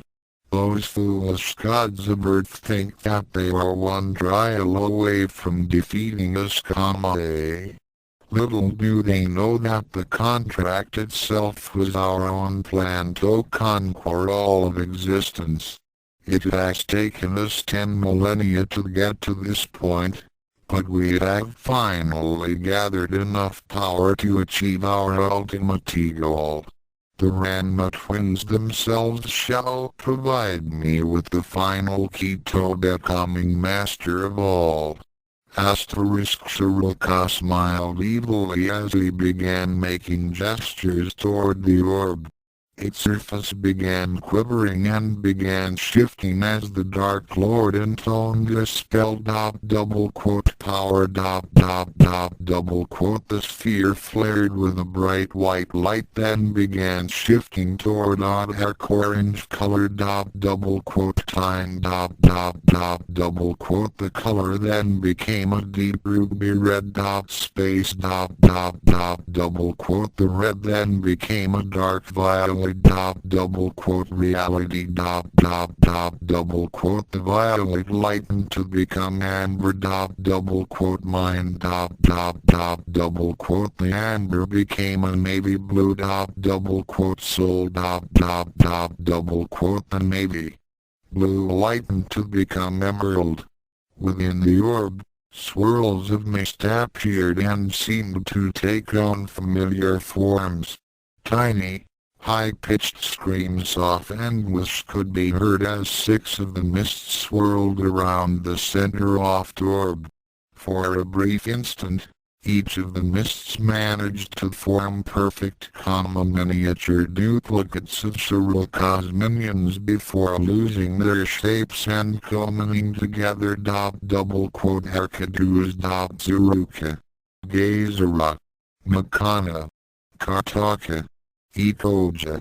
Your death shall not be in vain, as I will gladly use your souls to gain mastery of all creation itself. The infinite power of the very cosmos shall be mine to command. Exclamation point. Juzenkyo.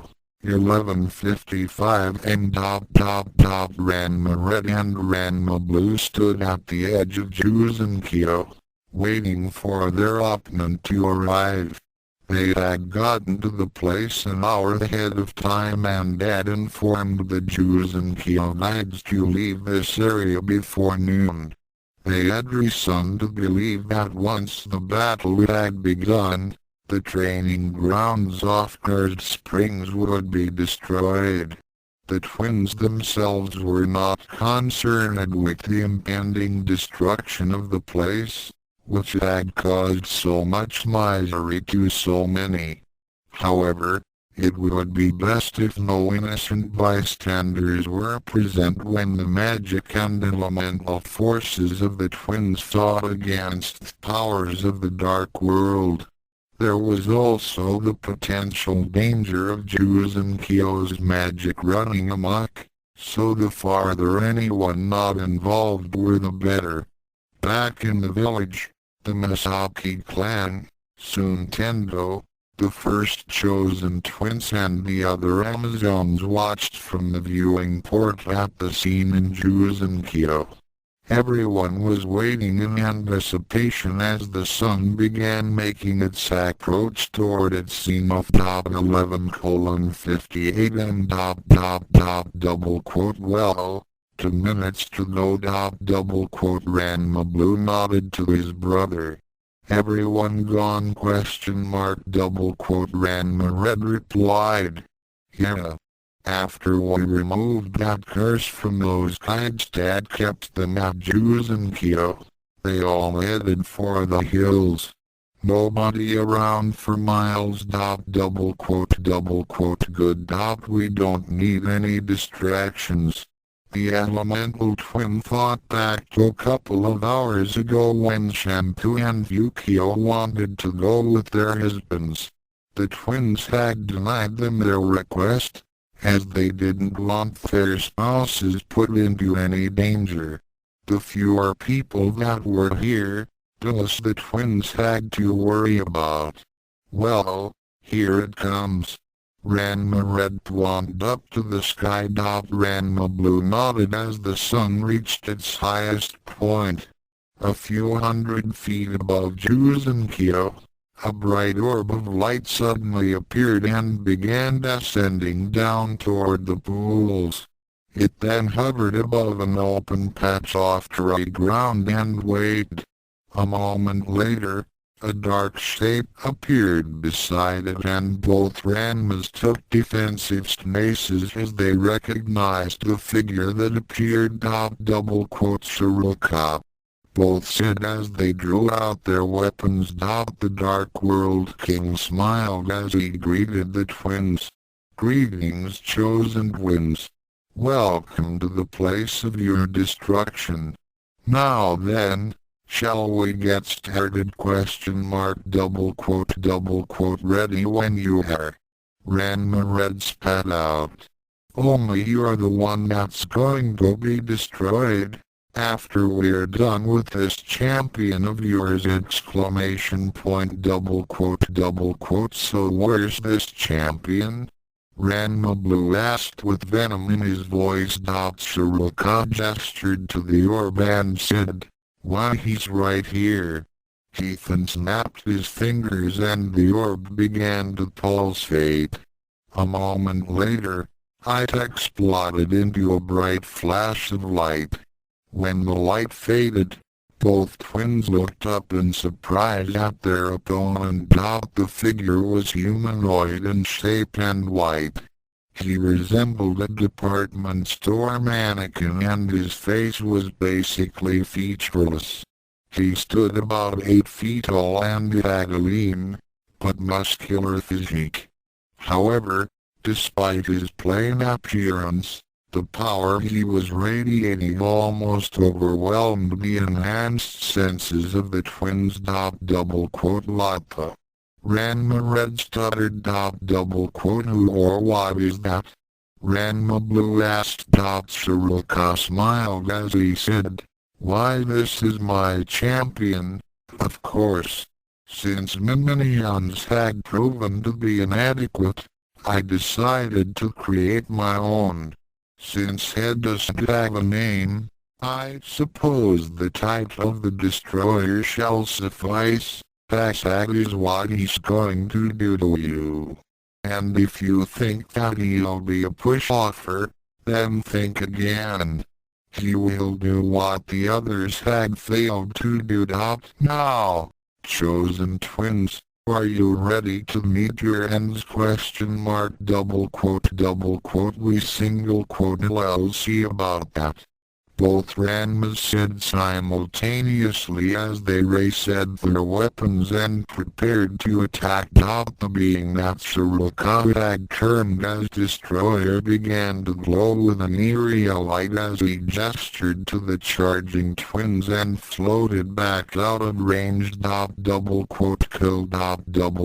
Destroyer wasted no time as it suddenly vanished from view as Ranma reignited the light star blade and took a swing at its head. Ranma Blue paused in charging as he looked around for their opponent. Suddenly, he let out a yelp of pain as a flare of light appeared behind him and slashed away at his back. Ranma Red immediately saw that the Destroyer was using Geyser's old trick of striking from the astral plane. He held his sword up and faded from view as his brother began scanning the area for their invisible foe. Almost immediately, flashes of light began sparking around the cursed pools as Ranma Red clashed with the Destroyer. Left square bracket what the hell ? Right square bracket. The elemental twin didn't know what was going on in the astral plane, but he did realize the situation. Concentrating on the telepathic link he had with his sibling, he began anticipating where the two would be. When a flash of light appeared above the spring of ground big, Ranma Blue let Storm Striker fly. The warhammer slammed into something solid and caused a big explosion, which obliterated the pool that had cursed Ryoga a year ago.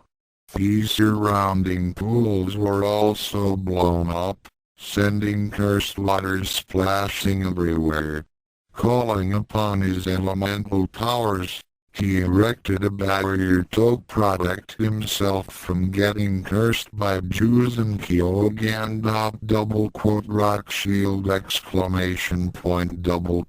ground before him suddenly erupted and a flat slab of granite appeared to act as a protective shield against the waters from the spring of drowned pig, bull, cat and young priest. When the waters were redirected away from him, Ranma Blue looked to his side as his brother reappeared. Storm Striker automatically returned to his hand, as they both gazed to where the destroyer had reappeared after being forced from the astral plane. The two siblings stared at what they saw in the center of the crater that once had the high Tony icon. W-what the? Ranma Blue stammered. Gazer, you're still alive? Ranma Red asked in surprise. Standing before them in the destroyed spring was the swordmaster himself. He was still garbed in his armor and holding a black magic blade, the demon fang in his hands. His face held a grim expression with murder in his eyes, a look the twins knew well as Gazera's berserker rage. It can't be. You're supposed to be dead. Ranma Red's brother exclaimed. He is, well, in a manner of speaking. Both twins looked up to see Shiroka chuckling as he floated above the training grounds. The ruler of the Dark Rulers smirked down at his foes and said, "Oh, didn't he mention? The destroyer happens to contain the essences of all of your former opponents. I thought that it would be such a waste for those poor departed souls, so I gave them another opportunity to kill the two of you. My destroyer has all the powers and essences of Arcaduce, Tsuruka, Makanakamaka, Ikoji and, as you can see, Gazera. I simply merged their life forces into my creation so that they can fulfill their mission, namely to end your lives. Although, I must admit, Gazera was quite unwilling to aid me, so I had to force his soul from the Kami plane. All that effort only to escape from my grasp, and he still ends up as my servant. Isn't that amusing? Fa fa fa fa exclamation point double quote damn you. Ranma Red gritted. He and his brother had seen the true anguish that the Dark World Swordmaster had felt, and they had been reluctant to grant his wish for an end to his existence.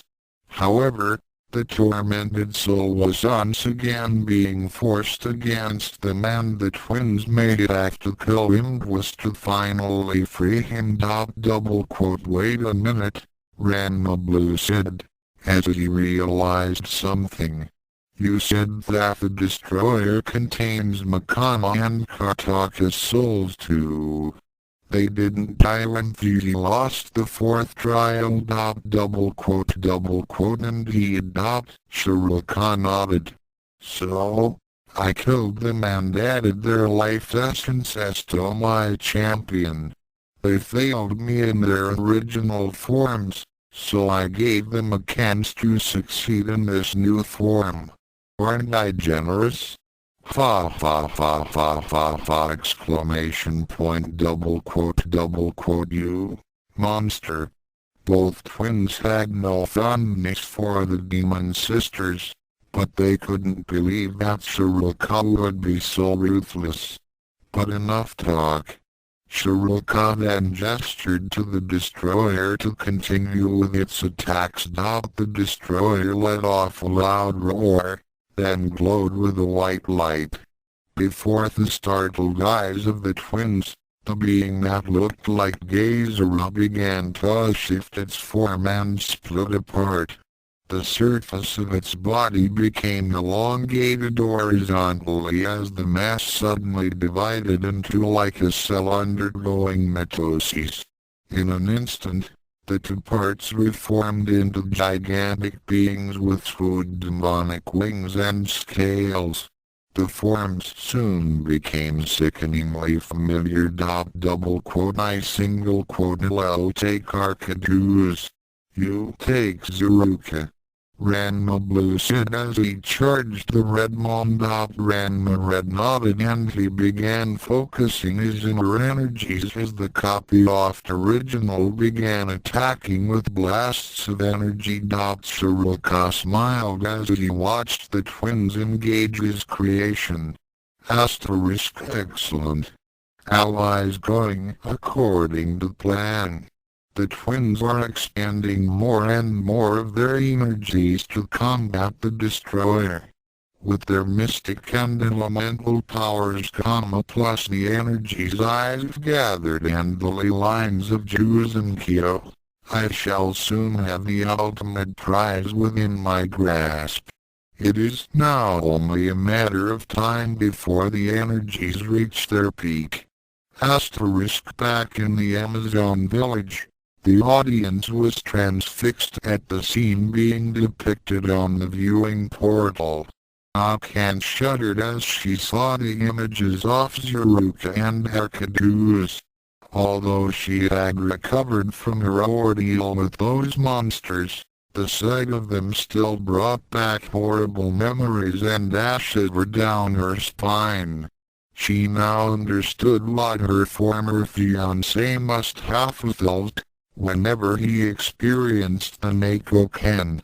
To have one's grip on reality being slowly torn asunder while being tortured, a lasting fear being packed upon one's psyche, then later relive the experience repeatedly. Sho wondered how Ranma Sodom could have endured such a thing for so long. Taron and Soren watched the battle with very intense looks. As they continued to observe their pupils fight against the destroyer, they held a telepathic conversation between each other. Left square bracket double quote They are doing quite well. Soren observed as Ranma Red let loose with a gorge of Kai blasts, followed by a spirit fist. Left square bracket double quote Yes, but it seems that Ukyo is taking quite a pounding. Taron responded as he saw 3 more cursed springs explode from several of Ranma Blue's thunderbolt strike attacks. Left square bracket double quote Well, the destruction of Ukyo would be of no concern to the future of Earth.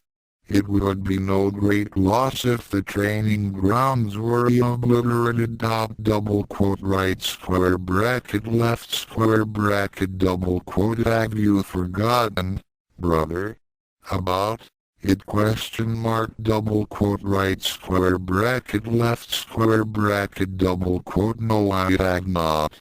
However, even if Ukyo were totally annihilated, the network of ley lines that the cursed pools draws their power from would still be intact.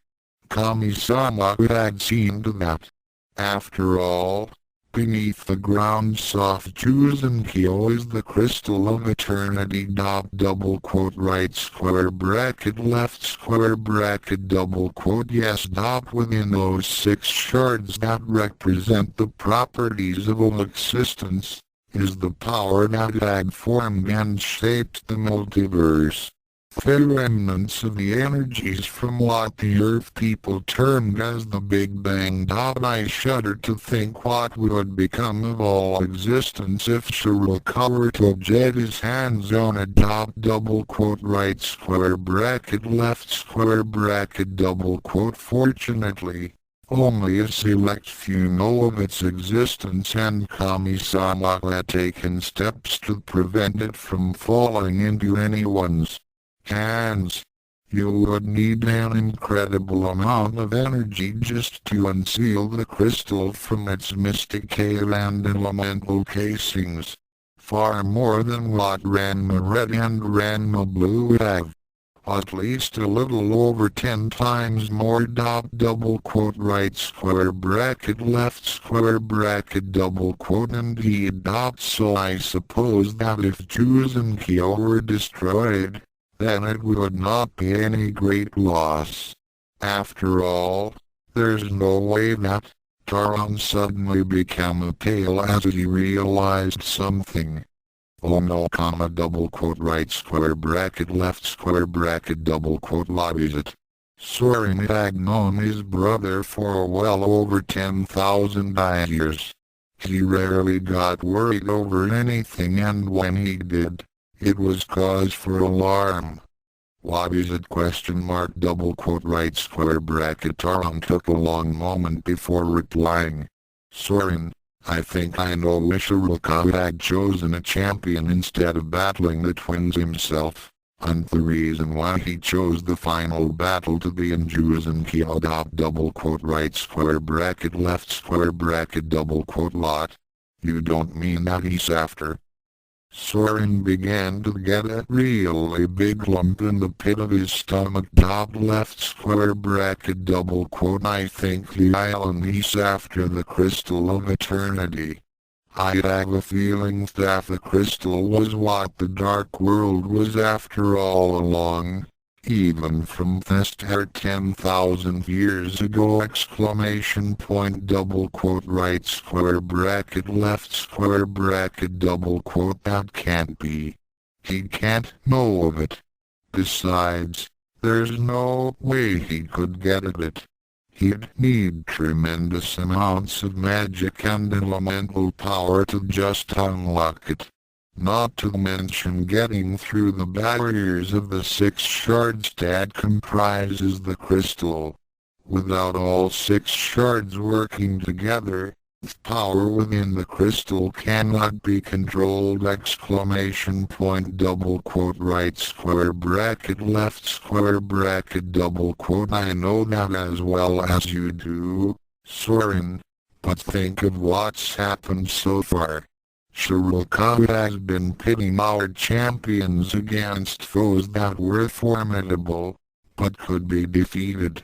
However, our champions always needed more and more power to defeat them! Double quote right square bracket. As the viewing portal depicted Ranma Red throwing his Skyfire sword spell at his opponent, obliterating another 6 duels in the process, Soren began to realize what his brother was implying. Hold on a minute. Are you saying that the Dark World has been drawing power from our champions, whenever Ranma Red and Ranma Blue had to fight them? Double quote right square bracket left square bracket double quote. It makes sense, doesn't it? I mean, look at how many times they used a leech dome or some other kind of method to suck away their energies. And a massive amount of both mystical and elemental energies is needed to unlock the crystal's seal. The viewing portal then changed to Ranma Blue, who is using his Arctic Spear to gain him some more elbow room. Left square bracket double quote B hyphen. But if that's true, then they'd still wouldn't be able to unlock the seal. The Ranma twins don't have anywhere near the amounts that are required. The Dark World would need more than 10 times the. This time, it was Soren's turn to become pale. No, You don't mean question mark double quote right square bracket. Taron nodded as he saw Arkadu's and Zuruka merge together to form Arkaruka. Left square bracket double quote. The dark world has been playing us for suckers. 10,000 years with a contract renewal every 1,000 years. I wouldn't be surprised if they had been secretly siphoning off power from our previous champions as well. That would mean that the Ranma twins would provide the final portion of power they need to unlock the crystal. And if Juice and Kyo were destroyed, all of that element and magical power that would be released would push these EO's limit over the top! Exclamation point double quote right square bracket left square bracket double quote. But Shiroka would still need the psychic connection between the releasing energies and the 6 shards of the crystal in order to gain access to its power. Soren felt as if he were going to faint as he thought back to the last 4 trials. Number power from Zuruka and Arkadu's double quote right square bracket. Taron nodded. He co-warped reality in his tower and challenged the mind. Double quote right square bracket left square bracket double quote. Gazera traveled through space with his astral plane attacks. Double quote right square bracket left square bracket double quote. Makana and Kataka's trial was a race against time. Double quote right square bracket left square bracket double quote. And the destroyer is the combined soul energies of those 6. Soul, mind, space, time, reality, and power! Exclamation point double quote right square bracket left square bracket double quote. Shiroka wants the twins to defeat his champions. They're fighting their way into a trap. We have to warn them! Exclamation point double quote right square bracket. Soren nodded as he began powering up his teleport ion powers. However, he was surprised when he tried to transport to Juice and Kyo. He felt no connection to the magical fields that fed his powers. He tried again. That also failed. Taron noticed that his brother was somehow being prevented in using his magic. He tried to lift off the ground with his gravity powers. He didn't rise an inch. He then tried again. That also met with disappointing results. Left square bracket double quote lot single quote s going on. What's happening? Taron tried to move, but he found himself rooted to the spot. Soren also discovered that he too could not move. It was then that they got a message in their minds from someone very high up.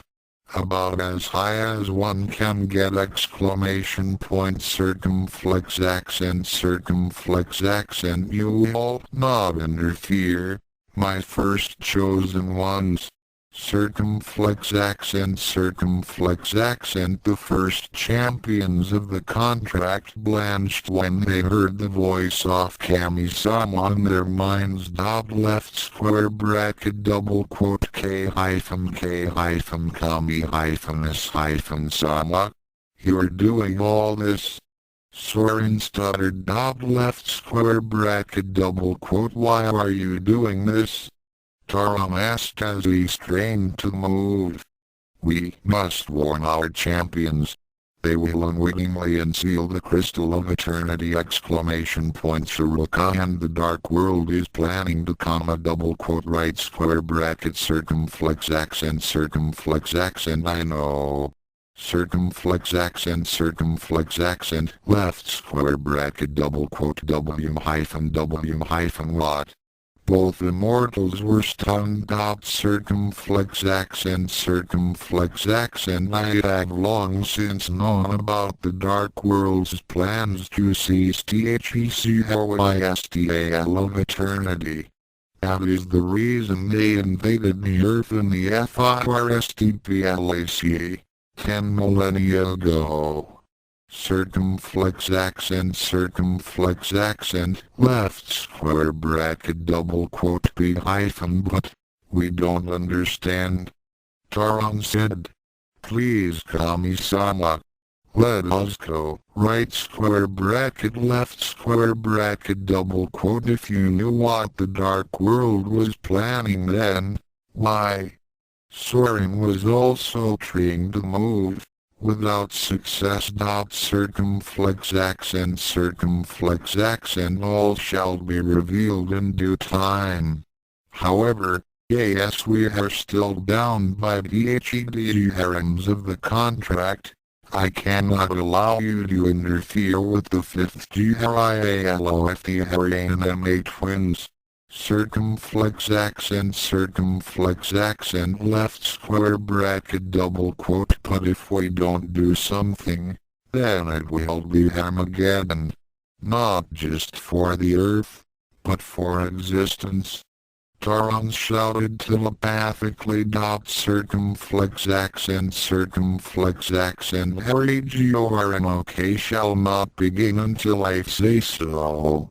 Yes, you are still my CHOSENONEs until the end of the contract. You shall abide by my orders.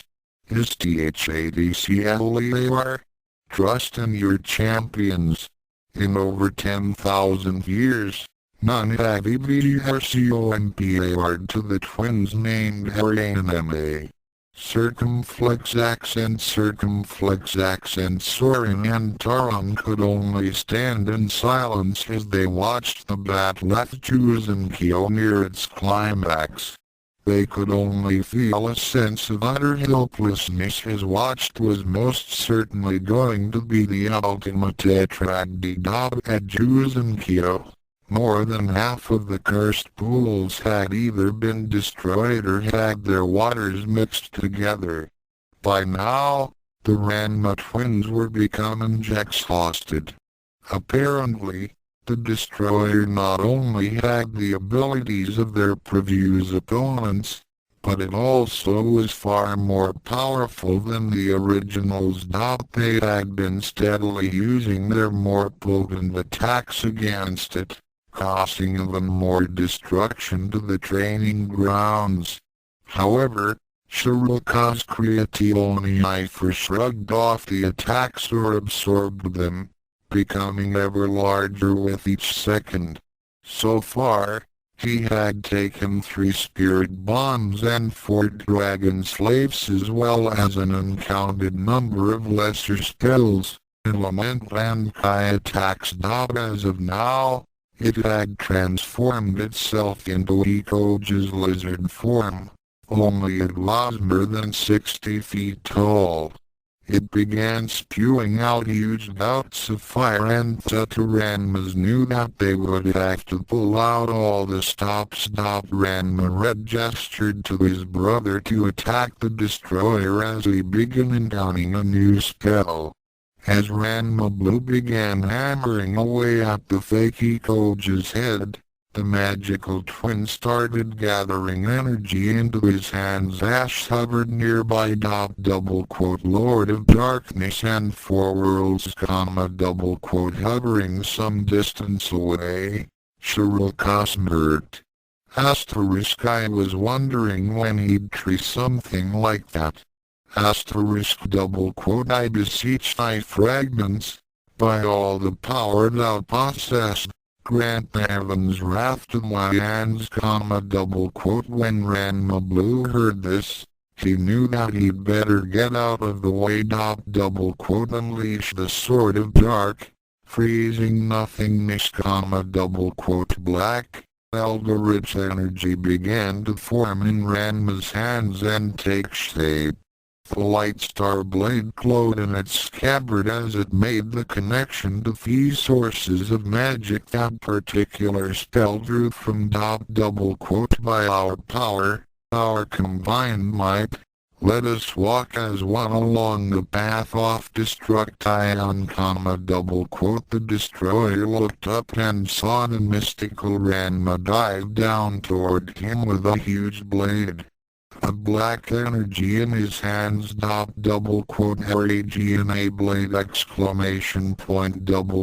There was a huge thunderous noise and the destroyer let off a howl of pain as Ranma Red used the Ragna blade to cleave the monster in half. The resulting explosion of releasing so much power all at once caused Ranma Red to lose control of his spell and was flung backward. The Ragna blood dispersed into nothingness as the two halves of the monster reeled from the attack. Fortunately, Ranma Blue was there to catch his brother and managed to keep them aloft. Making certain that his sibling was alright, he looked down at the carnage that he had wrought on the destroyer and Jusenkyo. The rest of the training grounds trembled under the massive blast, annihilating the rest of the pools and causing the rest of the valley to shudder as if it was subjected to a small earthquake.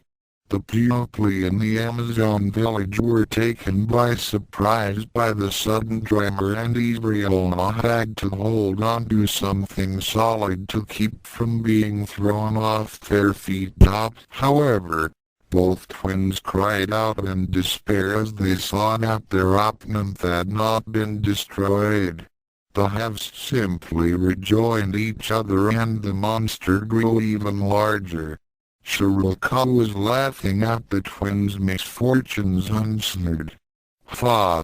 If that's all you've got, then you might as well give up now!" The twins were at their wits' end. No matter what they did, the destroyer would keep coming back for more. With Jusenkyo now a barren crater and the destroyer was not powering up for a final attack, they had no choice. "Blue, I had one last spell I could use. This will take just about everything I've got and even then, it may not be enough." Right square bracket left square bracket well, we've got nothing else that we could throw at him. He's taken everything we could attack him with. If this spell is all we've got left, then do it. Right square bracket left square bracket alright, but I'm not sure if I can control it. The Ragna blade took a lot out of me. I may not be able to keep it contained. It may just destroy the world as surely as the dark world would. Right square bracket left square bracket Taron and Soren did say that we can combine our energies together. You might be able to use my elemental energies to keep that spell in check so we can use it. It'll be a combined attack. Our last and best attack. Right square bracket left square bracket alright. Let's do it! Right square bracket. Ranma Blue got behind his brother and placed his hands on his shoulders. He began focusing what remaining energies he had and merged it with his sibling as Ranma Red took out the Light Star Blade and began chanting Thethanal spell. Darkness beyond blackest pitch, deeper than the deepest night, all over the earth. Certain beings began getting a sense of foreboding, as if they knew that the end was near. Lord of Darkness, shining like gold upon the sea of chaos, Lashu as instruments began to go haywire as a whole flock of crows suddenly landed dead at the front of the Masaki shrine. Beldandi, Ur and Skull's face markings began to glow as they looked up from their stations at the ultimate force system. Yosho looked to the skies and silently promised to meet his wife and the Chikaso in the Amazon village. Everyone held their breath, I call upon thee, swear myself to thee, Shiroka put a bit more distance between himself and the danger zone as the destroyer let loose a final, massive blast at the twins above. He smiled in anticipation as he was about to claim the greatest prize of all. Let the fools who stand before us be destroyed by the power you and he possess. GIG the slave exclamation point double quote. A gigantic blast of utter darkness was sent hurtling down at the destroyer. The blackness swallowed up the monster's attack as well as the entire area where Juice and Kyo once stood. Ranma Blue gritted his teeth as he desperately used all the elemental power at his command to keep the Giga slave from running amok. He held on to his brother, using his power as a conduit to limit the destructive power of the spell within the confines of the valley. Winds began blowing at hurricane speeds, causing nearby forests to snap like toothpicks. A huge storm suddenly appeared from above, causing massive amounts of lightning to strike the ground below. The entire world trembled as the force of Ranma Red's spell drove deep into the ground to totally destroy the destroyer. Ranma Red bit down and focused his mid to end the spell when he no longer felt the presence of Shiroka's champion. It took supreme concentration for both Ranmas to keep the energies contained and disperse it before it had a chance to wreak havoc on their world. Finally, after what seemed to be an eternity, the chaos finally ceased and the world could breathe a sigh of relief. The Ranma twins landed hard on the barren ground that had once been the place they despised most.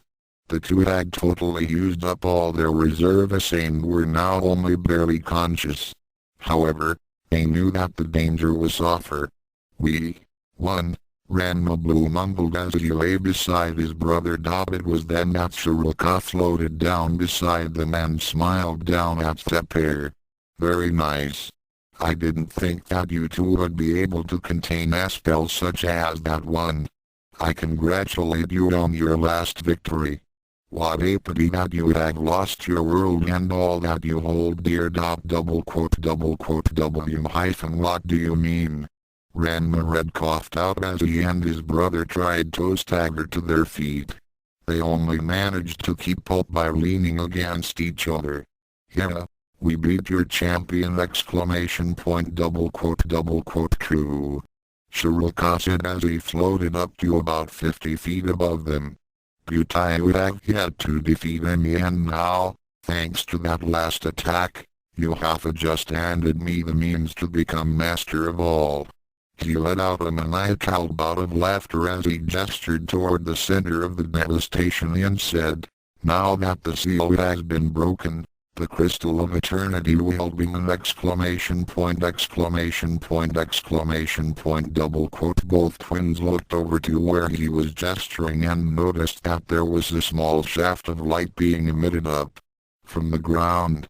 The ground then suddenly erupted as something shot up from the ground and flew towards Shiroka. The Dark King smiled as he grasped it in his hands and held it high above his head. Immense power, unlike any the twins had ever experienced, began radiating out in all directions. Both Ranmas were almost blinded as they looked up at the object. It was a huge crystal the size of a soccer ball that seemed to be made up of 6 different colored fragments. Each fragment glowed with an unearthly light and the power each piece emitted made the twins tremble with fear. With their powers at next to nothing levels, they were completely at Shiroka single quote smirky double quote W hyphen what is that? Ranma Blue stuttered. Shiroka looked down at his helpless prey and smirked. This chosen twins is the source of ultimate power, a remnant of the very forces that created our existence, and I thank you for unsealing it for me. It has taken the Dark World 10 millennia to obtain this, but now I shall take my place as Mr. Overall exclamation point double quote that single quote is not fair. We won the contract. Ranma Red shouted. Shiroka single quote smile became even more evil as he said, no, you lost. With thought, he began tapping into the crystal and his power began to grow exponentially. Soon, the entire ground began to tremble again, even Thai's feet weren't touching it. He then held the crystal in one hand while gesturing with the other in a certain direction. A direction that both Ranmas realized what he was about to destroy. Double quote exclamation point, exclamation point, exclamation point, double quote. Shiroka let loose with a huge blast of energy at his target, and in an instant, an entire civilization was obliterated. The Chinese Amazons and those within the village were now nothing more than memories. Double quote, bastard. Running on pure adrenaline, the twins began charging up what little power they had to attack. However, the Dark World ruler simply smiled and sent a glancing blast toward them, knocking them back down to the ground. As the twins were sprawled on the ground, he then descended upon them and raised his hand to deliver the final blow. Double quote, John single quote, don't worry, you'll be joining them soon. In any case, there is nothing you could do against me now. Even if you both had full power, you would still be nothing compared to the Crystal of Eternity. I have one exclamation point, double quote. Both Ranmas knew that this was the end. They had failed. After all they had gone through, Shiroka was going to destroy the world. They had lost all those who were close to their hearts, and now, all humankind would cease to exist. This was the end. The only solace they had was in the fact that they would join their wives and family in oblivion. It was then that fate decided to deal one final hand. As Shiroka became more ruthless as the crystal fed him huge amounts of power, he decided to destroy the entire planet at the same time he would kill the twins. After all, with the power of the crystal at his disposal, he had no need for one measly little planet. He smiled evilly as he said, double quote, now kiss your pathetic lives and planet goodbye. He then began building up power, but something was wrong. The energy wouldn't stop flowing in after he had gained enough. He tried to stop it, but the power kept on coming. Double quote, what's happening? I can't stop it! Exclamation point, double quote. It was an old saying that power tends to corrupt and absolute power corrupts absolutely. Shiroka was finding out to his horror the hard truth to that saying as he tried to stop the energy from overwhelming him. It was like trying to stop a tidal wave with just his hands, and Shiroka's body was now threatening to explode. In desperation, he threw away the crystal, but the power just kept on building. Both Ranmas were wondering what was going on, but they knew that being closet of Shiroka was not a good place to be. They feebly tried to get away, but with their powers and strength totally spent, they knew that they would not get far enough. They then closed their eyes and waited for the end. Shiroka screamed out in anguish and total disbelief, as his body could no longer hold in the crystal's power. In one grisly moment, his body exploded from within, spraying both twins with blood and pieces of flesh. The twins had no time to be disgusted by this, as the crystal of eternity could not longer remain stable and exploded into its 6 fragments, unleashing a blinding white light that obscured all sight and the existence. Ranma Red and Ranma Blue only managed to say 2 words before they were enveloped into a vast nothingness. Double quote, oh shit, double quote, to be concluded, offer single quote, s note s well, what can I say? Stay tuned! Exclamation point, dual destiny is disclaimer. Congratulations! You have made it to the final chapter. Hurrah! Asterisk asterisk. Thoughts left square bracket, telepathic communication, circumflex accent, circumflex accent, circumflex accent, circumflex accent. The Almighty is speaking, ignore him and suffer the consequences. Chapter 37. Through the flow of time in a place that was nowhere, yet everywhere, a lone figure floated in a sea of absolute, white nothingness. He was a handsome teen of 17 with a lean, muscular body and black hair done in a loose ponytail. It appeared that he was asleep, but after an unknown amount of time, He opened up his eyes and saw an infinite amount of nothing. Ranma Red looked down at himself and found himself both naked and semi-transparent. His clothes were gone and so was the light star blade. He could see the inner tissues of bone and muscle as if his skin was like clouded glass. He could see the healed fissures in his arm bones from injuries long since sustained through a near lifetime of martial arts training. He stared at his veins as his blood rushed through them in their normal circulatory patterns. He could see his lungs rising and falling with their normal rhythms and his heart beating away endlessly to keep the blood flowing. It was as if he was being given an extraordinary view of his bodily function, which meant, well, I guess I'm not dead. I suppose that if I were dead, then I wouldn't need my body to keep on functioning. But, where am I? He took another look around to his surroundings and still saw absolutely nothing. It was as if the entire universe had been painted over in white. Ranma Red began thinking back to the battle at Ukyo where he and his brother had fought Shiroka's champion. The twins had been forced to use the dreaded Jigger Slave while using Ranma Blue's elemental powers to control it. The attack worked and the destroyer had been totally annihilated. However, Shiroka had cheated and had used some unknown power source to destroy the Amazon village and everyone in it. He then prepared to destroy the Earth along with the Ranma twins, but he had lost control of the crystal, which destroyed him and then shattered apart. The last thing Ranma Red remembered was a blinding white light, and now he was in this place with no name.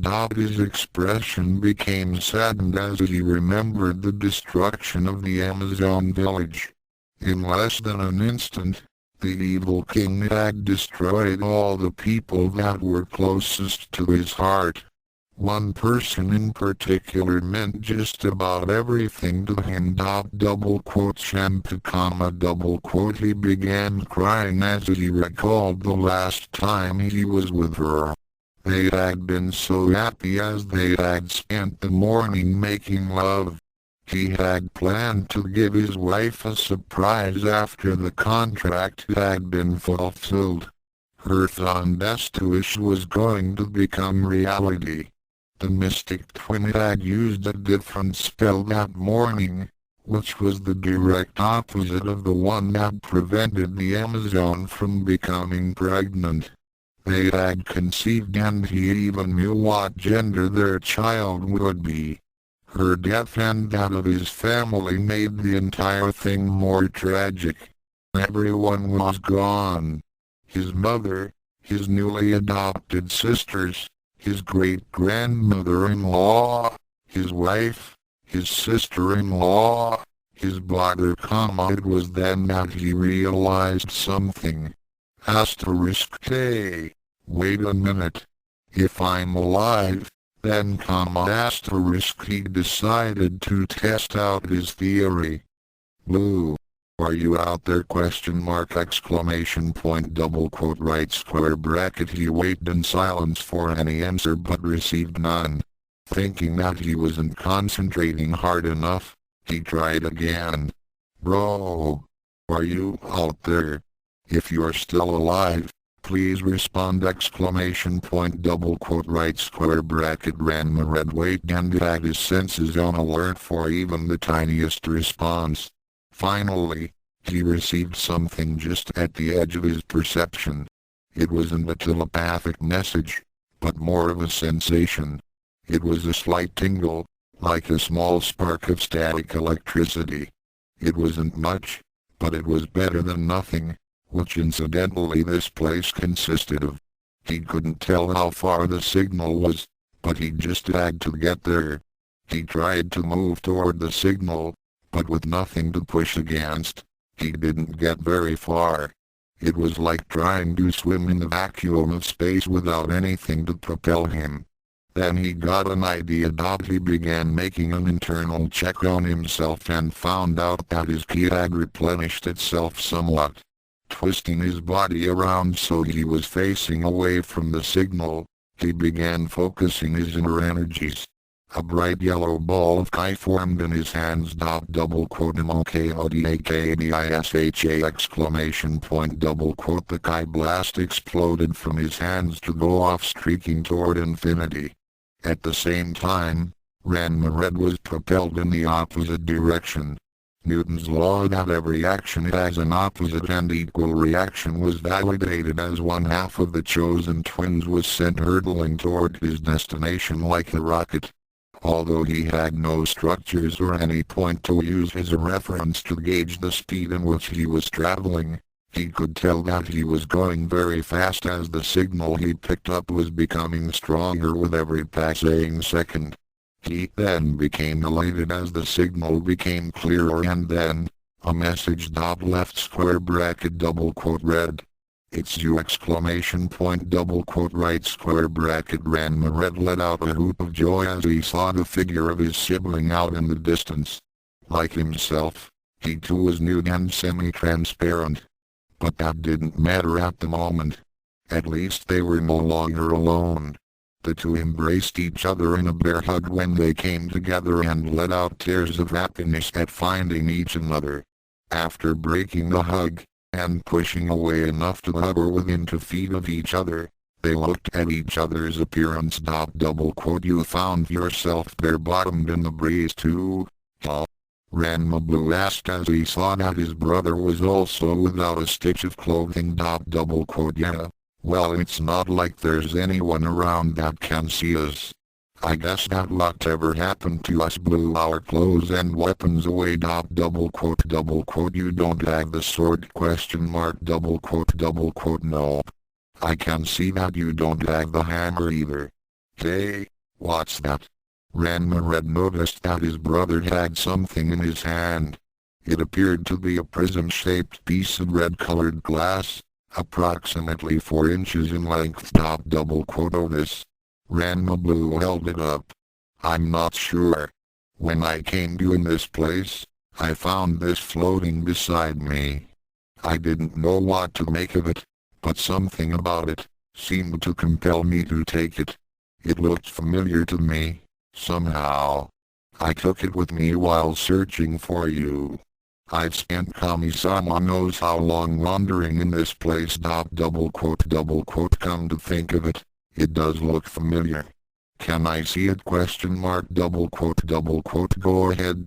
Double quote. As soon as Ranma Blue held it up and Ranma Red's hand touched it, the red shard of time flared with light and both twins were startled at its sudden brilliance. They immediately let go of it, as it began to move on its own accord and hovered between them. It was then that they heard a voice in their heads. Circumflex accent Harry twins, I bid you greetings. Circumflex accent left square bracket double quote lot the comma question mark double quote right square bracket left square bracket double quote w hyphen who question mark exclamation point double quote right square bracket circumflex accent. If you are hearing this message, then SHAROKA had succeeded in unsealing the crystal of eternity and now all of existence had ceased to exist. Circumflex accent left square bracket double quote crystal of eternity question mark double quote right square bracket left square bracket double quote lot single quote s going on question mark double quote right square bracket circumflex accent. I know that you have many questions. I hope that the message I have placed within the shard of time shall suffice. Listen well, chosen twins, and I shall explain all. Circumflex accent realizing that the message could only have come from Kami-sama himself. The twins became silent and listened. Circumflex accent long ago, During the creation of the immortal heresy, what you would probably know of as the Big Bang, a portion of the energies from that time of creation had remained. I had realized that such power should never fall into anyone's hands as it had the potential for destruction on a scale unimagined and permanently disrupt the order of existence. Therefore, I had separated those energies into 6 crystal shards that represented the fundamental properties of any universe: power, soul, mind, space, time, and reality. Together, they formed the crystal of eternity. The Ranma twins then realized that why the shard of time was so familiar to them. They had seen it in Shiroka's hands when he unearthed that strange power source from the ruins of Jews and Kyo. Circumflex and yes, you are correct in thinking that the power you saw at JUSENKYO was the crystal of eternity. I shall explain. Even with the ultimate power of creation and destruction safely contained within the crystal, it still represented a great danger. I could not keep it in heaven as it would become very tempting to many of the KMI. Nor could I keep it on any other place as the inhabitants of any plane of existence would eventually stumble upon it. Therefore, I came to a compromise. Left square bracket double quote compromise. Ranma read asked as if in answer the voice answered. Circumflex accent yes, a compromise. Instead of having the crystal remain in one place, I used a special spell that caused it to relocate itself every 1,000 years to some place in the immortal heresy at random. Only I would know where the crystal would hide itself each time. And so the crystal has been spanning the cosmos, hiding itself on different worlds each time. Only a select few in heaven knew its very existence. However, the Dark World had learned of the crystal's existence through a traitor. That was when the beings from that evil dimension attacked when the crystal appeared on Earth, 10,000 years ago. Circumflex accent. Both twins looked in shock at the revelation. Taron and Soren had never told them this! Once again, the recorded message answered their silent questions. Circumflex accent. Taron and Soren knew nothing of their intentions at that time. They had only realized it during the 5th trial of the contract. I had my suspicions during the Great War between Earth and the Dark World, and they were confirmed after the contract was made. The Dark World only seemed angered when I added that SUBCLAUSE for the contract to only last for 10,000 years. It was at that point that I realized that the crystal would return to Earth in 10,000 years and bury itself within the training grounds of Cursed Springs. However, I was then bound by the terms of the contract to hold the challenges every 1,000 years and for Taron and Soren to train our champions.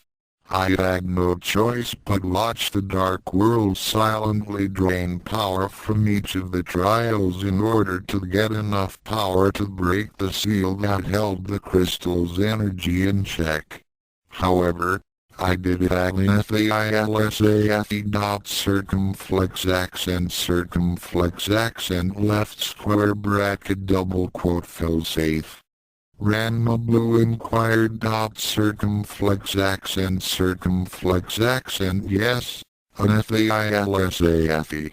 I had expected Sharoka to unearth the crystal of eternity, but I had added a spell in the shard of time which would cause him to lose control and destroy him.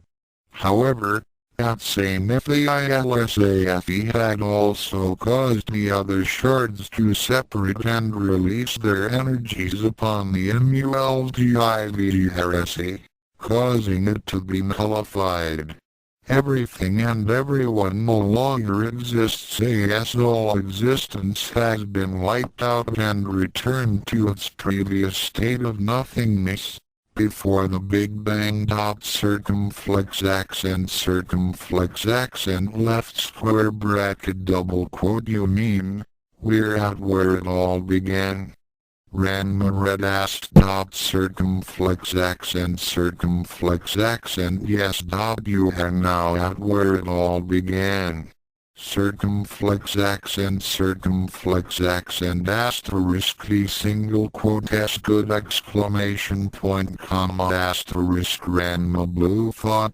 Circumflex accent you single quote rate probably wondering why you two were the only ones that were spared of being wiped out of existence with the rest.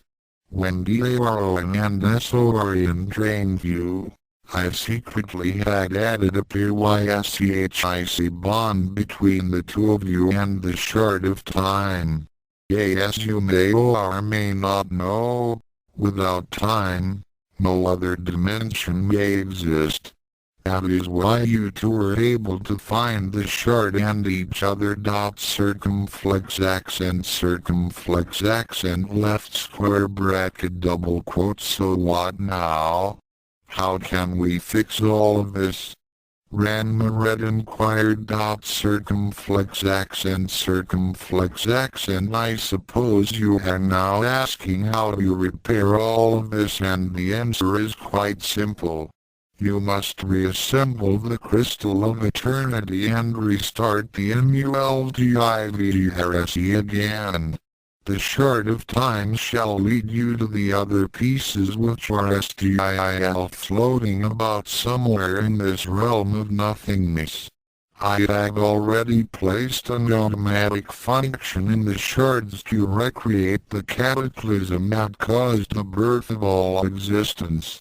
Once that is accomplished, you two shall be redirected down the flow of time toward the point of about 5 minutes before the Crystal of Eternity is unsealed. You have to prevent that from happening and defeat SHAROK. Take care though, for this will be your only chance. If SHAROK gains the crystal a second time, the FAILSAFU will activate itself again and nullify the multiv heresy once more. The shards will not be able to withstand another nullification for you to try again. Do you understand? Circumflex accent both twins nodded silently as they prepared for the task ahead. This was a chance to get their wives, their family, and everything else back. They had to succeed. It was all or nothing. Circumflex accent I bid you the best of luck, Ranma red and Ranma blue. The two of you have surpassed all of our expectations and represent the best hope for all existence. Taron and Soren had chosen well. Now embrace your dual destinies. Circumflex accent both Ranmas nodded as the voice faded away from their minds and a thin beam of red light sprang forth from the Shard of Time and went off into the distance. Using their Kai blasts to propel them, they went off in search of the other shards. Even Kami-sama doesn't know how much time later Ranma red and his brother gazed at the nearly completed Crystal of Eternity. The shards of time, soul, mind, reality and space were in place, and Ranma Blue held the shard of power in his hand. Ready bro question mark double quote right square bracket left square bracket double quote as ready as I'll ever be. To adopt double quote right square bracket left square bracket double quote comma double quote right square bracket left square bracket double quote shampoo comma double quote right square bracket. The shard of power was put into place and the crystal began to throb with energy. As it slowly began to build up power, both twins held their breaths for the inevitable explosion that would propel them to their fates. Then it happened. The second Big Bang exclamation point KBO and exclamation point exclamation point exclamation point. Ranma Red and Ranma Blue found themselves enveloped in a large energy bubble as they went hurtling down the stream of time. Their clothes suddenly appeared and their bodies became solid. But the chosen twins didn't even notice as they began watching the history of their universe unfold.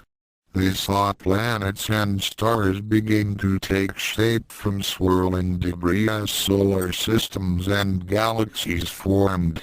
They were also racing across the cosmos at the speed of thought, marveling at the wonders of the many life forms and worlds below. They could only see passing glimpses as if they were riding a fast-flowing river.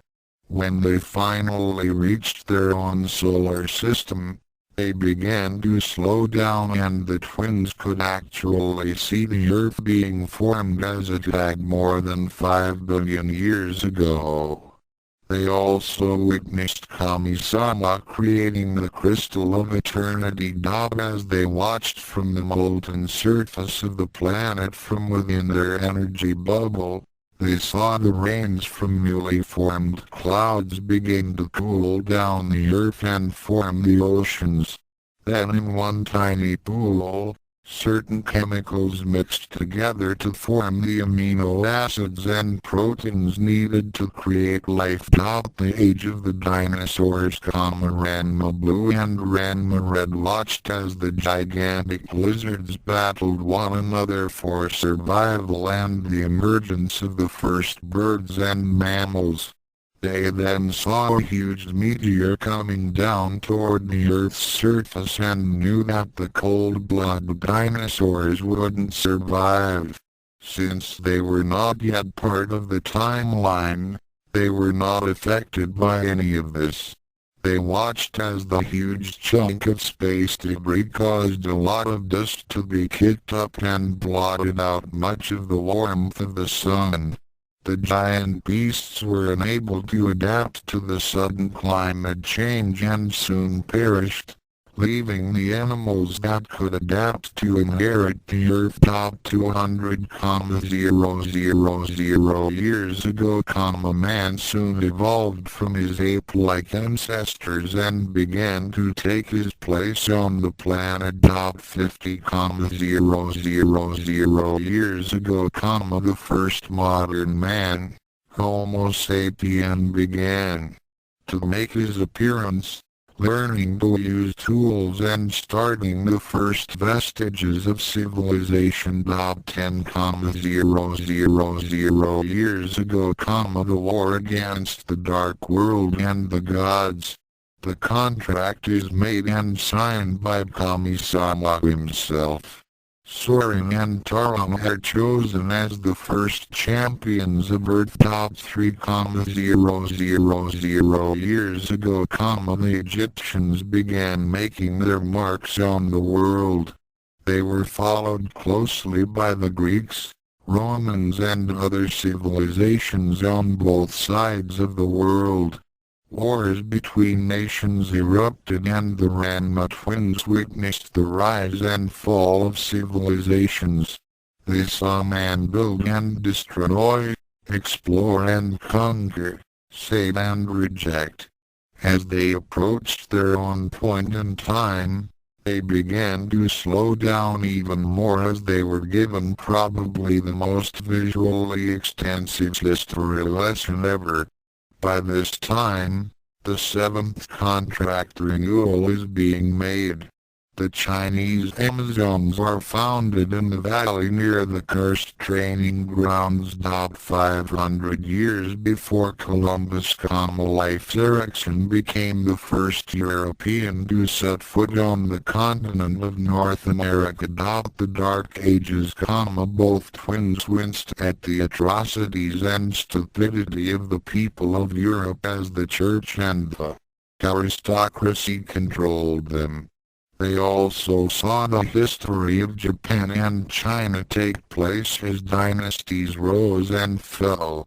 The Renaissance, exploration and new technologies dispersed much of the old superstitions and beliefs as the Western civilizations began to question what lies beyond the horizon. 18th century, the so-called New World is colonized and new conflicts erupt. The American Revolution frees the colonies from British rule and the 13 states form a new nation. 19th century, Ranma Blue and his brother watched the War of 1812, the Civil War, and man's expansion into the West. They winced as they saw George Armstrong Custer lead his troops into a massacre at the Little Bighorn. The American Industrial Age takes place. Early 20th century, the twins became shocked in the horrors as they saw millions of people perish in World War I. They felt the pain that the citizens of America suffered during the Great Depression. They also saw Japan's own darker side as they ruthlessly invaded China during the 30s on their drive for conquest. December 7, 1941, Admiral Yamamoto leads his forces in a sneak attack on Pearl Harbor, instigating a long and brutal war with the United States, which would lead to total defeat for Japan. June of 1942, Japan loses at Midway as the United States begin to go on the offensive. August of 1945, both twins almost retched when they saw the horrors of what two atomic bombs could do to people. Hiroshima and Nagasaki were left in ruins as thousands of citizens were killed in the initial blasts, while many more would suffer the slow and agonizing death of radiation poisoning. The fact that they could do nothing about it made it all more tragic. 17 years before Ranma's birth, the twins watched in fascination as they witnessed their own birth as one person. Nodoka smiled as she held her newborn son in her arms as Ranma proudly looked on. The brothers frowned at seeing that man who would eventually cause so much trouble and headaches for them. 6 years later, both Ranmas winced as they saw Ranma mercilessly toss his 6-year-old son into a pit of starving cats. They had also witnessed Ukyo being betrayed as she was carelessly left on the side of the road. Ranma Blue was especially disgusted with his father's behavior at that point, but silently vowed that he and his Uke will be reunited again. 8 years later, Ranma Blue and his brother watched as their combined selves leave the empty lot behind Ryoga's house. A day later, the lost boy finally makes it to the place, and then swears his lifelong desire to get revenge for missing the duel. 2 years later, the twins see Tendo-Saotome take that fateful plunge into the spring of Ground Girl, hereby setting off the chain of events that would end up as madness in Mirima. Ranma Red smiled though as he saw his future bride Shampoo get knocked off the challenge log at the Amazon village and give the kiss of death to his past self. Soon my darling. We shall be together again. As the twins began approaching the present, the time stream began blurring as the events following Duels and Ukyo rushed past them.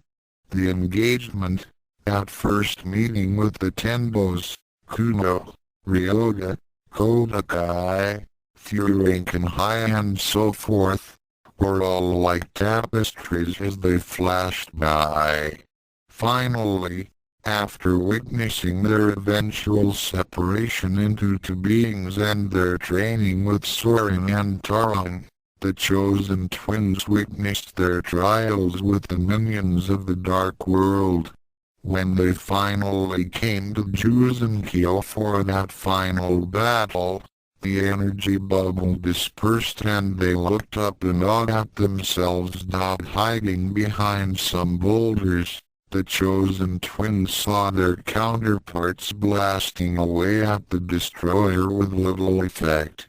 Shiroka was hovering above the bat and smiling as he waited for them to unseal the crystal of eternity. With energy levels growing with each attack, it wouldn't be long. He was so eager to watch the downfall of his opponents that he did not notice a second pair of chosen twins hiding nearby. Oh man! It looks like they're close to unsealing the crystal. Ranma Red commented as he watched himself power up the Ragna Blade spell. Yeah. I can see that every attack we make against the destroyer is being absorbed. So what do we do? Do we attack him? No. We can't give ourselves away or we might screw things up even more.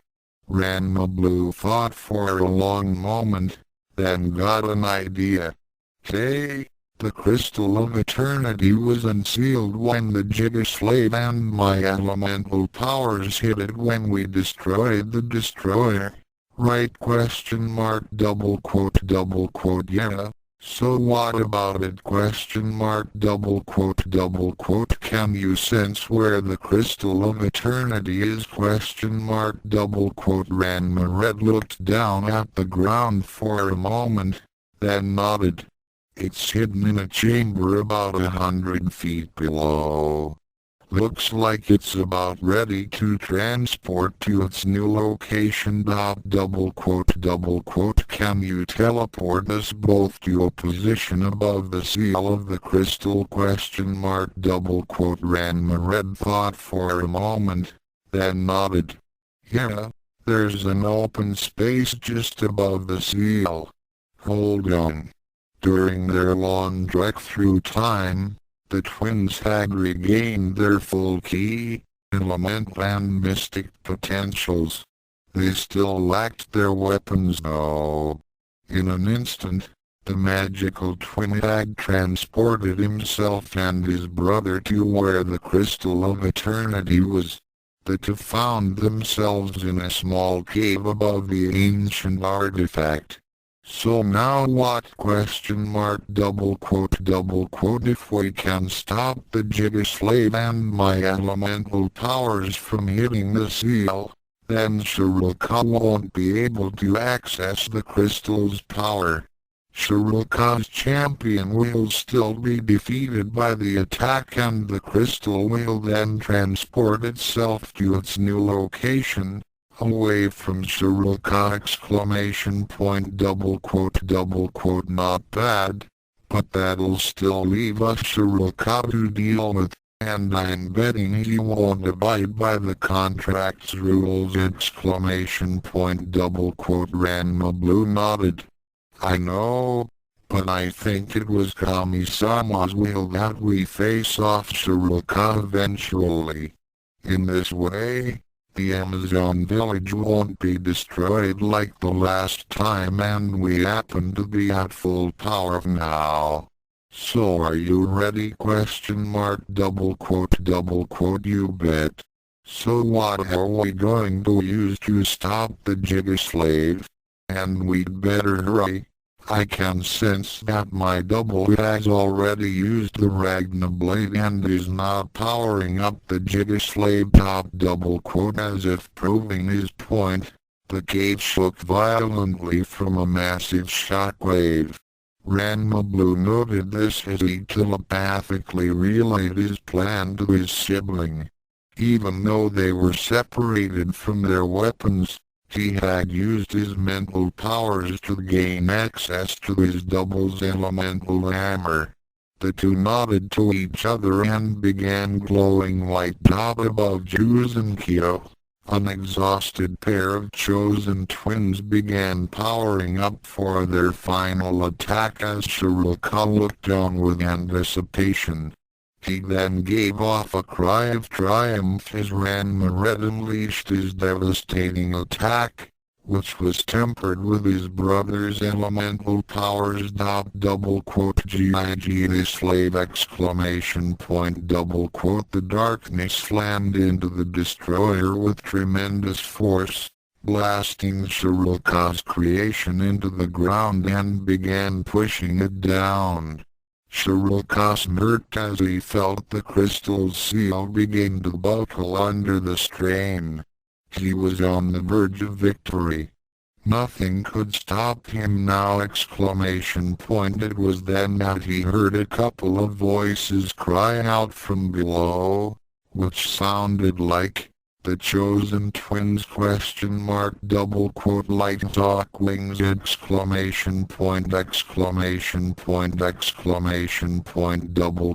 bite blast of white energy burst forward from the ground and began pushing the blackness of the Giga Slave and elemental energies. Shiroka was stunned as he saw the white blast take shape to form the 10 wings of the Light Talk. The ultimate defensive barrier from the planet Jure began countering the strongest black magic spell and elemental power. The two forces sandwiched the destroyer and began compressing it.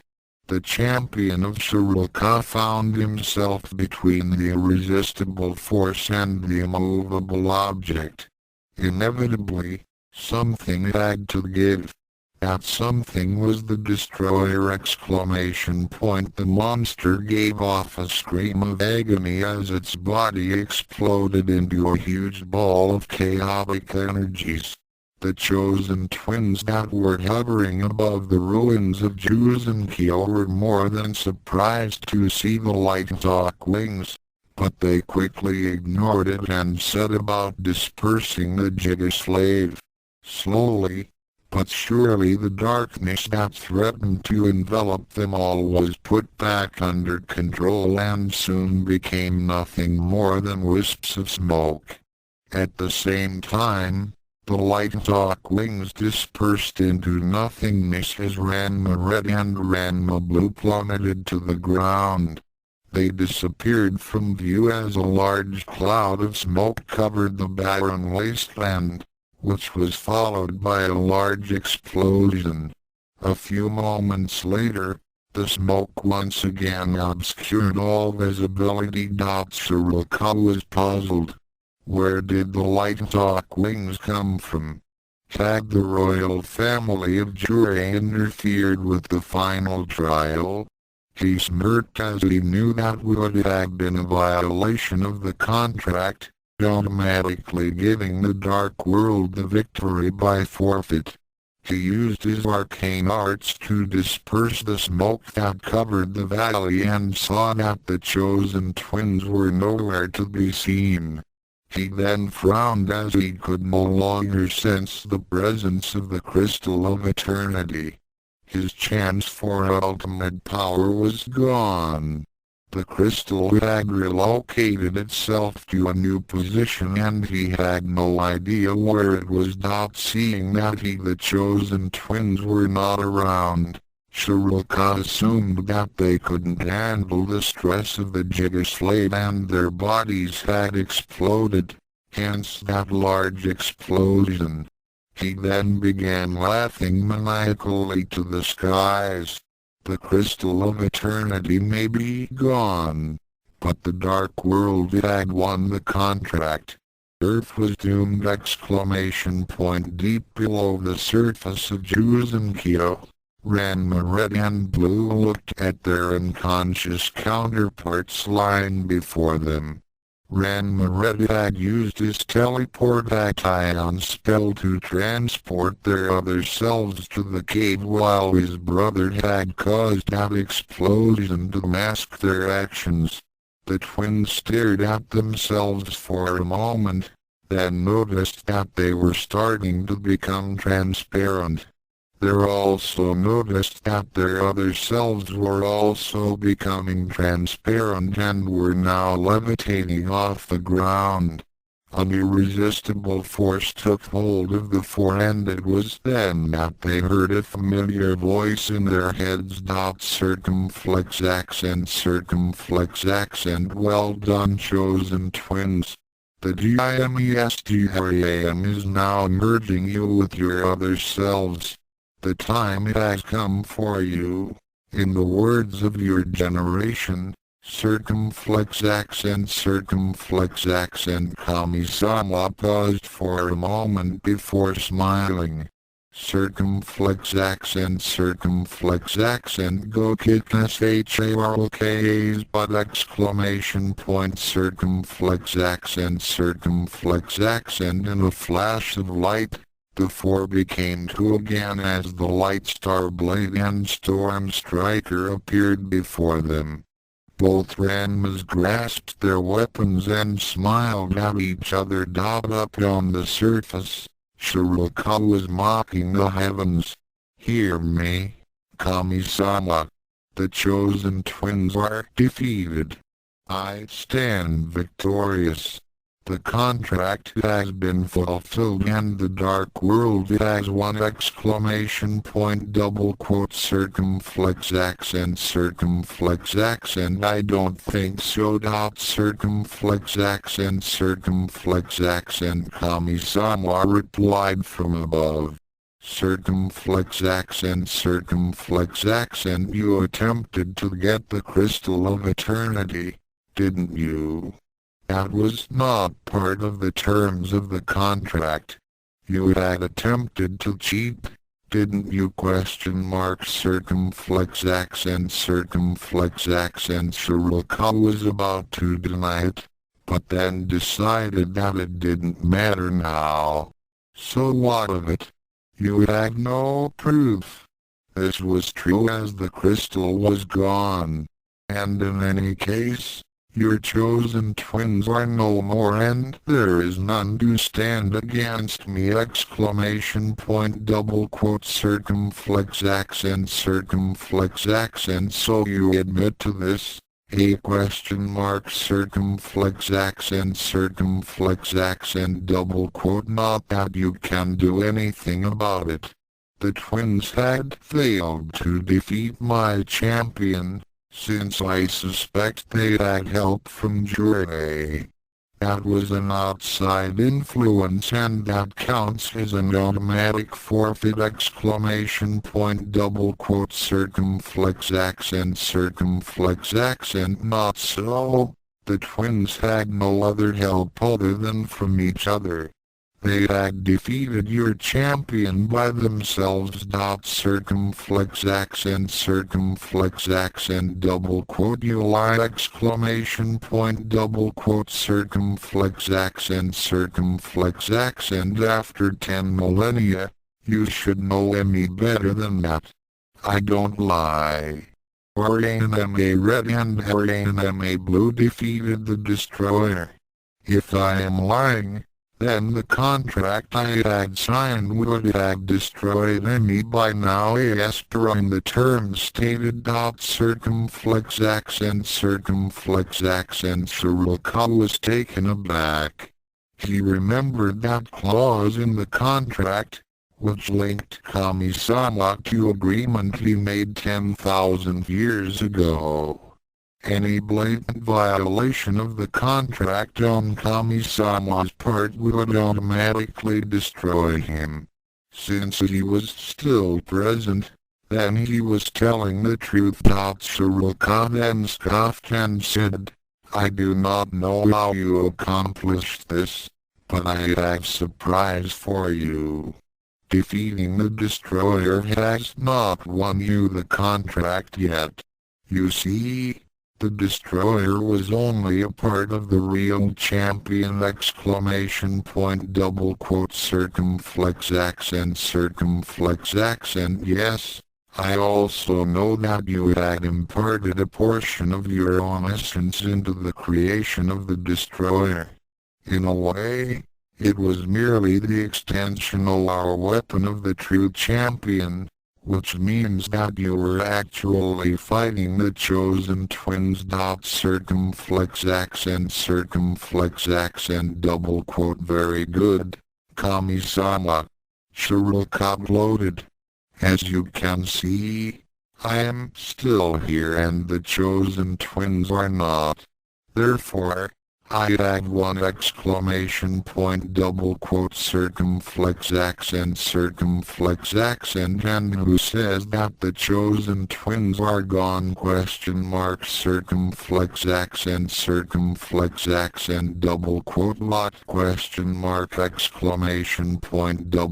Up in heaven, Scold chortled with glee as she hooked up the granddaddy of all stereo equipment to the ultimate force system. She then picked up a cassette tape and inserted it. Are you sure father wants you to do this? Belgondi asked. Daddy requested it. Lord replied as she sat down in front of the monitor that displayed the scene below. I have to admit, he surprised me as well. I was half expecting the trumpeters, Chlorians and the other things to herald the twins. This is really quite a change from the traditional stuff. So let's sit back and watch the fun!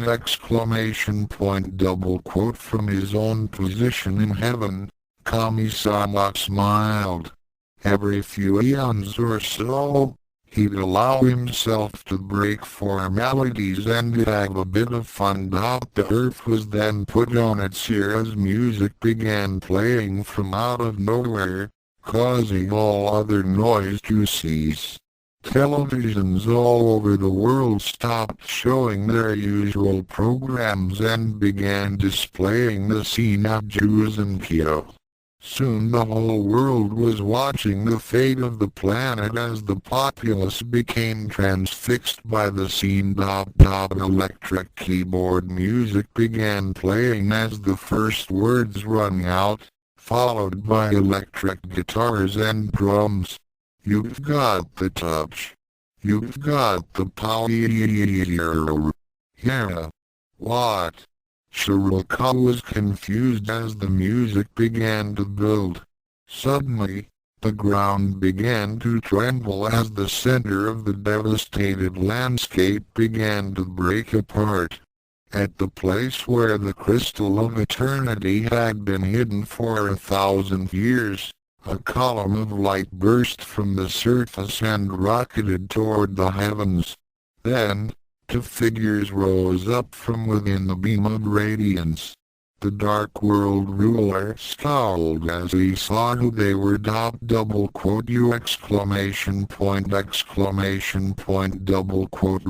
Red and his brother smiled as they held up their weapons and took ready stances. Let's mix it up, Shiroka. Ranma Blue declared.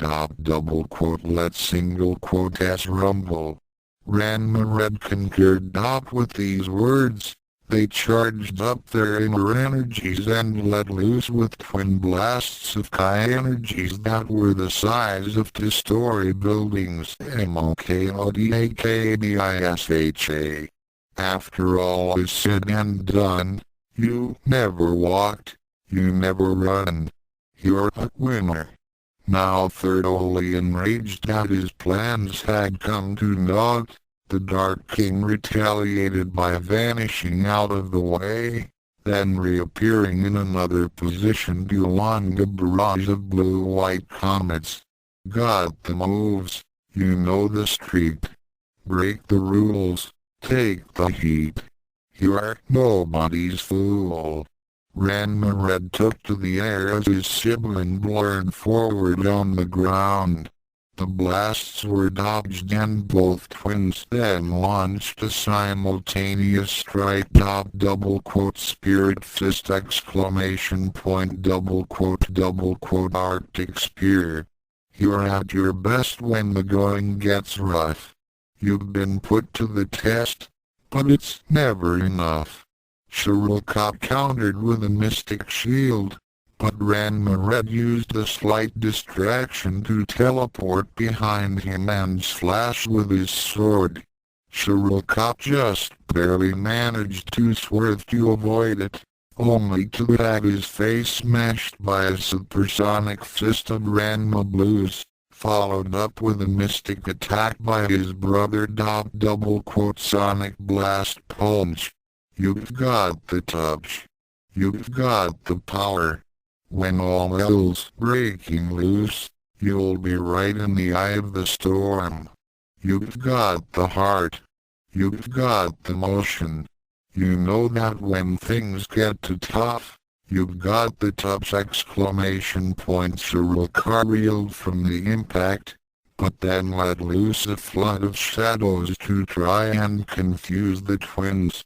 Ranma Blue was momentarily blinded and was then struck suddenly from behind. His back was slashed by some unseen claws. However, Ranma Red soon countered the darkness with light. Double quote sunburst explosion exclamation point double quote. The light dispelled the shadows and Ranma Red saw his chance. Double quote skyfire sword exclamation point double quote. The huge beam of energy came crashing down like a blade and Shiroka was just barely able to avoid being cleaved in half. You never bend, you never break. You seem to know just what it takes. You're a fighter exclamation point. The populace of the world was transfixed by the scenes being depicted as the twins battled the evil king. Many thought that this was some kind of music video or promotional stunt. Yet the special effects and energies being displayed were even better than the best online. The excitement level was undeniable and people kept on watching. Somehow, they all knew that this was shockingly real. It's in the blood. It's in the will. It's in the mighty hands of steel. When you're standing your ground exclamation point at the Masaki residence double quote yeah. Go get him, guys. Washa cheered at the Cherry Hill Temple in Japan double quote wow. This is so awesome. Usagi said as she and her friends, the Sailor Senshi, watched the battle. Double quote must be some kind of new music video. Ray commented. Double quote hey, those guys look like my old senpai. Makoto said as she gazed at the well-built and handsome twins. Double quote wow. I don't think our battles with the Dark Kingdom were ever this intense. Minako remarked. It looks so real exclamation point double quote. It was then that Setsunan appeared behind them and said, that's because, it is double quote. The girls all turned around at Sailor Pluto and shot double quote. What you are witnessing is the battle to ensure the future of the Earth. And I'm afraid that even the Sailor Senshi cannot interfere with this fight. The chosen twins must win this one! Double quote the sailor Senshi all looked back at the television set and nod.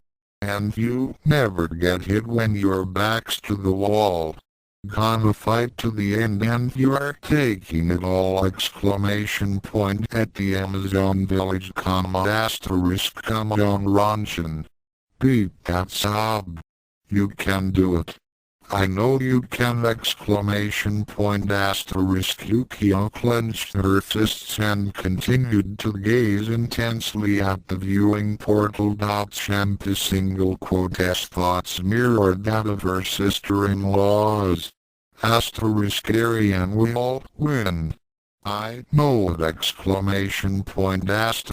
You've got the touch. You've got the power. When all hell's breaking loose, you'll be right in the eye of the storm. You've got the heart. You've got the motion. You know when things get too tough. You've got the touch! Shiroka was dishing out greater amounts of dark energies than all of his previous minions combined, but the twins kept on pressing the attacks, shrugging off blasts and attacks that would have killed a normal person 1,000 times over. They were running on pure adrenaline, firing off Kai blasts as if they were on sale and saving their more potent attacks for the climax of the conflict. You're fighting fire with fire. You know you've got the touch! The background music reached even higher fever as Ranma blew and his brother attacked from both sides. Double quote chestnut fist fury! Double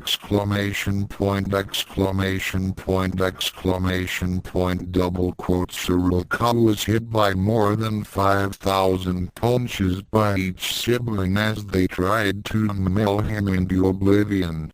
However, he endured the continuous pounding as he glowed with a dark red light. He then suddenly exploded in a ball of mystic energy, throwing off the twins and sent them sprawling backward. Both Ranmas managed to right themselves and float in the air.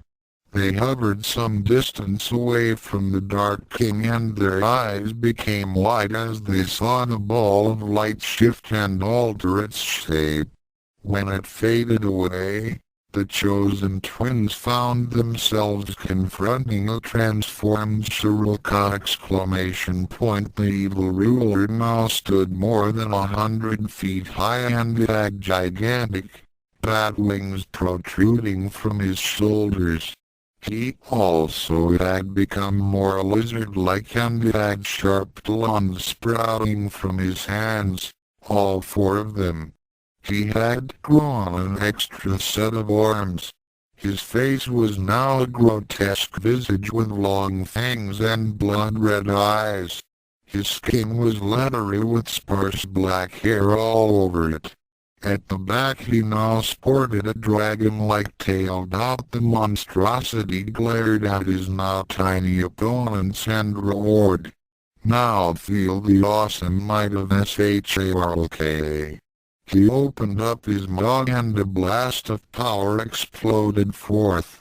The chosen twins darted away to evade the beam, which shot past and struck one of the Bayankala mountains, obliterating it into powder! The shockwaves of that one attack was felt for thousands of miles and nearly made the entire continent of Asia tremble.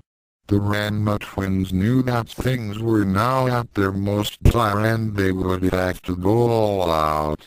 With a nod to each other, they dived toward their foe. You're at your best when the going gets rough. You've been put to the test, but it's never enough! The twins skillfully dodged the next 2 blasts and then struck. Ranma reds flashed at Shiroka's left eye with the light star blade, while the elemental brother pounded at the right eye with Storm Striker. Shiroka roared in pain as fluids and pus erupted from his eyes. He started slashing blindly as he writhed in pain. Withdrawing their weapons from his eyes, the twins looked down at his chest and aimed for the spot where the Dark Lord's heart would be. With a fierce war cry, Ranma Red dived down toward that spot with his sword held high and its point directed forward. The light star blade plunged deep into Shiroka's chest, causing him even more pain and another howl of agony. Holding tightly on the hilt, Ranma Red called up to his brother blue exclamation point Ranma Blue then took a dive toward his sibling and raised Storm Striker high. Focusing all his energy into it, he swung it forward.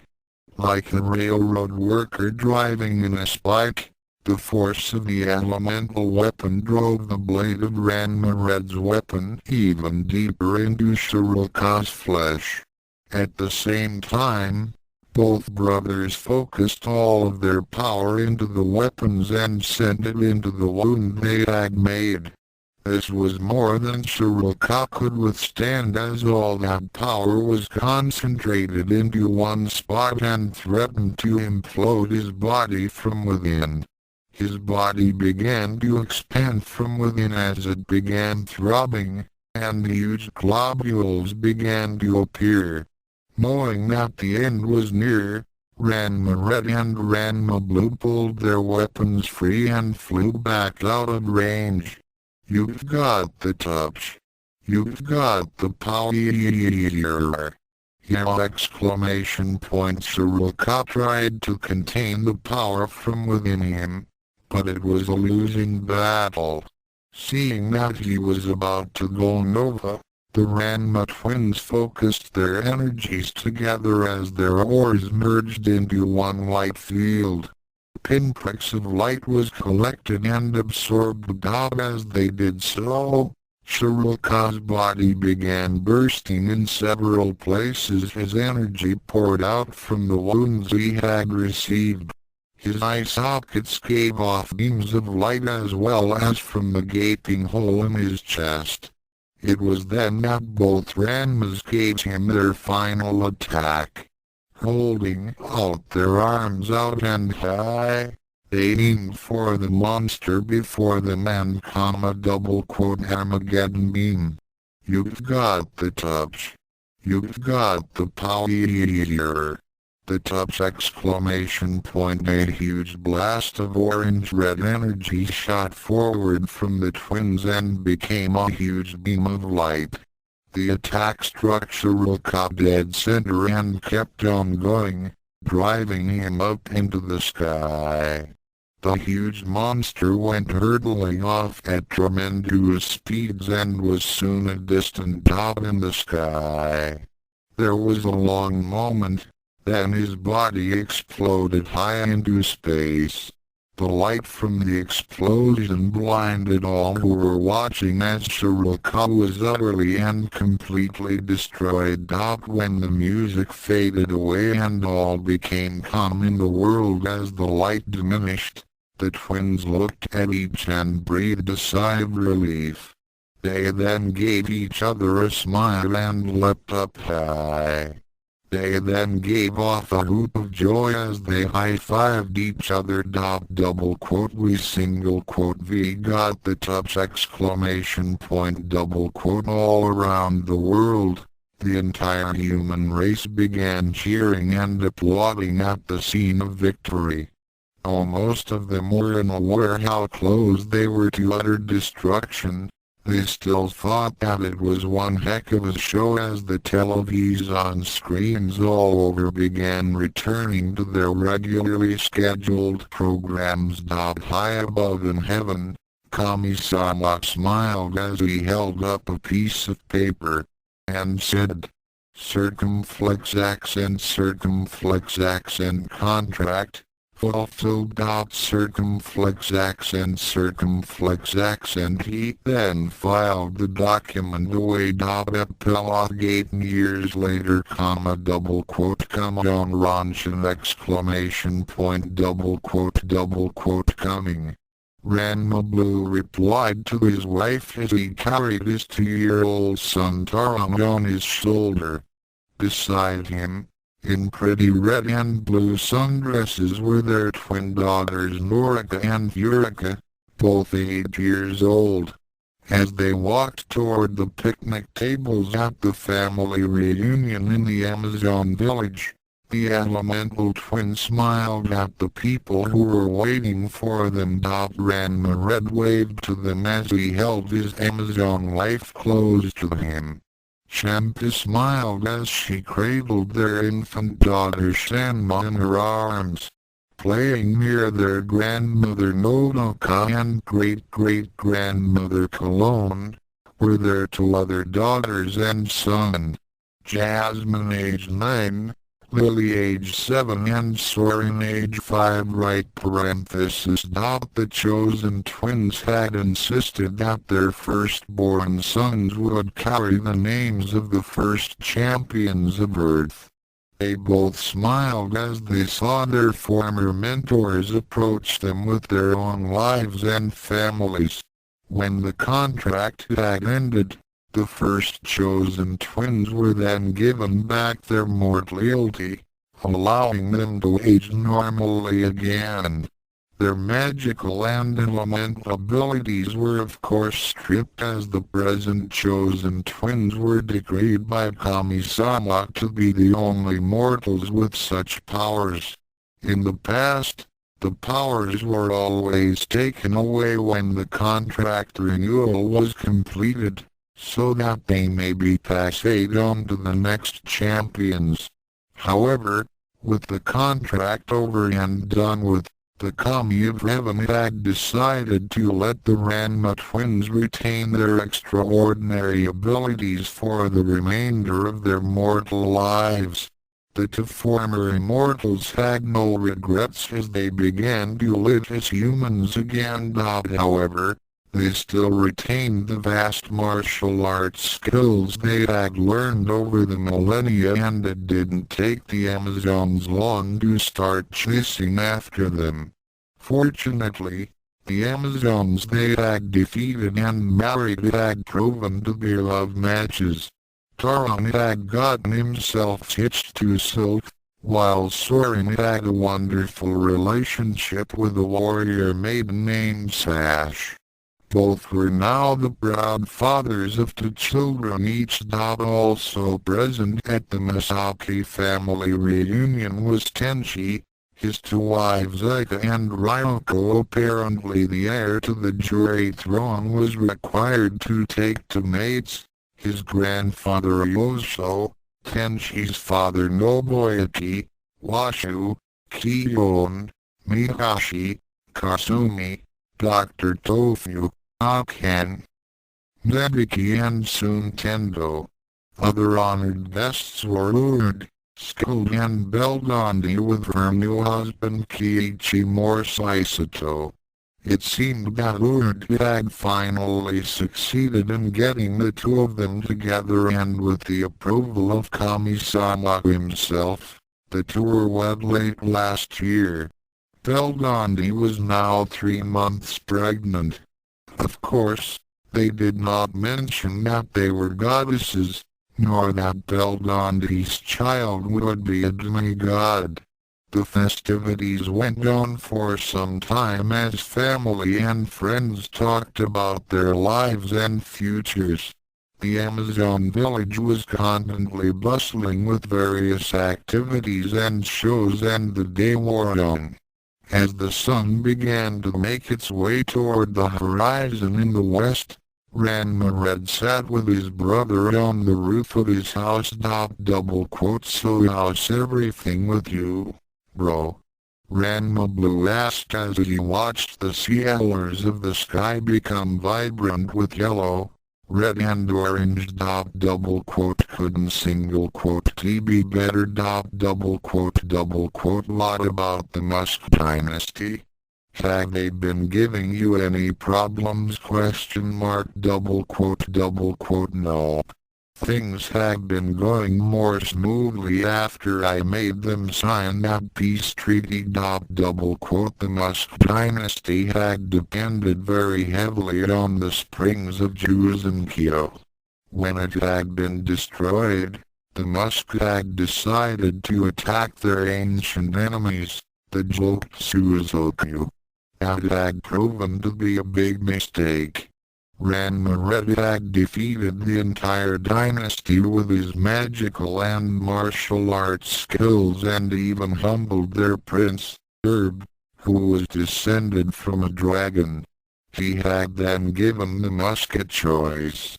Either sign a peace treaty with the Tendo-Saotome, or be reduced to pieces. Since then, Ranma had worked to keep tensions between the ancient enemies from erupting into conflicts. He had encouraged trade and even helped a few members of the Musk attain lasting relationships with the Amazons. Intermarriages between the two peoples began to appear over the last decade. When the phoenix god Saffron appeared, Ranma had the power of heaven, the Amazons and the Musk behind him, and the bratty divinity didn't stand a chance.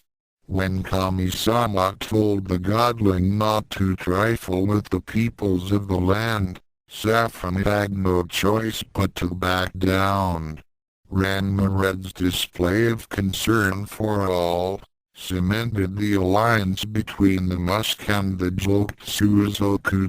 Ranma had also begun teaching the Amazons the ways of magic.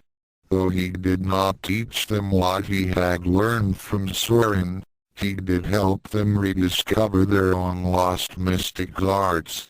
The Tendo-Saotome had accumulated a considerable amount of magical knowledge, but much of the information had been lost over the centuries. With the Light Star Blade as his guide, the magical twin began filling in the gaps to their magical archives. It wouldn't be long before Shampoo's people would once again become the mystic warriors of legend. The Amazon village had also been attacked by the army of the People's Republic of China, but Ranma had reduced several divisions of tanks and artillery to scrap metal. It wasn't long before the Chinese army and government took the hint and left them alone. After all, they too had seen that last great battle against Shiroka. When they saw Ranma in the flesh, they decided that ticking him off was a bad thing. Since then, Ranma Blue's brother had been working on several enchantments to protect the Amazons from any future attacks. So, how are you, Ukyo and the kids? Ranma Blue shrugged as he said, great. Couldn't be better. Bukin's planning on opening up a new chain in America. Ranma Blue had also kept busy in the last 10 years.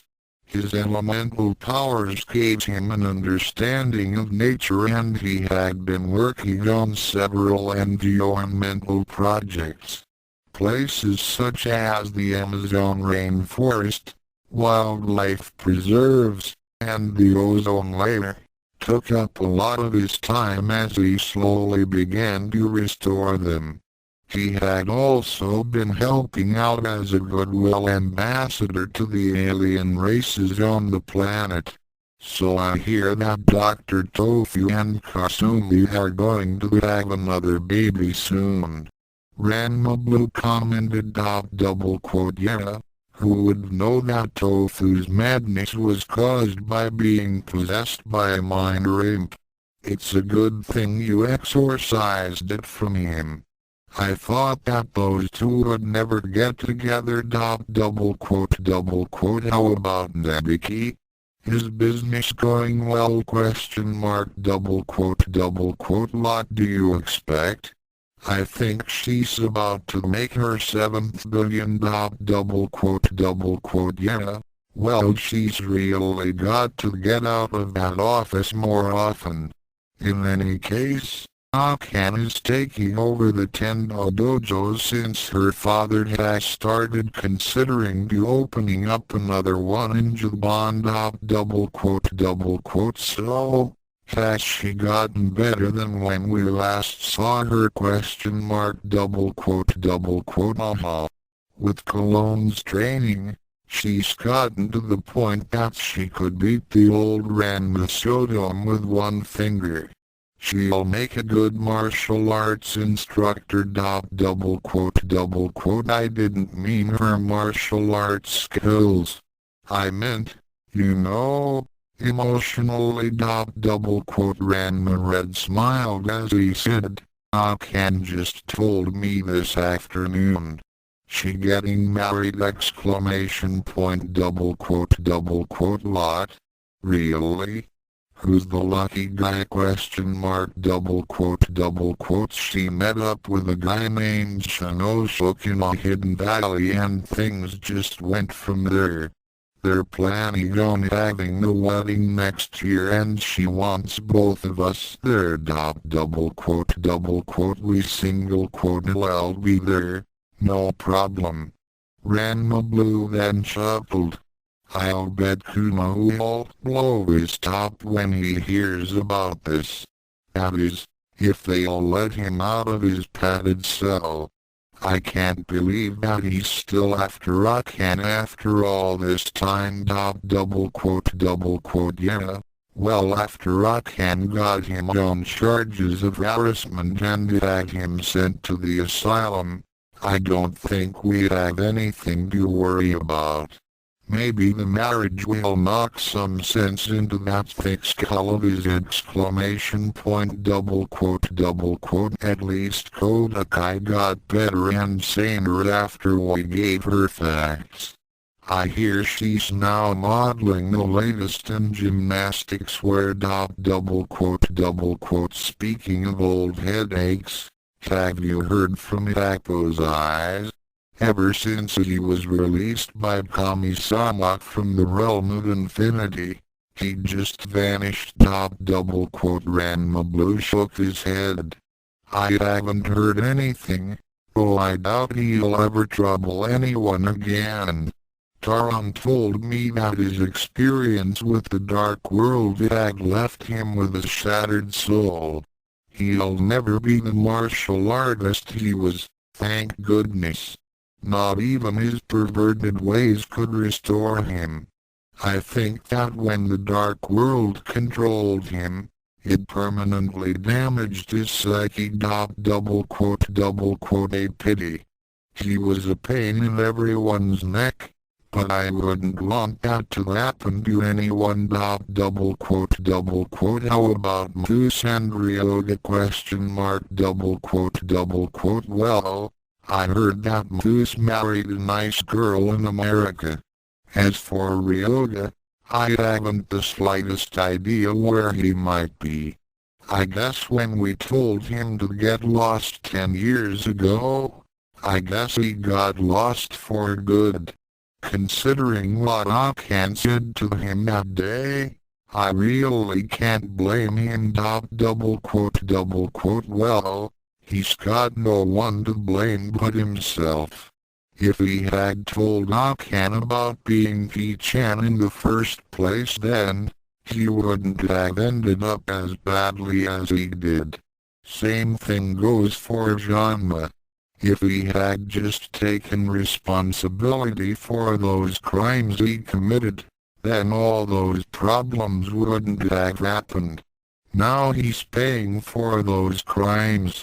Do you know that the Tokyo police finally caught him? Question mark. Double quote. Really? Question mark. Double quote. All those acts of petty crimes had finally landed him in prison. I went to see him and make sure that he didn't try to escape. Turns out that the prison wasn't going to have any problems with keeping him locked up. He was nothing more than a pathetic wretch when I saw him. He wasn't even a martial artist anymore, but a dirty, fat and absolutely pitiful excuse for a human being. He was so far gone that he didn't even recognize me. It looked like divine justice was working again, so I just left him there. Ranma red nodded as he remembered all the bad things that Ranma had put the both of them through, which by far outweighed the good. As of now, the chapter concerning their father was now and truly closed. As the sun dipped below the horizon, the two Ranmas looked up at the night sky as stars twinkled in the distance. Blue question mark yeah. Red question mark we single quote accomplished a lot of things so far and we are among the most powerful people on the planet now. Yeah. So question mark when we were allowed to keep our powers.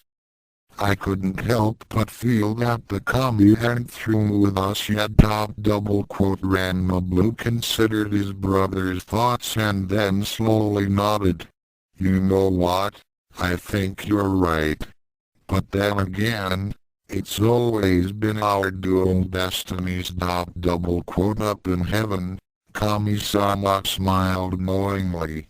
There would come a time when Earth will once again meet the chosen twins. The end author's note Teswo.